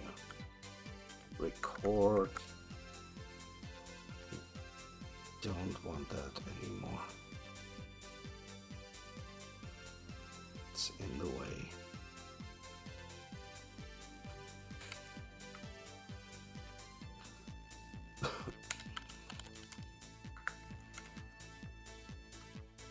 Okay, so it's no longer in here. The same goes for update uniform.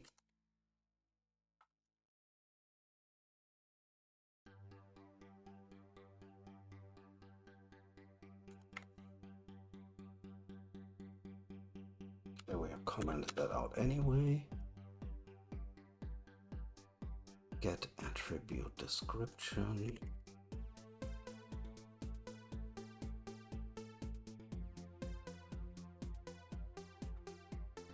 No longer our problem.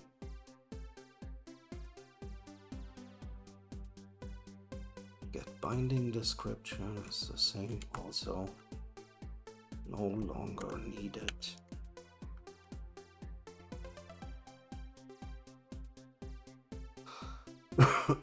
Okay, theoretically we can get rid of all this stuff here as well.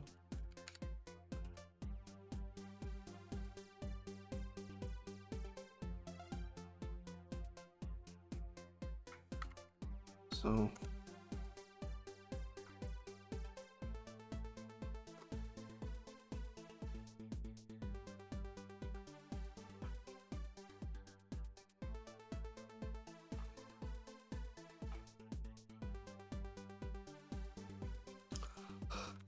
I think we don't need these two here anymore, do we?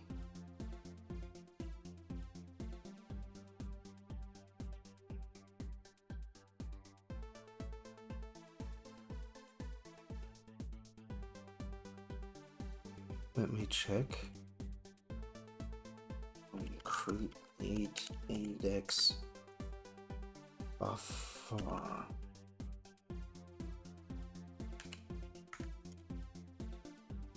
Indices in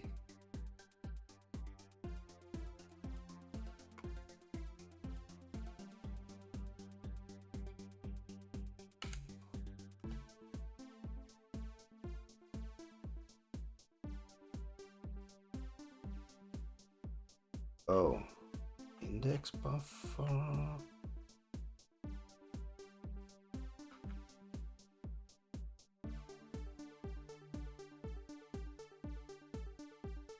Buffer size. Yeah, that is clearly wrong. This is IBO data.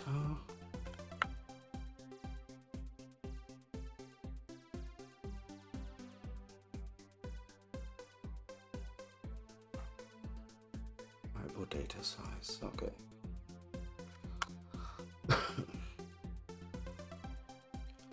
Vertices count. Defined but not used. Yeah, so what? Okay.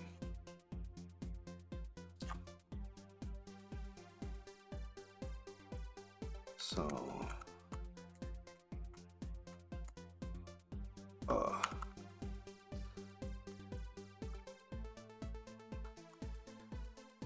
descriptor. Oh god. Oh, don't need that. And filling and oh yeah. Create Vulkan. Okay, now we have the swap chain, swap buffers, the comment buffer. Well, that's right. This will immediately crash. I have a feeling that it might. Maybe we could also rebuild the shaders, but this will not work. Yeah. So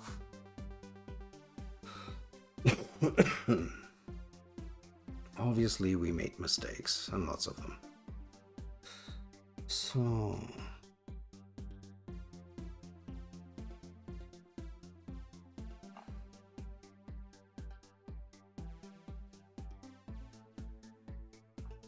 but let's just see where we're stopping. Ah, okay.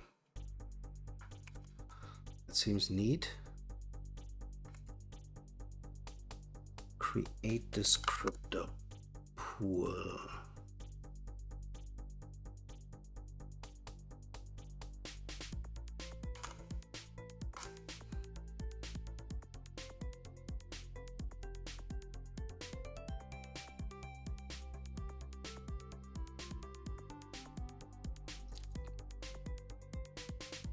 Why?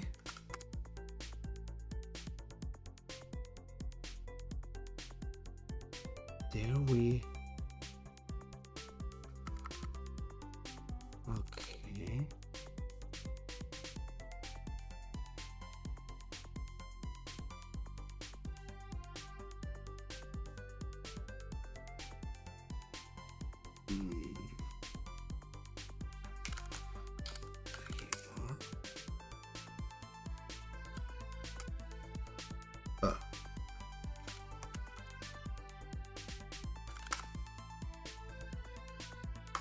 Oh.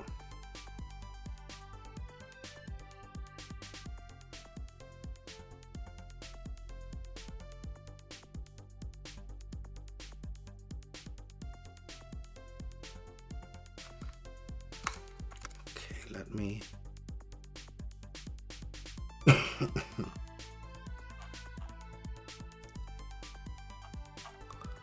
So we fail very early on, so we have pool sizes here.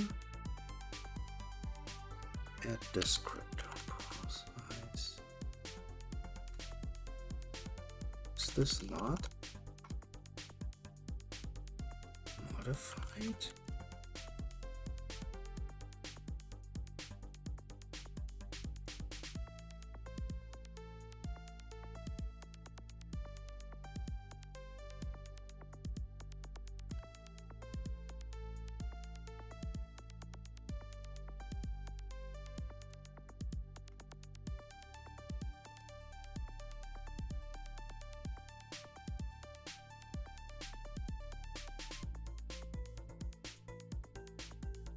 So.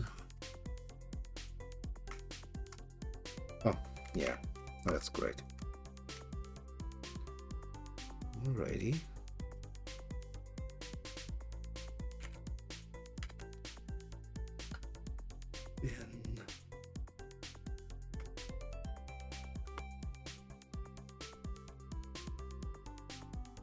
Alrighty. Probably did something wrong.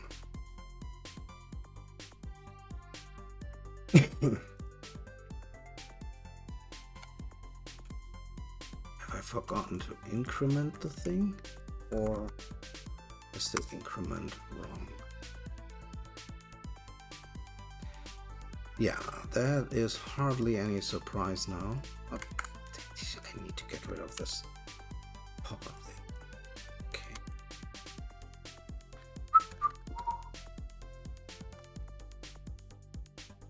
So.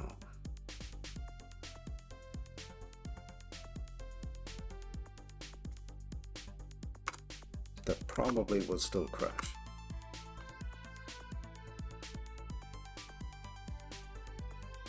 Yeah.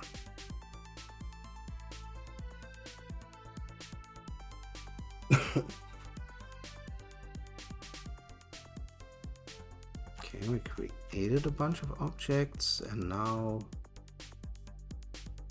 I was afraid of that. So write descriptor set mix.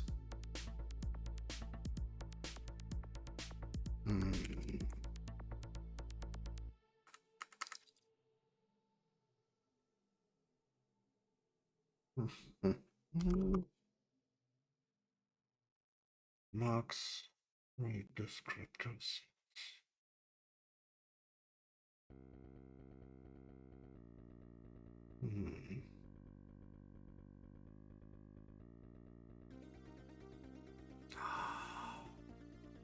No. Let me just check.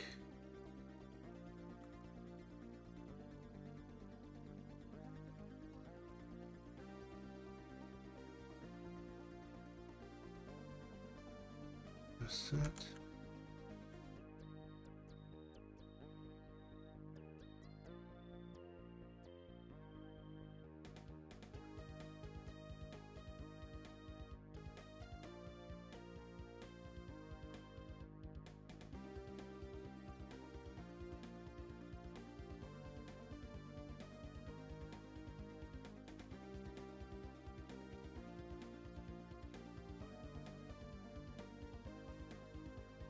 Descriptor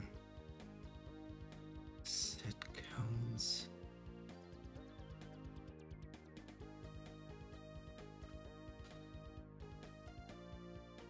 Wait a minute.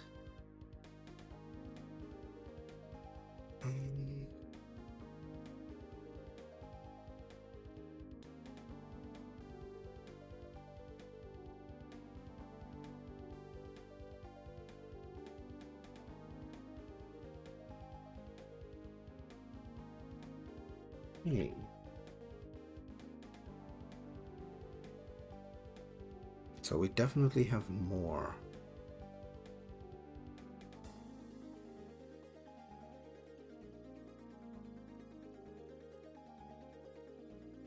So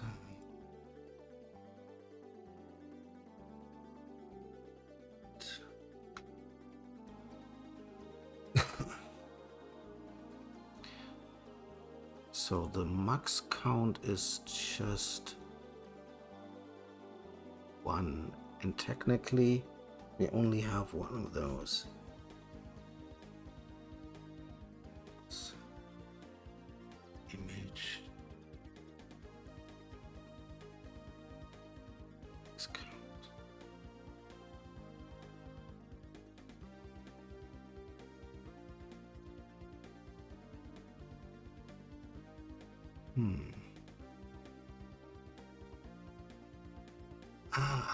No, we need to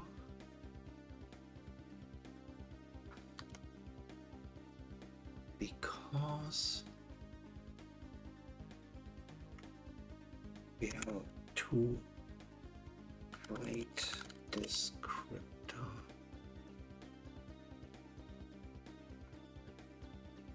Hope I haven't wiped this out. No. I might have gotten rid of it.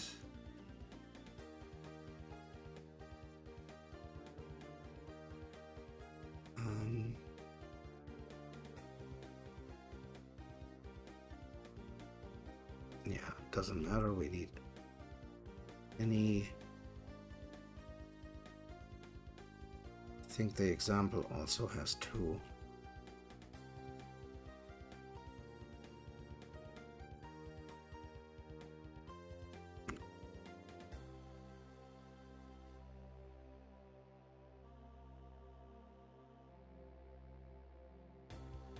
Yeah. Okay, these are 2. Absolutely. So our 1 was wrong.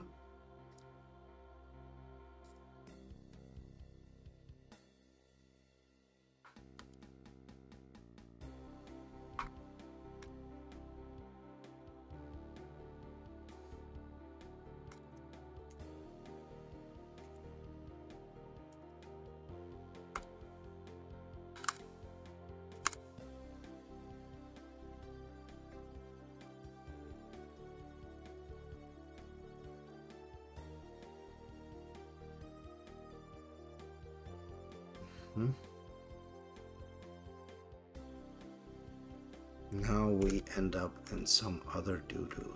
Thread self.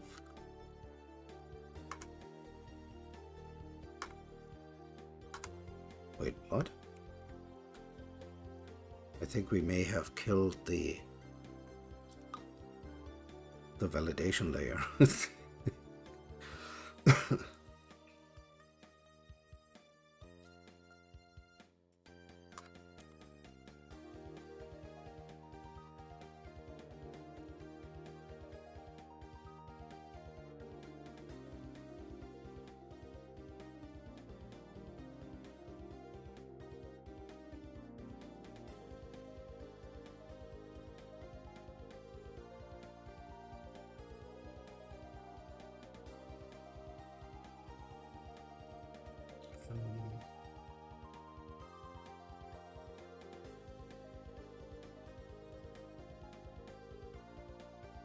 Think, yeah.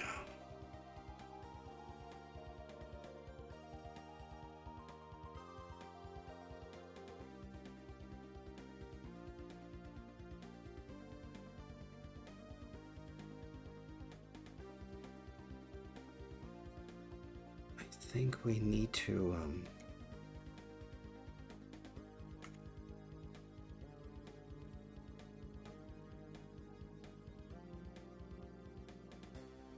this might all still, yeah, this is meant to be recorded, but right now we are not. I mean, recorded for each combination of frames in flight. But right now we're doing this dynamically and we don't.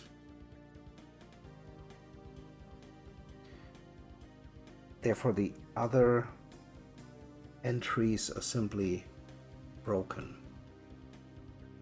So let me just check. Where's the right descriptor?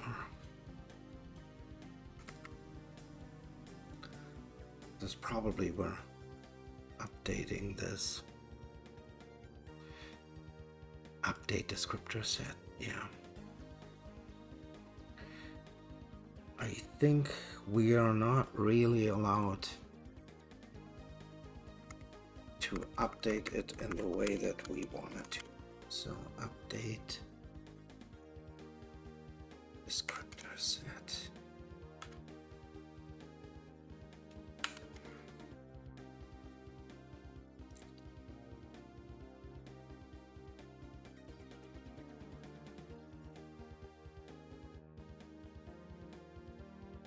What do we?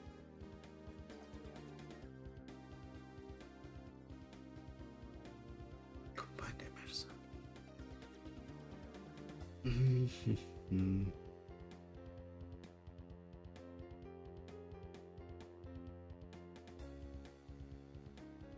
It's also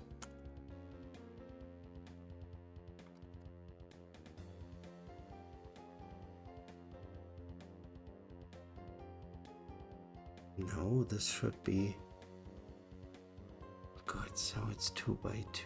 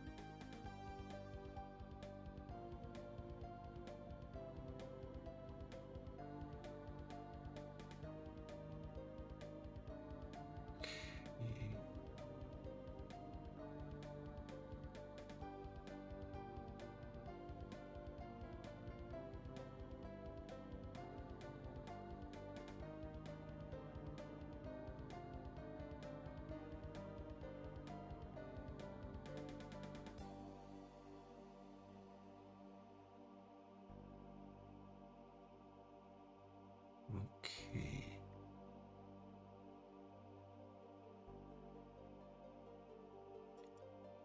So this is twice.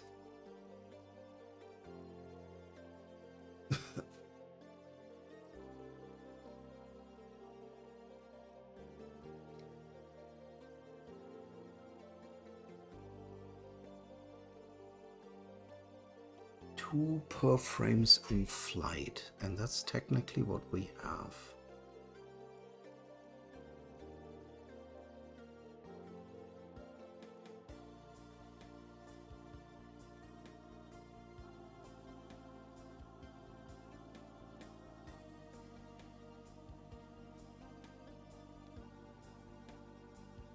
Descriptor sets I. So set I.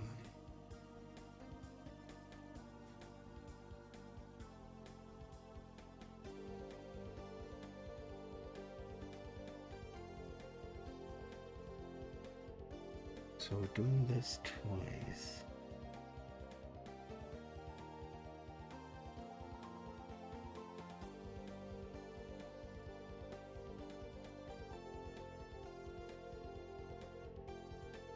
Oh, but wait a minute.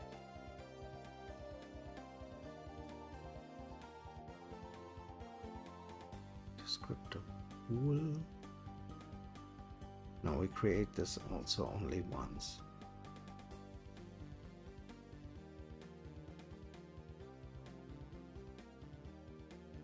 This is not being created every frame.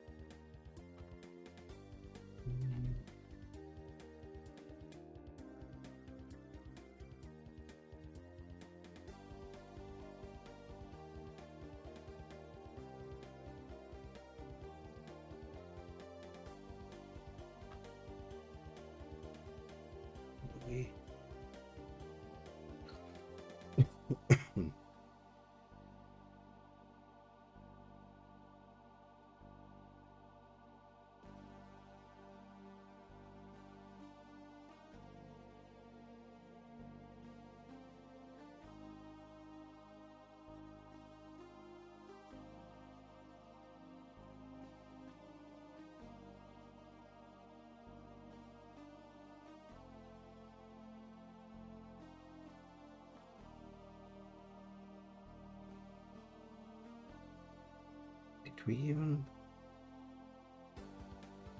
find the descriptor set?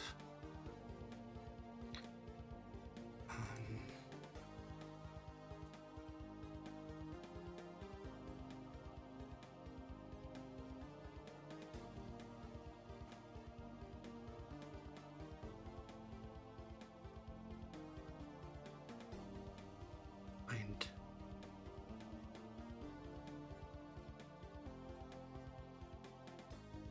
Ah.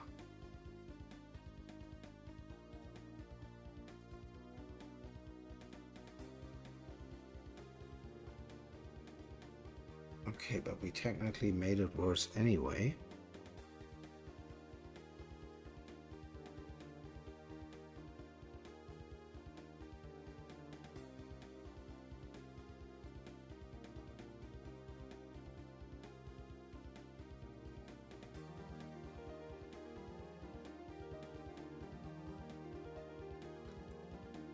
VVR.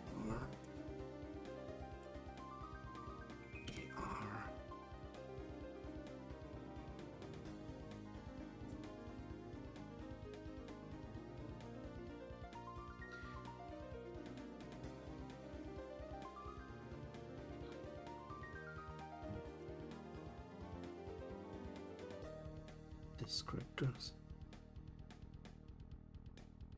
after indexed and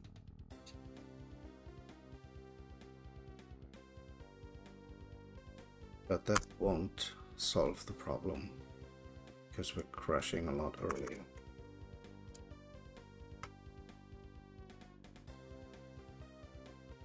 Yeah. How do we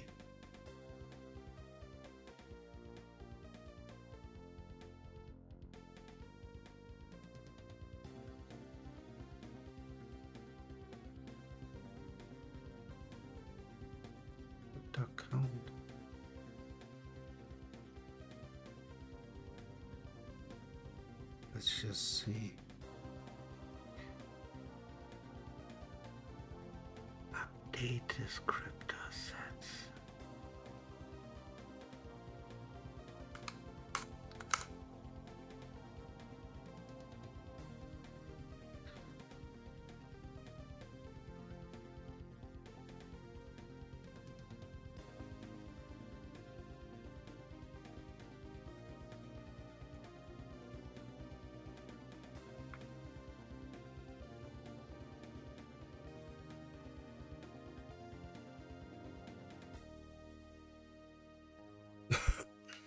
So what are we doing in there?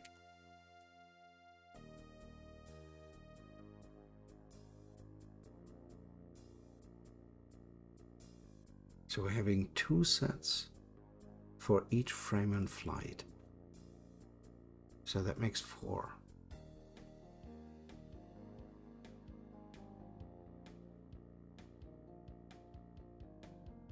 So this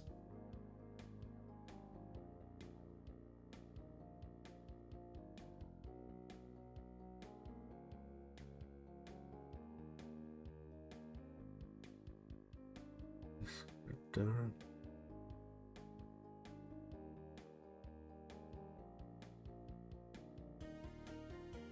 binding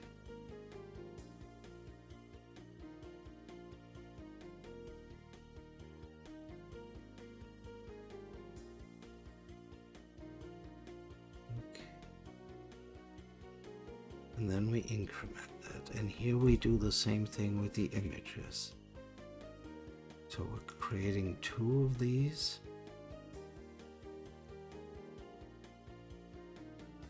So when we're done,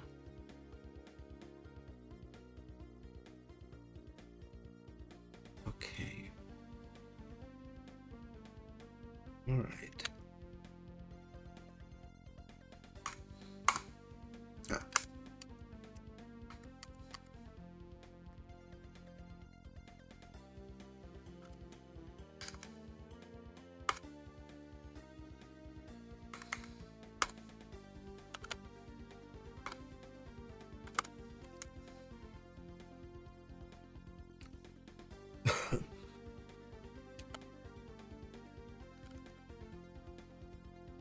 So what's the name of that thing? Right descriptor set.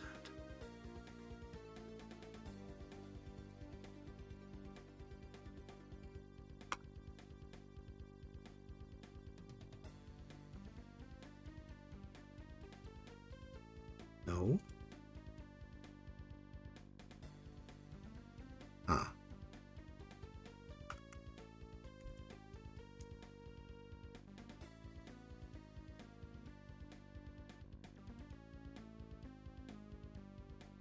Right descriptor set. And it's 2.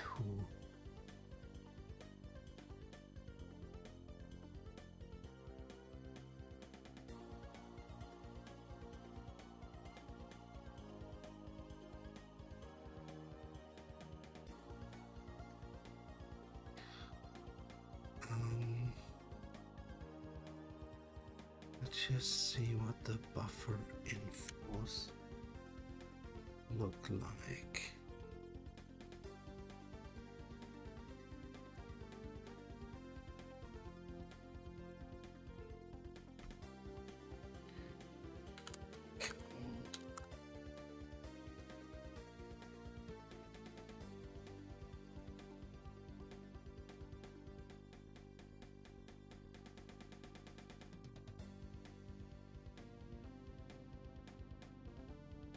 That is true. And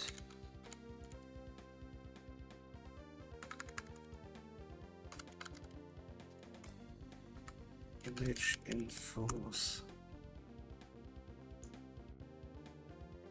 as an image view and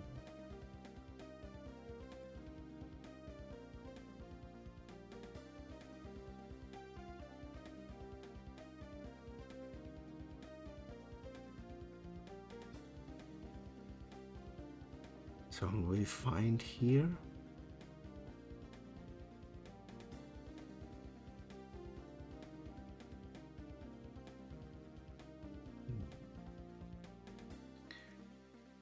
This is incorrect. This is... And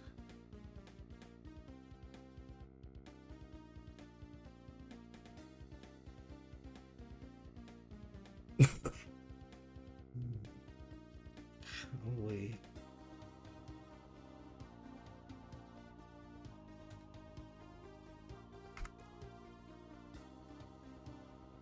Wait a minute.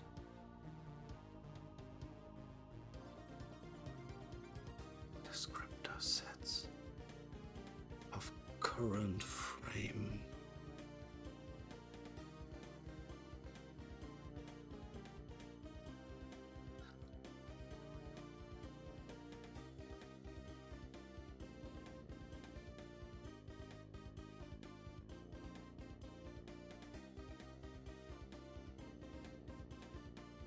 So,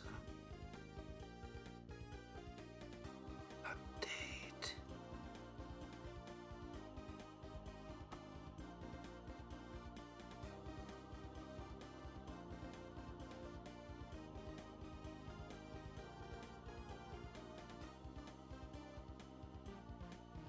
You have to more or less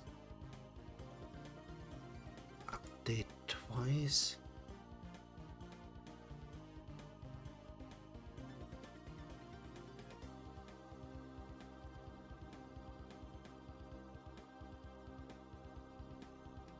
That's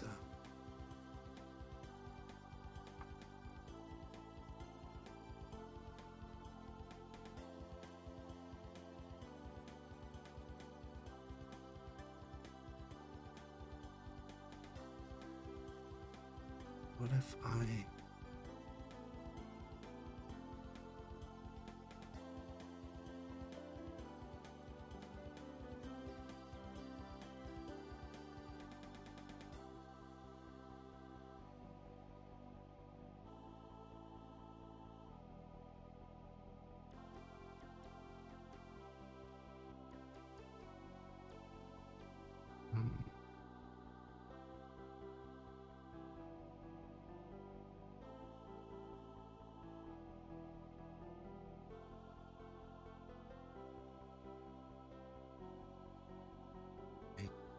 do this and then I do? I think let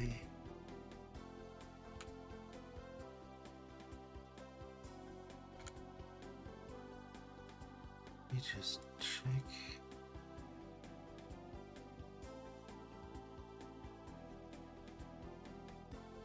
And descriptor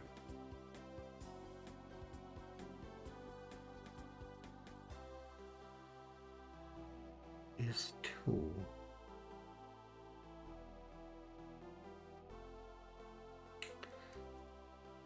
But this is probably wrong for now because we're not recording.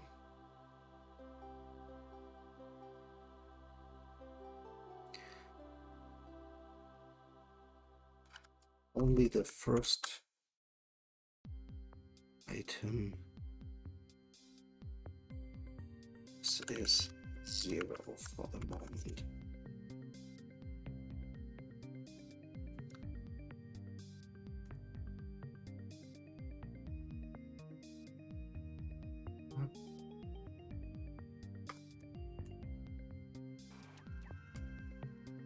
Probably not work as well. No. What happens here?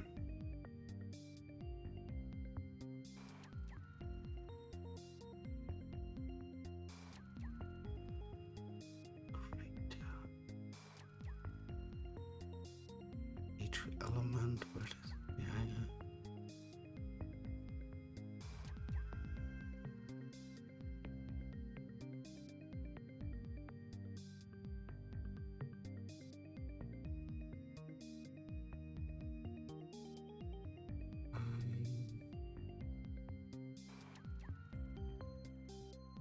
array length. But that is greater than 0.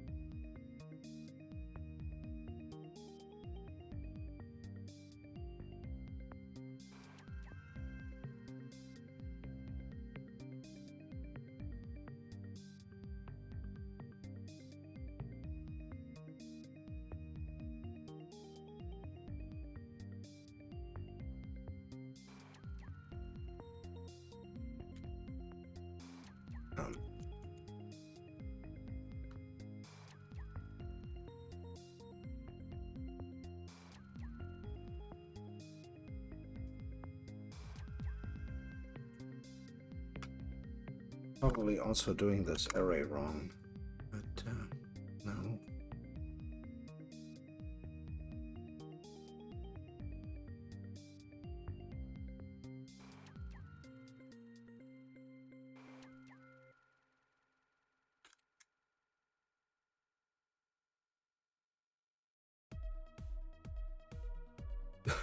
So frame 10.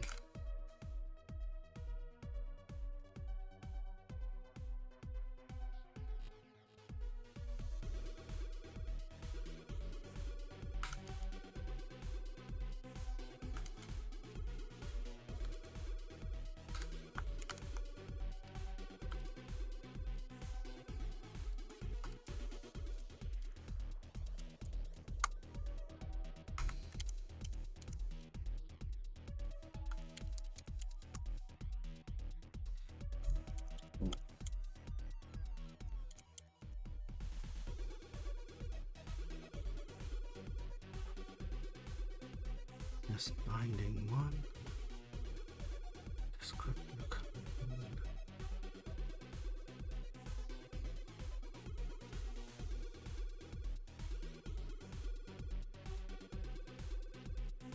Buffer view 0. Write descriptor set.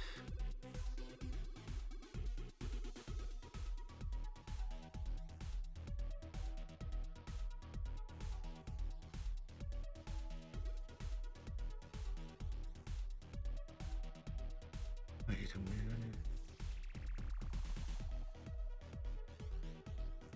Ah.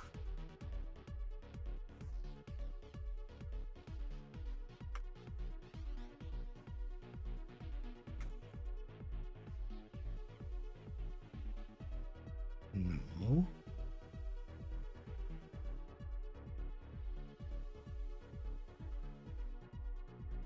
That is not correct. Wait a minute. This is not correct.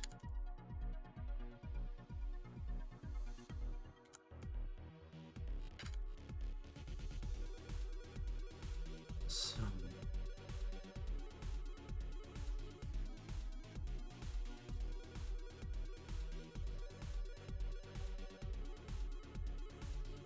write descriptor image set.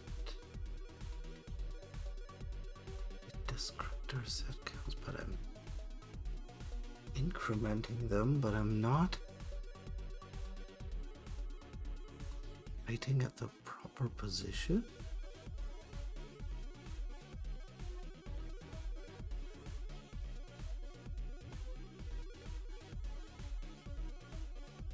Right. Descriptor set.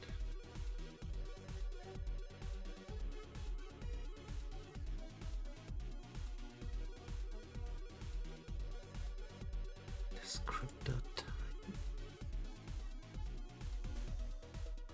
Wait a minute.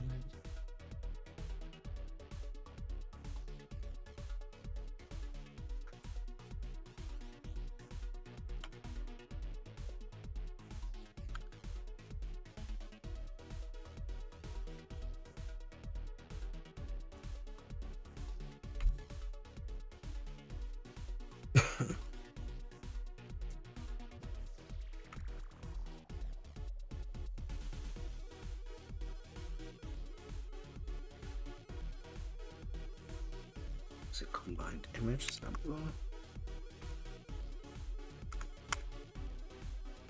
And the rest is undefined. I'm filling this array wrong.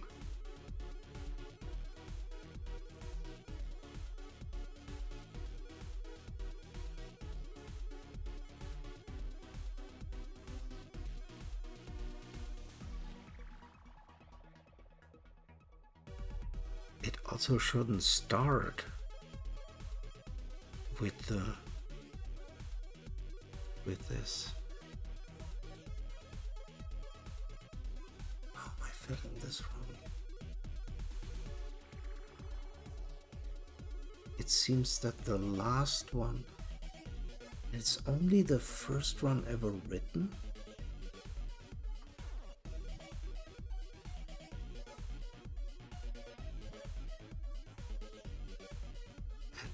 Descriptor buffer set descriptor image info buffer. So here we're filling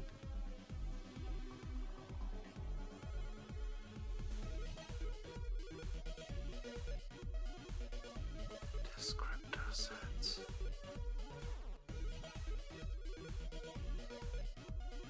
Yeah, the uniform buffer should be the first one to go in.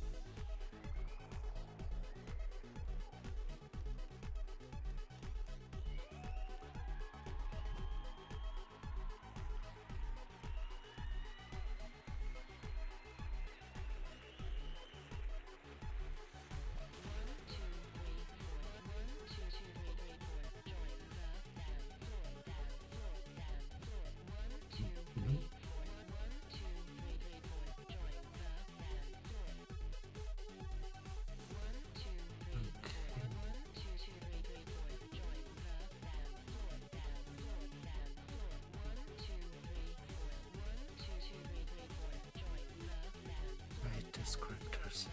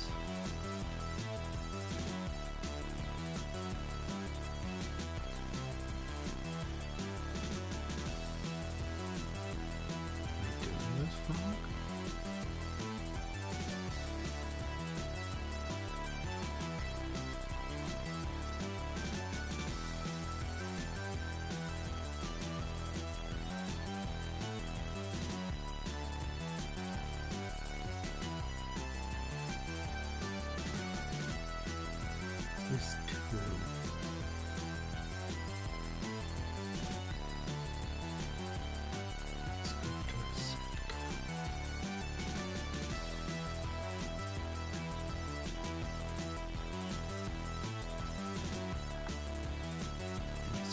Descriptor set should be 2. Goes from 0.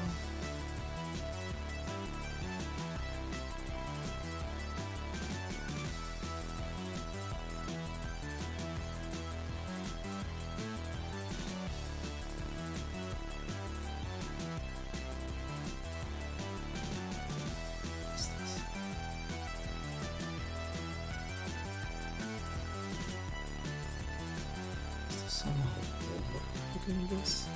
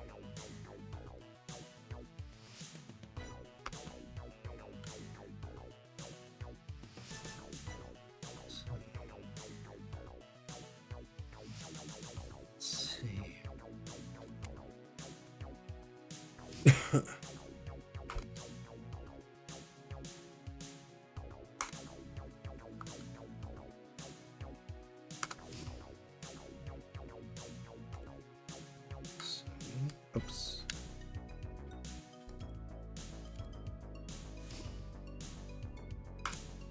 Zero as expected.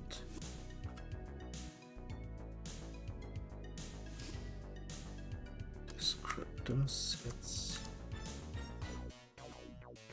and 2.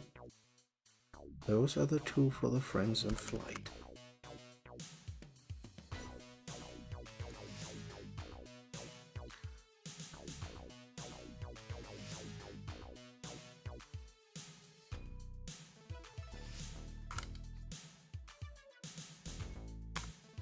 These are 2 as well.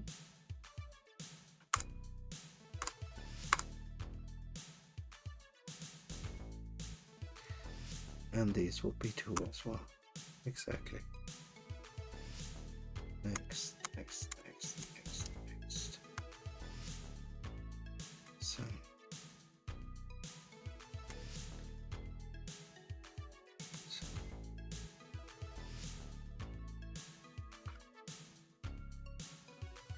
IDX 0. That is expected. Descriptors.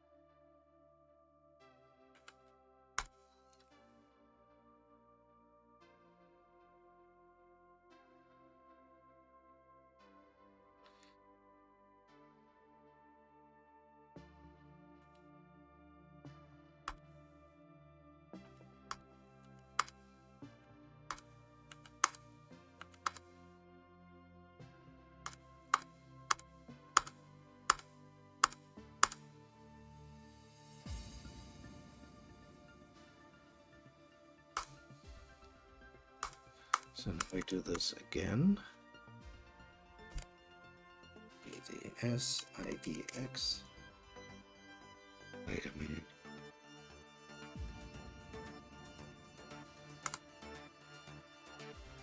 I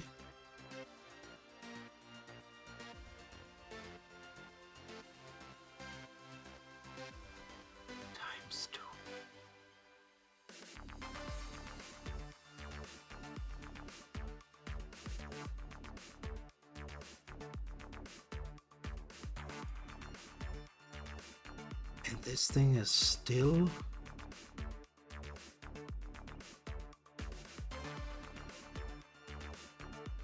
Okay.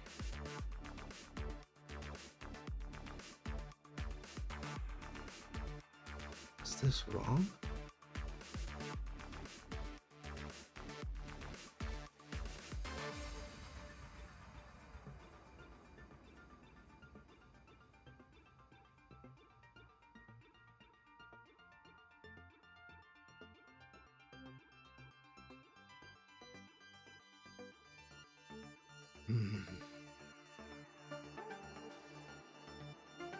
I think...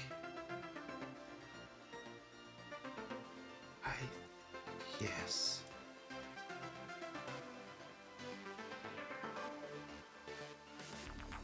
I think this is wrong. And it's probably wrong here as well.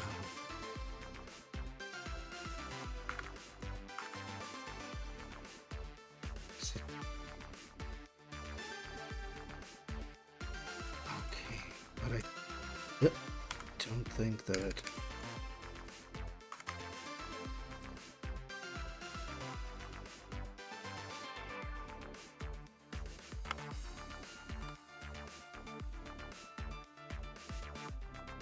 Okay, we're still...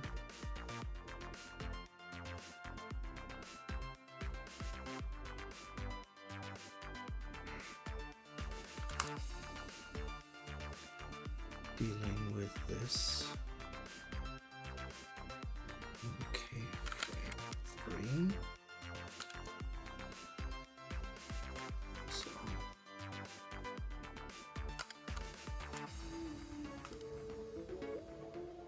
yeah.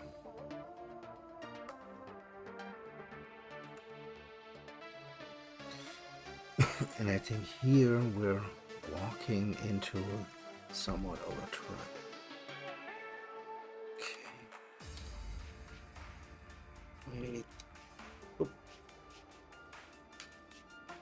Hello, GDB? Are we doing this? Are we cool? Uh-oh.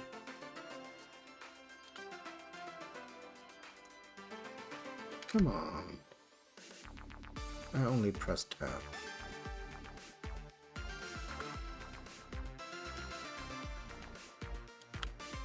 Okay.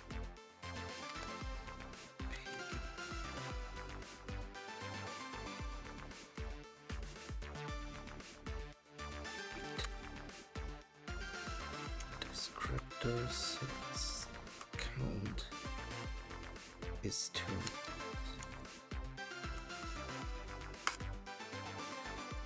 This is now the uniform buffer. And this is the image sampler.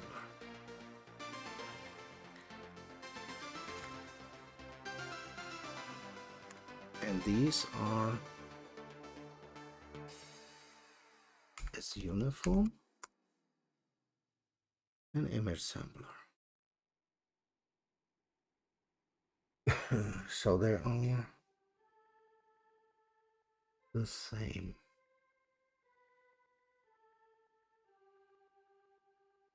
Just binding, descriptor count.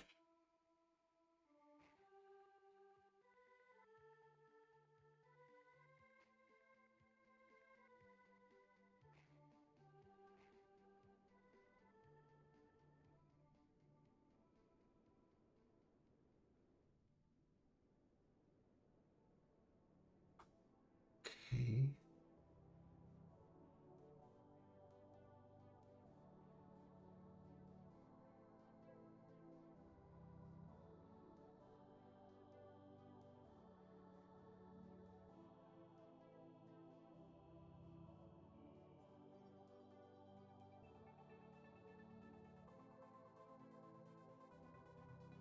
Yeah, and this here is now we're being flat out wrong. Yeah, because we haven't recorded anything.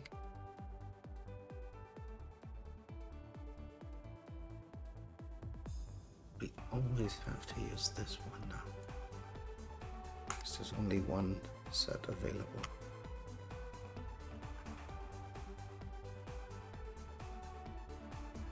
That looks awkward,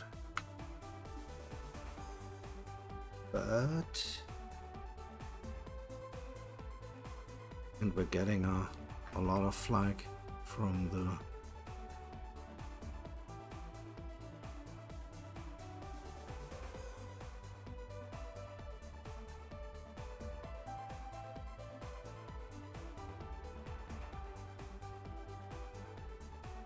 pipeline.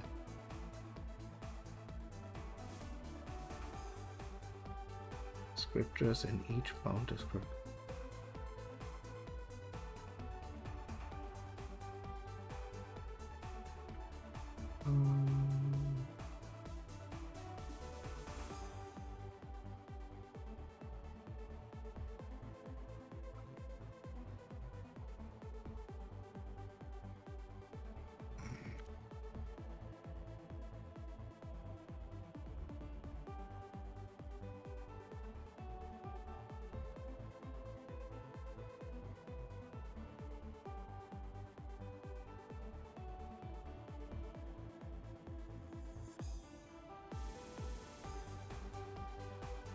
Graphics.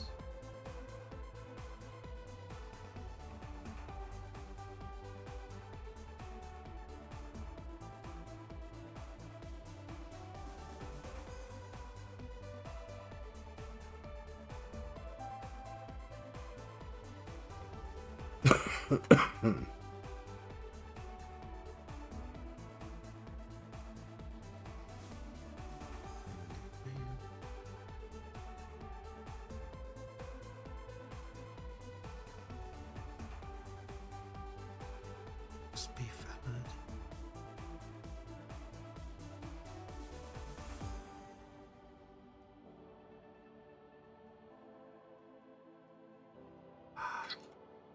Ah, okay. I think we might be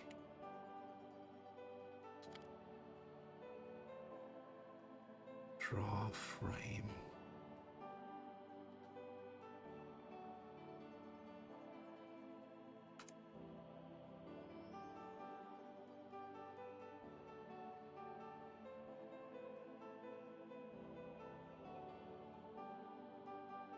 Graphics queue.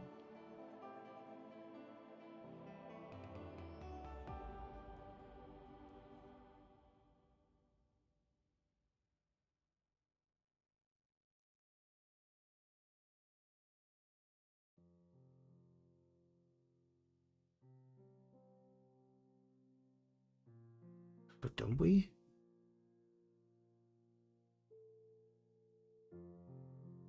Aren't we submitting our pipeline?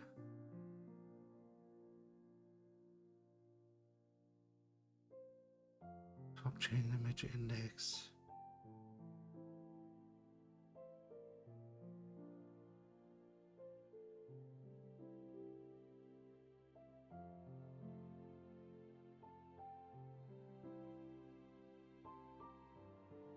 Recreate.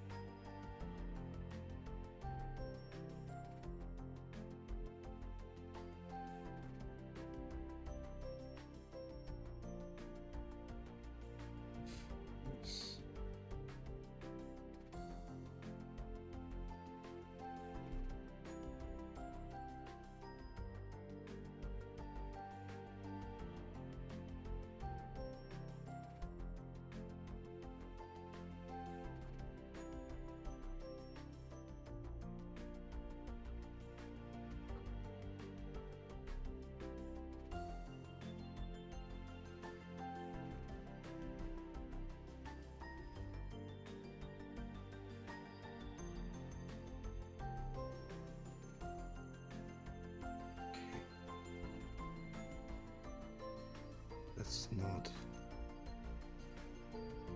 That's not what I'm thinking about.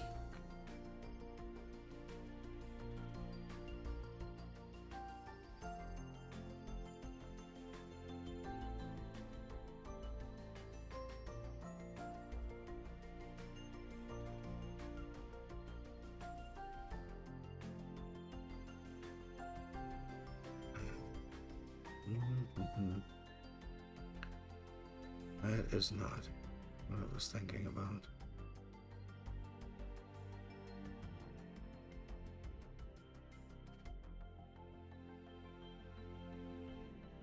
What is the thing? Okay. Descriptor.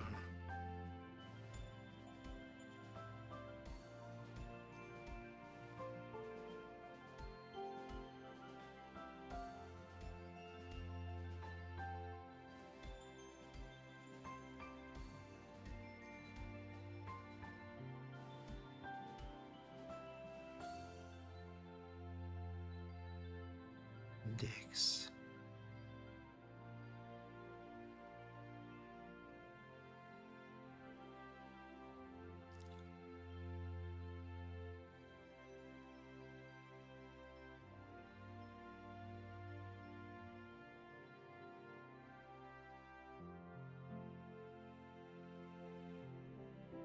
From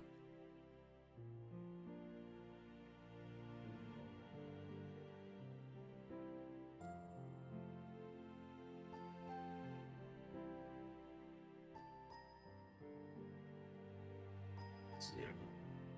Index buff.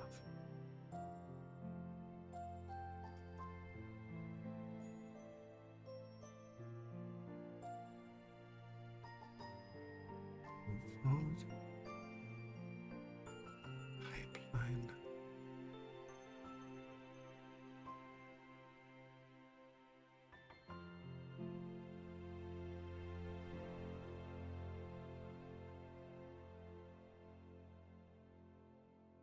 Okay.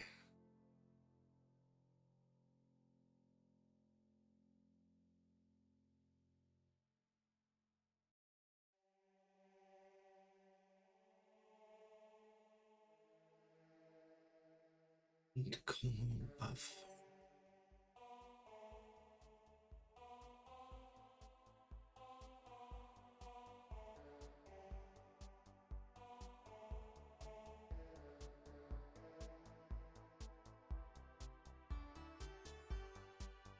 Object type descriptors.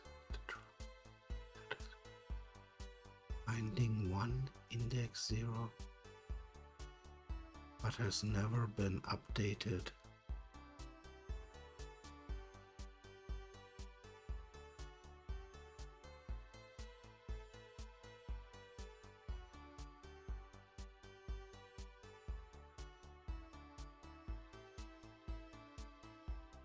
Use by this command. Okay.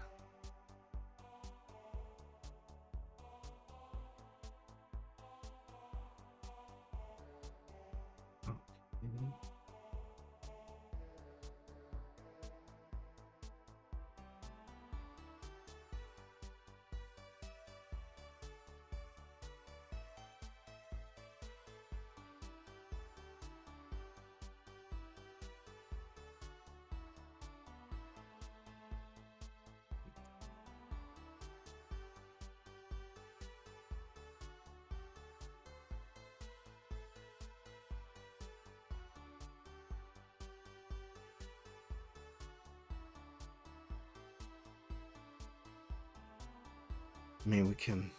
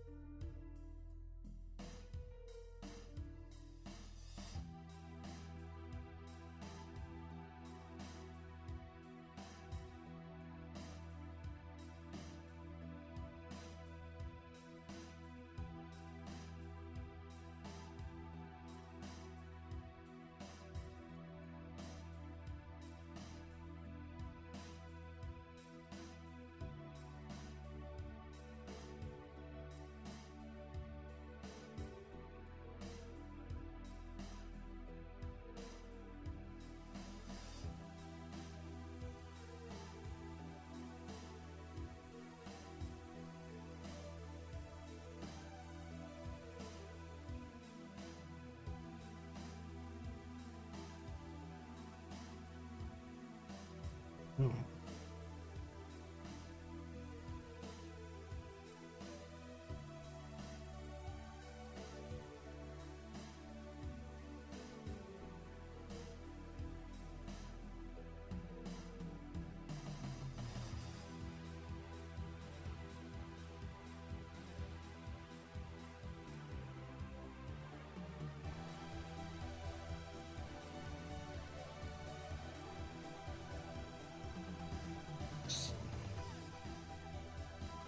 VK command buffer.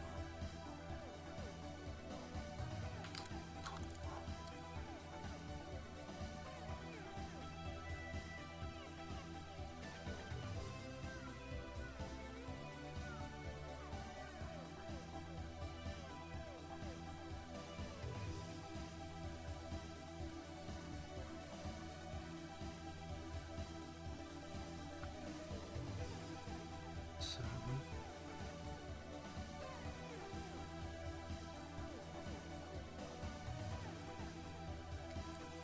VK descriptor. Set.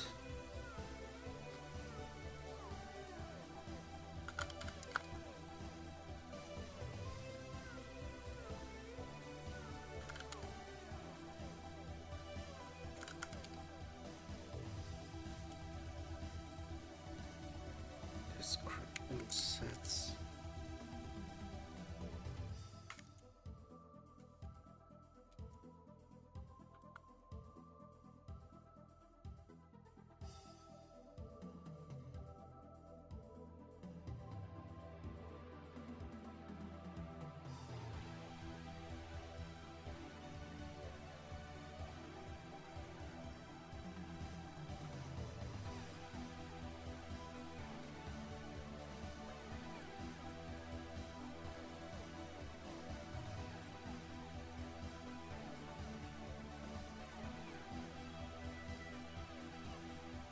Oh.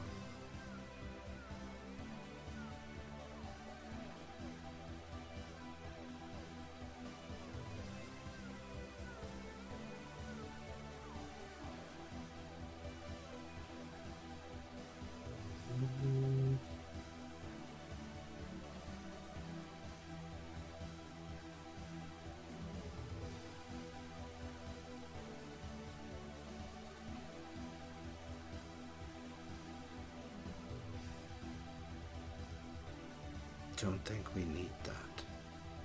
Ah, wait, resetting it here. Okay.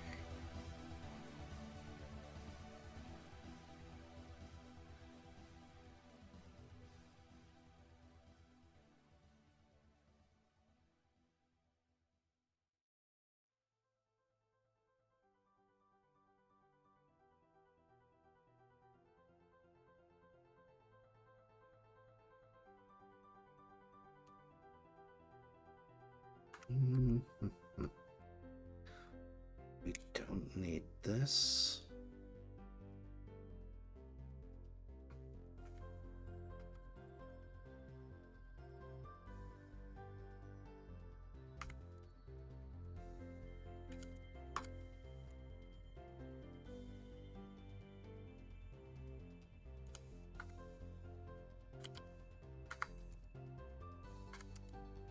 I think we don't need any of these.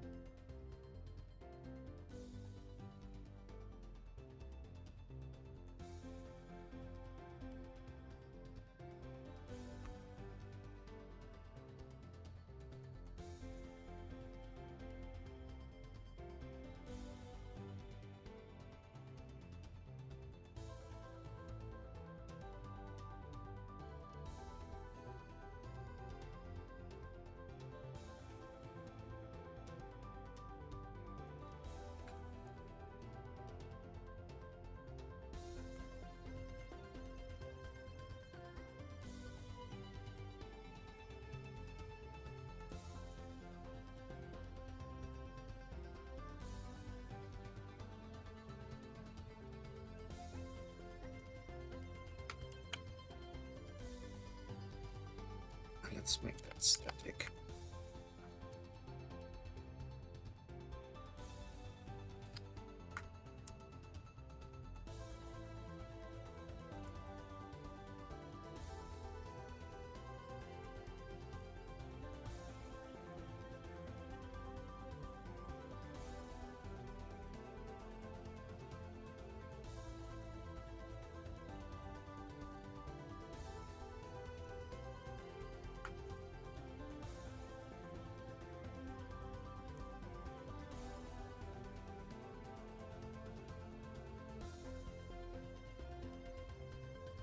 So,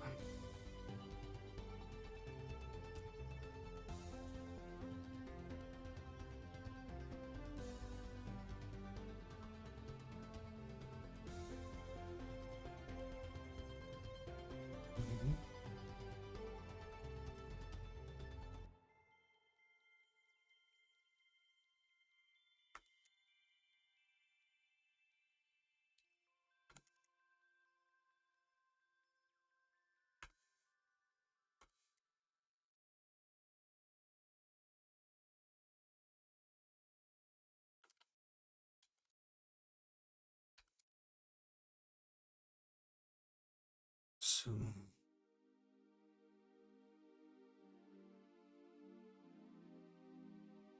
X.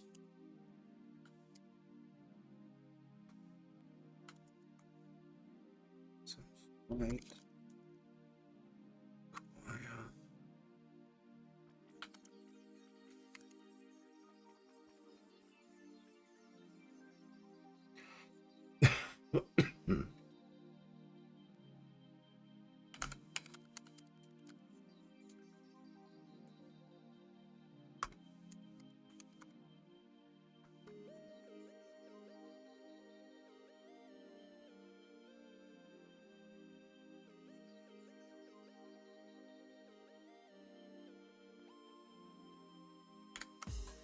So command buffer.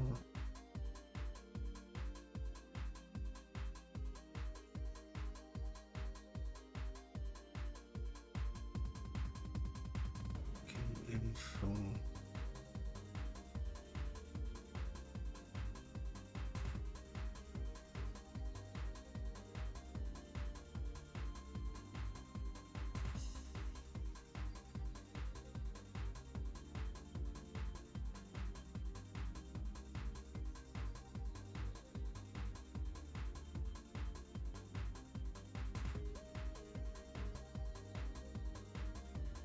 This is frame buffer index.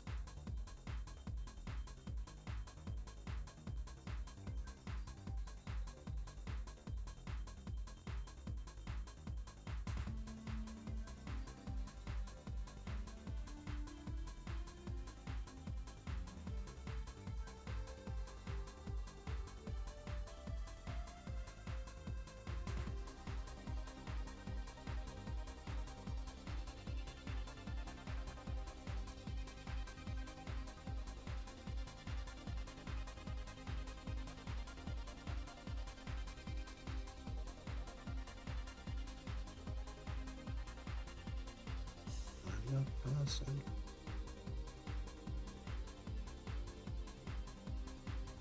And up this.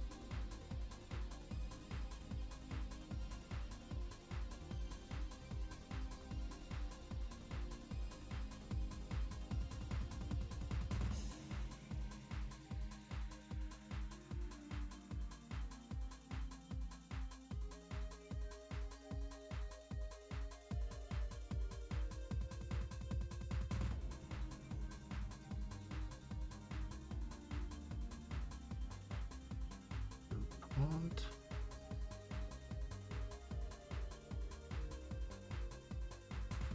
scissors.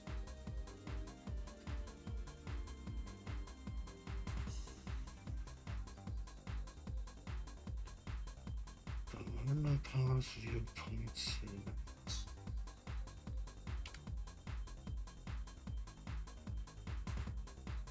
Pipeline.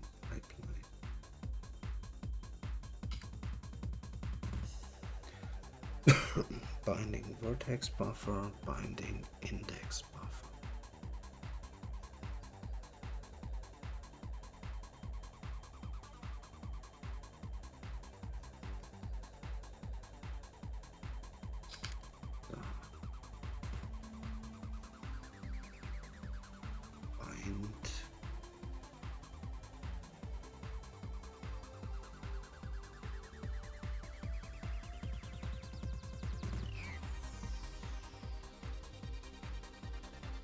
Descriptor set.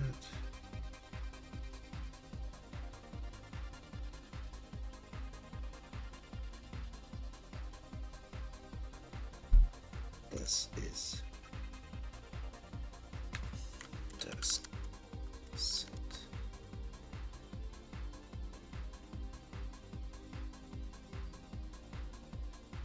Then we draw the index buffer. We end the command and we end this. Good. So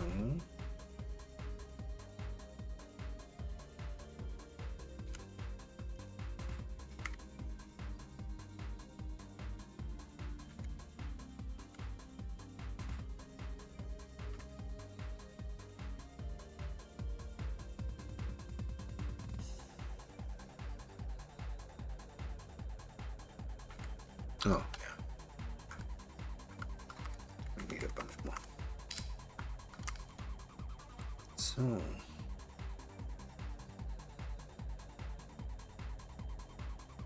So now we pre-record everything.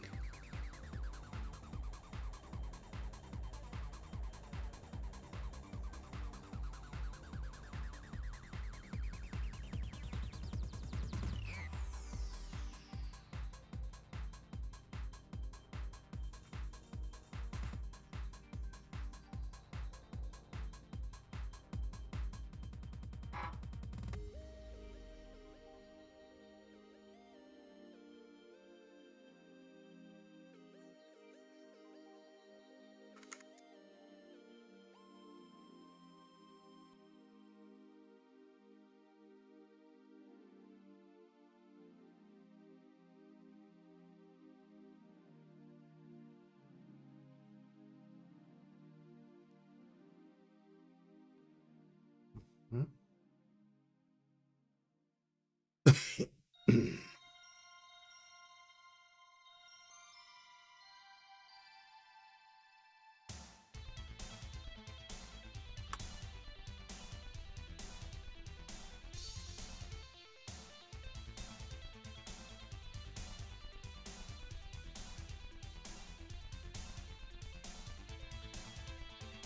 Oh yeah.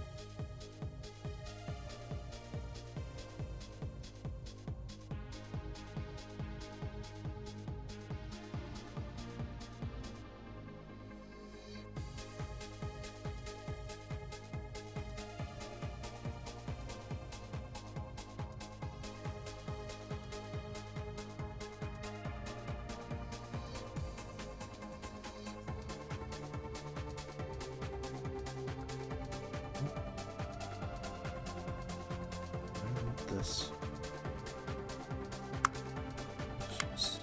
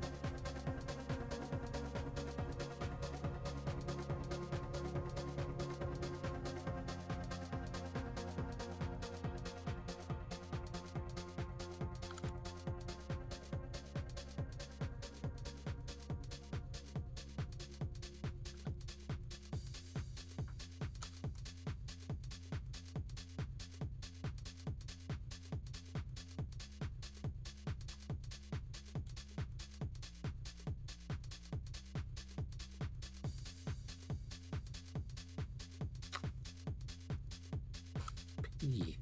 Okay.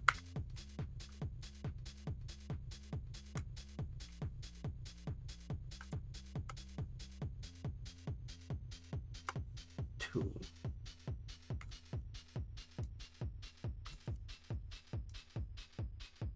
Yeah. 4. 5.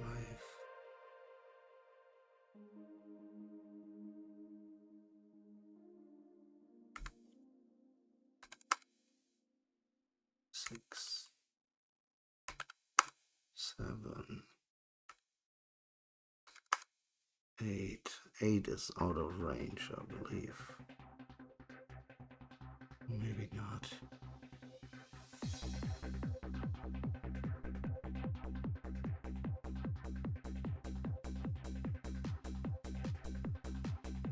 Okay.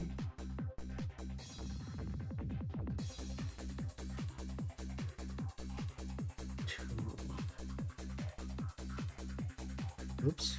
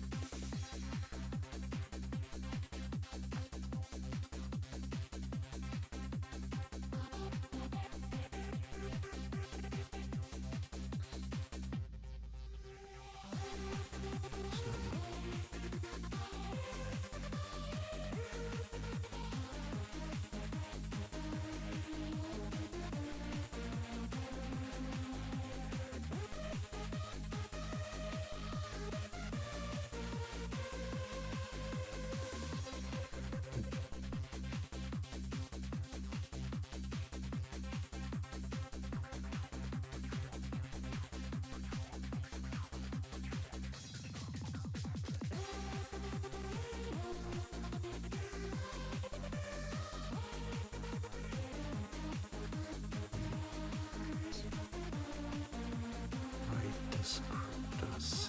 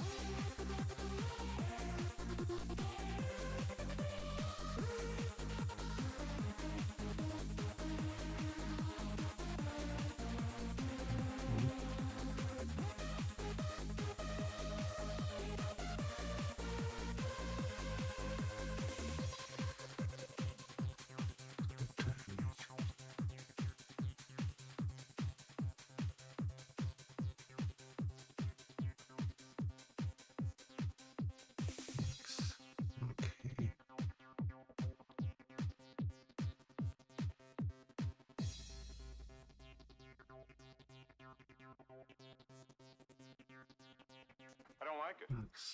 Not at all.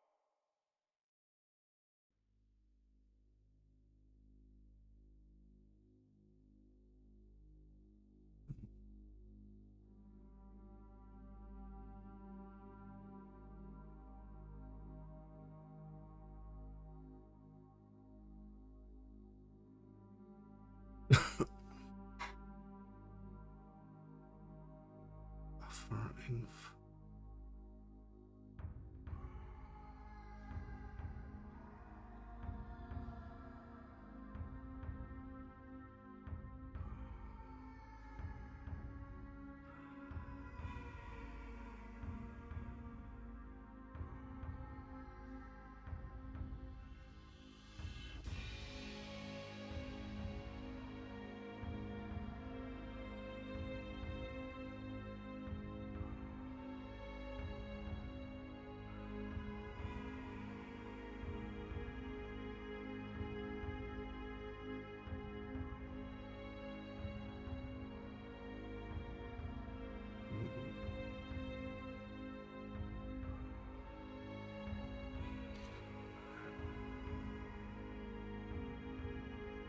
Descriptor.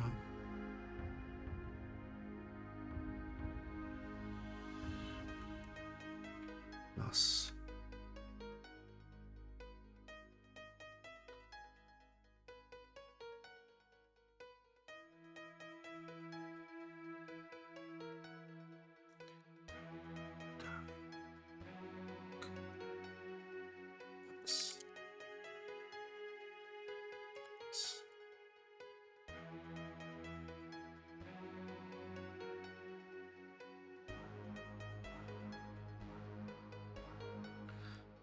Okay, so these things are not.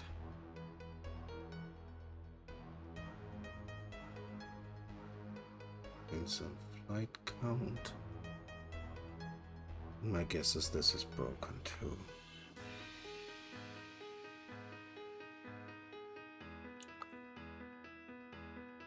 Max count.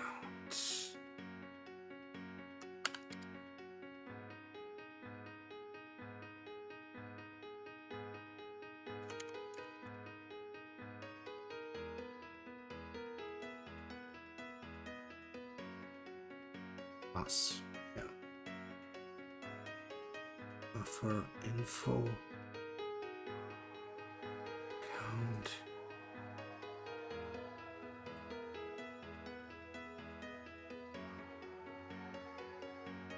Okay.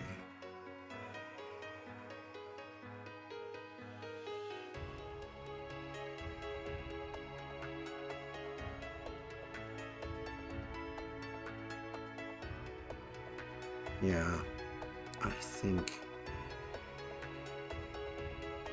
this might have been the problem. I knew we were screwing up, although it might also not have been.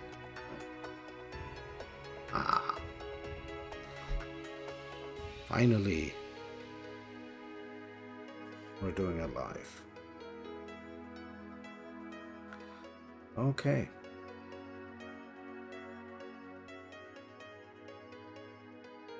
It looks a little bit weird. Oh, we're getting yelled at for good reason. So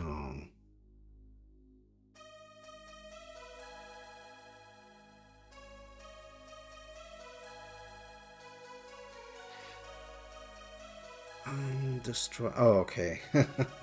No, huh? Ah, we didn't. Oh, yes, of course. Yeah. Since we're now making our own pipeline, we are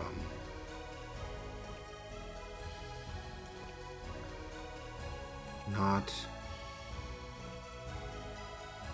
and we're not destroying it. So, but now I'm also curious. Now this was static.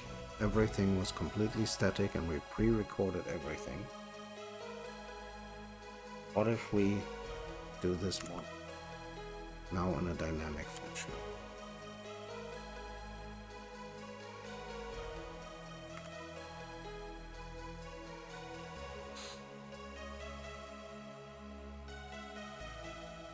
Because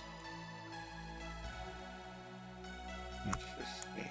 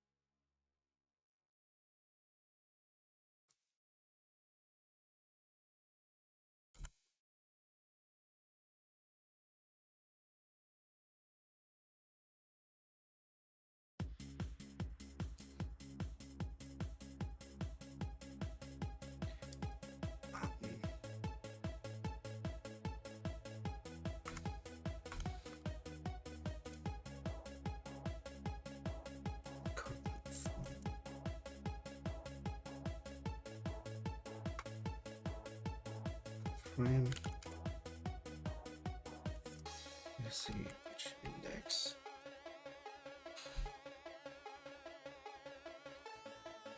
No.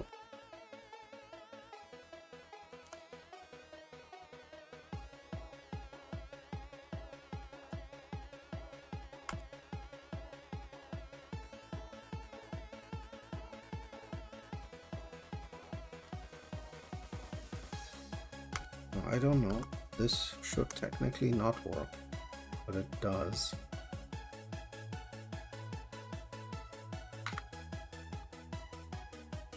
Okay, we get the same error, but we don't care for the moment. Okay.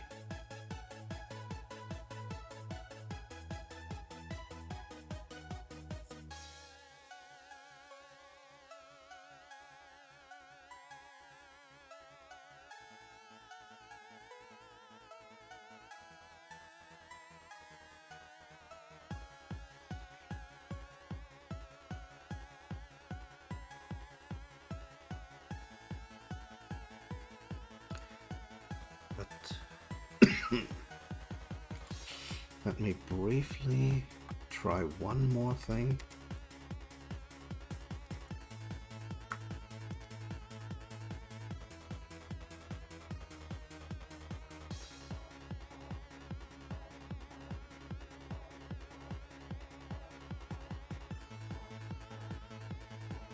What if we say 3?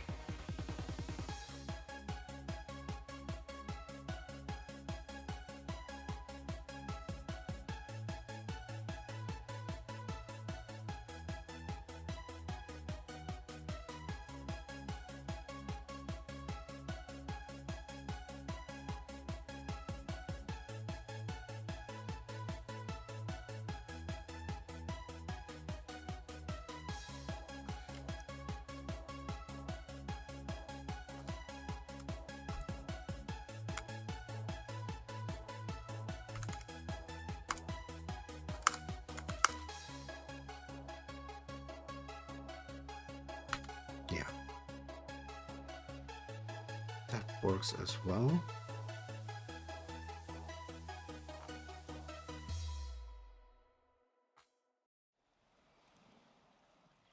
Okay.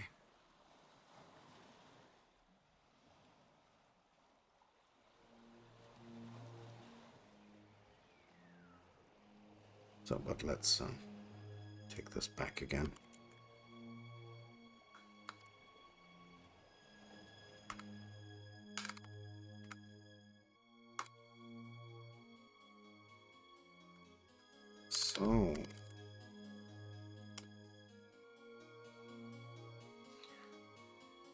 But we kinda managed. So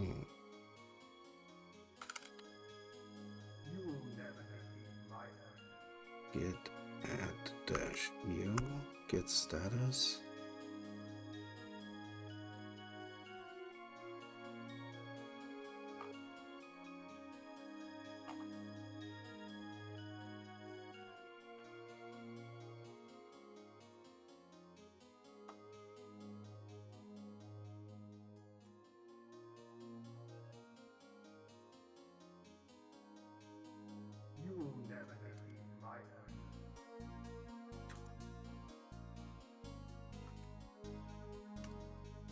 Build.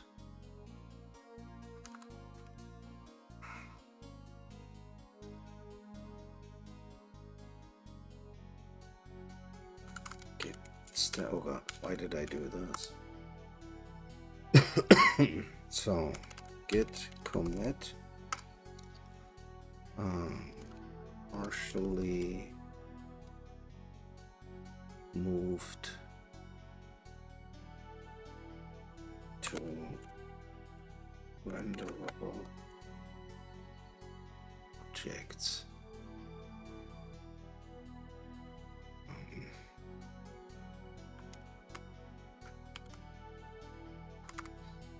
And I think since it does show something, I can also commit it. So where are we? This is our guy. Come here. Git push gen main.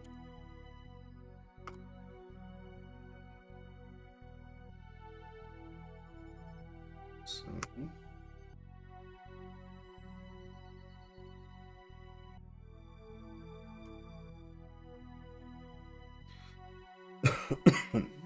okay, well, thank you. And let's see what we can do here.